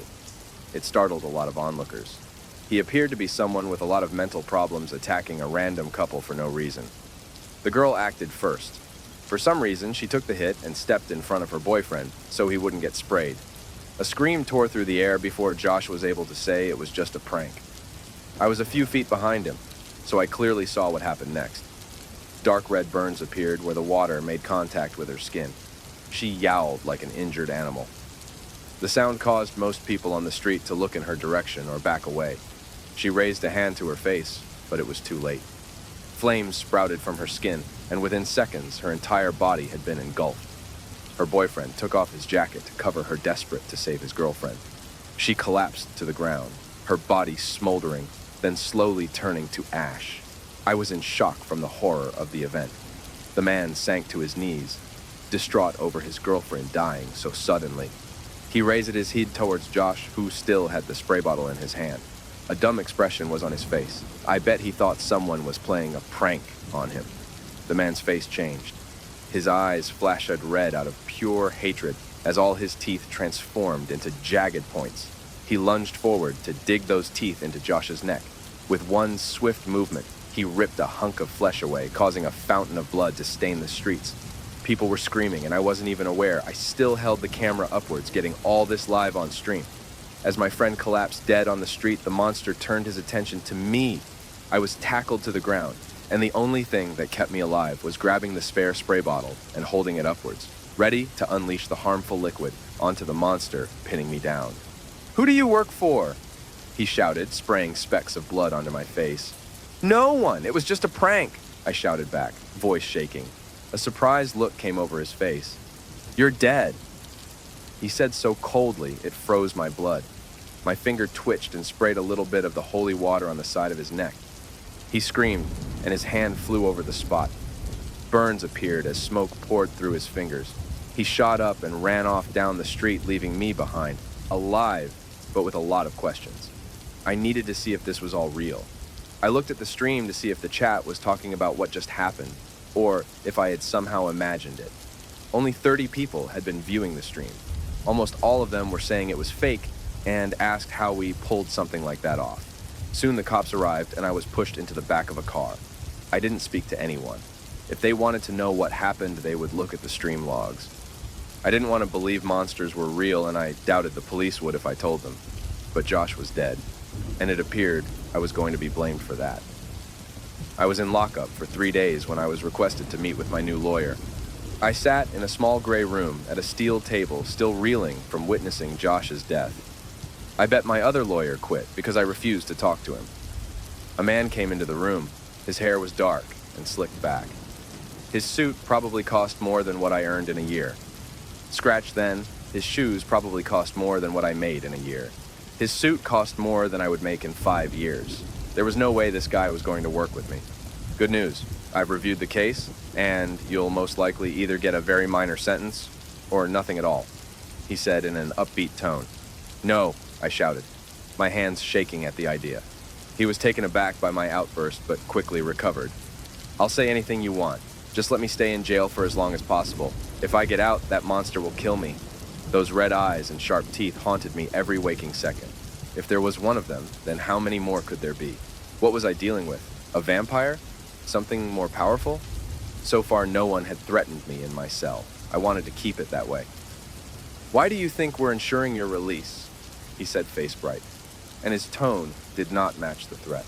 I sank down into the hard chair, feeling so small and powerless. My teeth chattered from fear, realizing I was across from yet another monster. It was just a prank, I weakly protested. A prank that led to death, and you broadcast our existence to the world. It may have only been a small number of people, but there is now a risk to the ones who hunt us to realize holy water removes our sunscreen. Do you have any idea how much time and money it'll take to fully cover all this up? And how many of our kind will be killed because of your actions? Do you really think a simple prison sentence is enough of a punishment? I swallowed hard.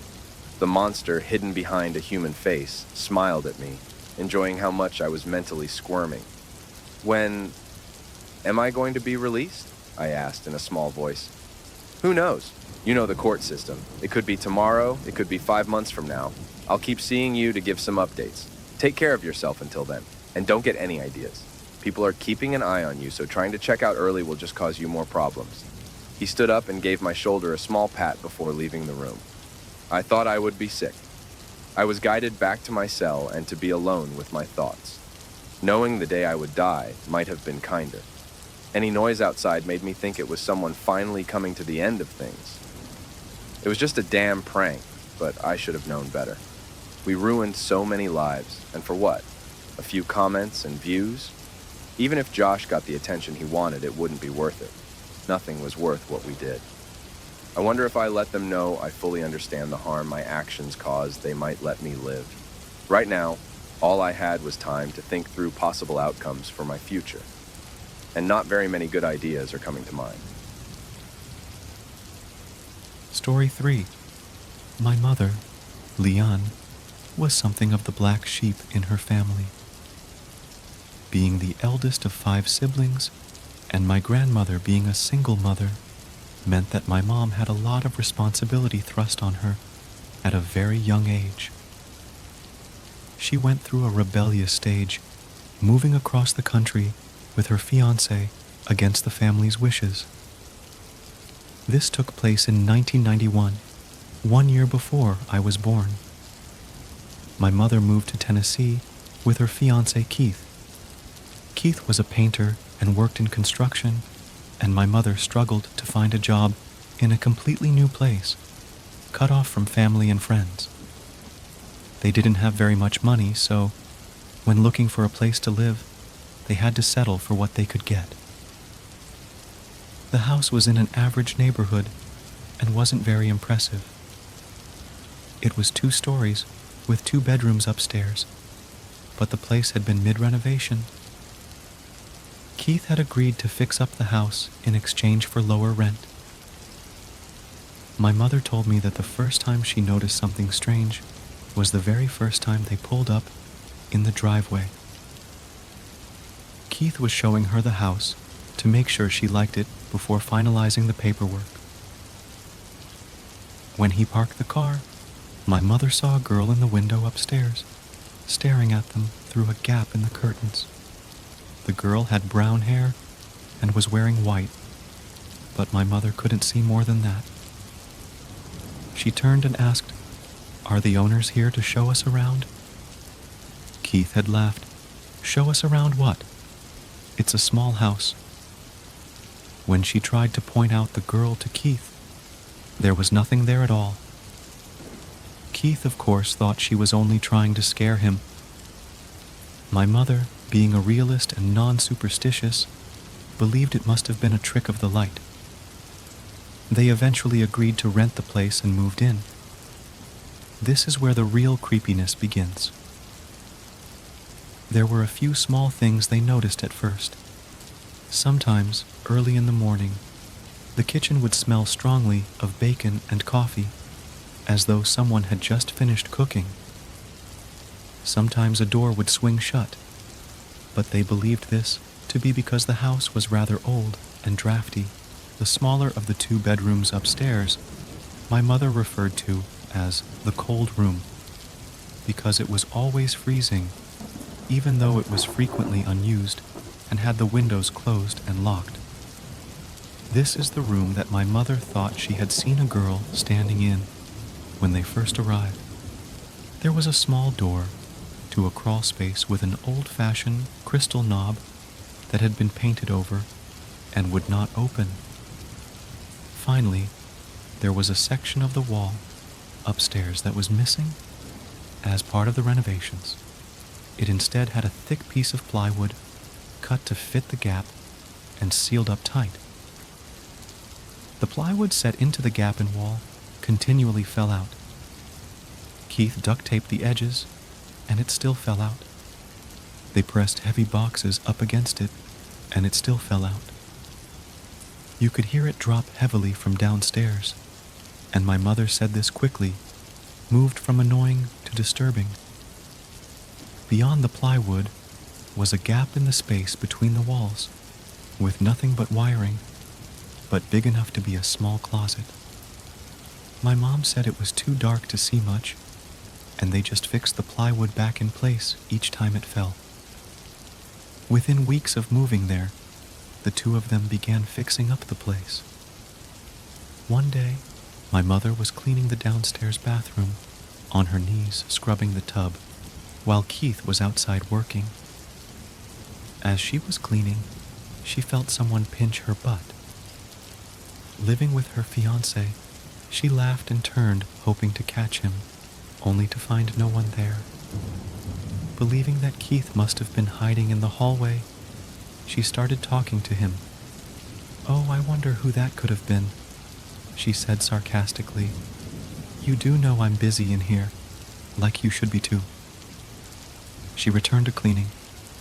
Again she felt a pinch on her butt, and she quickly turned only to find no one there. "You think you're so smart, don't ya?" she'd asked. "Well, I'll catch you next time." This time, she kept cleaning, but bent over far enough that she could see down between her legs. She planned to see him creep around the corner and quickly grab his ankle before he could escape. But when she next felt the sharp pinch, there was no one there. My mother was horrified by this and quickly got up and ran outside. Keith was on a ladder fixing something. When he saw her, he laughed. "Weren't so sneaky this time, were you? You know it's dangerous to tease a man while he's working." "I could fall and break my back," he'd said to her. Still scared, she quickly explained what had happened to her, and Keith replied that he'd felt something similar. He kept thinking she was reaching out of the doorway to pinch his butt.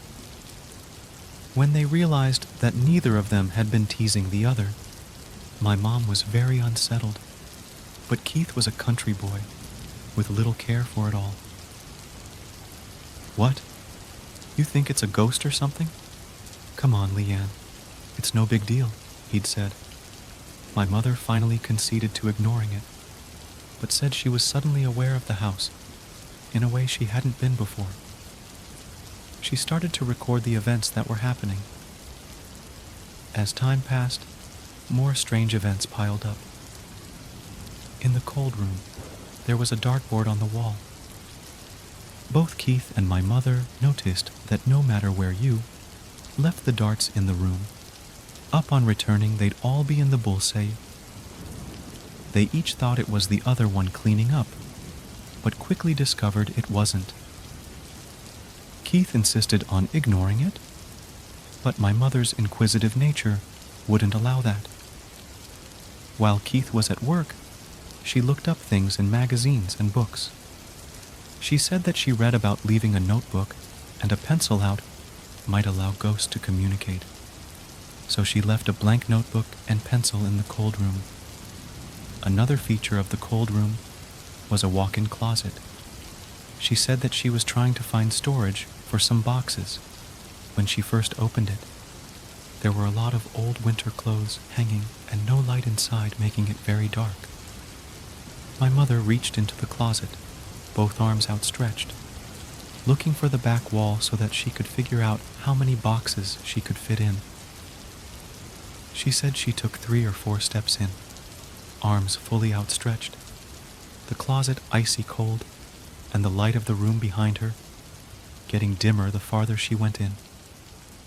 She never felt a back wall. My mother suddenly got a bad feeling and quickly left the closet.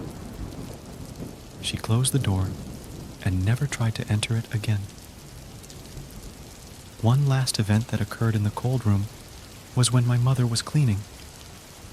She said it was mid-morning and she was just tidying and checking the notebook.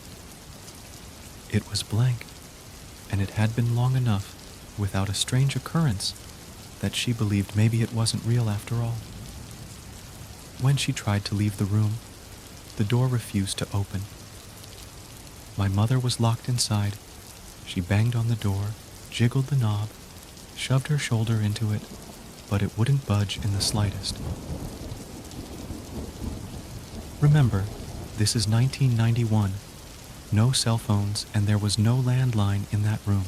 She was pissed off and annoyed at the old house, but said she wasn't scared. She sat by the window and waited, hoping Keith would come by on his lunch break. He didn't. She waited all day until nearly 5 p.m. when Keith finally returned. When she heard the front door, my mom began banging and yelling, "I'm in here! I'm in here!" to get his attention. Keith immediately came upstairs and asked what she was doing. "I'm locked inside," she shouted. "The door's locked and I can't get out."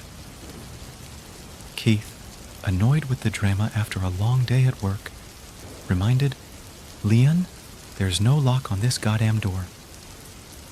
My mother, equally annoyed with having been trapped all day, grabbed the knob to shake it, saying, "It's jammed." But as soon as she twisted the knob, the door opened as easy as anything. They apparently argued that night, my mother angry that Keith refused to believe her, instead blaming the event on a Cali girl not knowing how to shove open a door that stuck.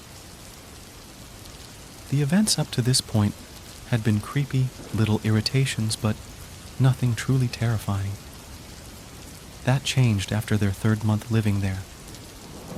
Keith invited over his brother Daryl and his wife Amy, as well as Amy's friend Jennifer.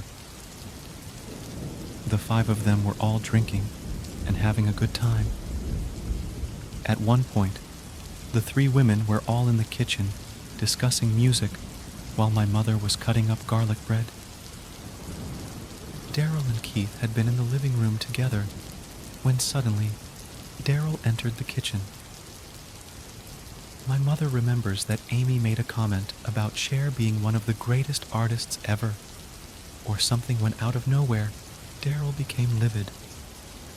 "Why are you talking about that slut? You want to be a whore just like her?" The 3 women were struck silent, confused at the man's temper over such an innocuous statement. According to my mom, Amy even laughed at first. "What the hell? Keep that up and you're on the couch tonight," she'd replied. Daryl was not joking. "You think I don't know what you do behind my back?" He yelled at her, and the 3 women all became aware this was deadly serious. "You're a fucking whore. You're a witch," Daryl shouted at her. Distraught, Amy at first tried to reason with him. "What the fuck are you talking about?" she demanded. "What's wrong with you?" Daryl grabbed the knife from the cutting board that my mother had been using, and Amy screamed. He threatened her, and my mother says she doesn't remember everything he was saying at this point, but none of it made sense. While Daryl had Amy cornered in the kitchen, ranting about babies and whores and making her pay, my mother ran to the living room to get Keith for help. He was asleep. Usually, Keith is an extremely light sleeper, my mother recounted. Since moving into this house, he'd been plagued by nightmares, and he woke at the slightest noise. Sure, he had been drinking, but not enough for him to pass out. This night, he would not wake. My mother said Daryl was yelling, and Amy was crying, and Jennifer was shouting about calling the cops. My mother was screaming into Keith's face and shaking him, even pulled him off the couch, but he just flopped to the ground, still completely asleep. My mother wasn't in the kitchen to see what happened next, but Jennifer apparently got Daryl's attention long enough for Amy to slip out of the corner and run. Daryl swung the knife after her and cut her arm. The women were crying and running. My mother ran with them into the downstairs bathroom and locked the door. Daryl was screaming at them and banging on the door. "I'll cut the devil right out of you," he shrieked, banging on the door so hard that it shook on its hinges. My mother was a thicker girl, and the window out of the bathroom was very narrow. Jennifer was thin enough to fit through, so while my mother pressed her back to the door to keep it closed, Amy helped Jennifer crawl outside. Jennifer managed to get to a neighbor and call the police. It took them about 10 minutes to arrive, during which my mother said she was terrified and sobbing. At this point, my mom had already been trying to get pregnant and wasn't sure if she was or not, making her even more afraid for her life. She said that Amy tried to speak reason to Daryl, asking why he was doing this, what she did wrong, asking him to please just stop, even apologizing. Daryl was beyond rationality. My mother said what made it so scary was that nothing he was saying even made sense. It seemed disjointed, threats about hellfire and accusations of cheating that were not in Daryl's character at all. He certainly wasn't the perfect husband. There had been some domestic disputes in the past, but nothing on the level of death threats. When the police arrived, they disarmed and arrested Daryl. There is an actual record of this, and my mother gave a statement about the event. She also said that as soon as Daryl stepped outside, within seconds, Keith woke up. He was groggy and asked what the hell happened. He was also questioned by the police, but had witnessed nothing. They assumed because of the alcohol that he'd passed out, but my mother knew better. My mother told me that after a few hours of holding, Daryl calmed down. The couple and their friend refused to ever return to that house. My mother said she asked Keith about his brother a few times, but that he didn't want to talk about it. She says she doesn't think Amy pressed charges, and she's not sure if Daryl went to jail over the whole thing. She did say she once tried to call Amy, only to have the other woman hang up on her. In their fourth and final month of stay at this house, Keith was working incessantly on trying to get the crawlspace door open. It was almost like a pet project of his. One Saturday, he woke early and began working on prying it open. He worked well into the afternoon, at which point my mother went to stop him. She told him to give up on the damn thing, that he was going to injure himself, and he needed to take a break. Keith agreed to take a break at least, and stood with her to go downstairs for lunch.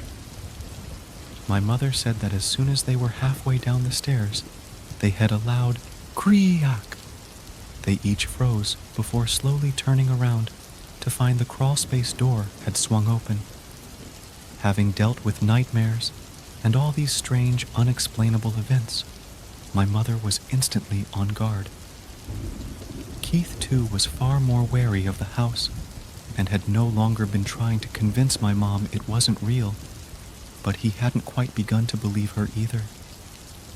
My mom said that in his generation, it just wasn't done to speak aloud about those types of concerns. I guess I finally loosened it, Keith said, and my mother did a double take. Are you fucking kidding me? She'd asked. That thing opened while we're all the way over here. Just close it. I've been trying to get into this thing for months, Leanne, Keith argued. I'm gonna see what's in it. We need the space. No, we don't, my mother retorted, but she was ignored. Keith approached the door, crouching down to go inside, and my mother, though scared, couldn't abandon her fiancé. She walked over and stood by his side. As Keith slowly tried to crawl inside, my mother grabbed his shoulder and stopped him. What the hell do you think you're doing? She asked. Well, how else am I going to reach inside? Keith replied. Shining a flashlight from his toolbox, Keith described seeing a bunch of boxes and old shit. He said he couldn't see the back wall and wondered aloud how big the space actually was. He wanted to crawl in further, but my mother protested so loudly that he finally gave up on the notion and shut the door. This door was right at the top of the stairs, and now that it had been opened once, my mother said that it was frequently open. They would close it each time, but then, when they tried to go upstairs, would see the open door and the darkness of the crawlspace beyond. One day, after the plywood fell from the wall upstairs again, my mom decided to move the notebook in there. She still wasn't sure if she believed in ghosts, but she wanted some kind of proof. She pinned the notebook inside, along with a pen on a string. She also decided to leave a quarter in a chalk circle, another tip from a book. A few days later, My mother said she was preparing dinner, and Keith came into the kitchen to help. They'd been chatting and making jokes until Keith started chopping vegetables.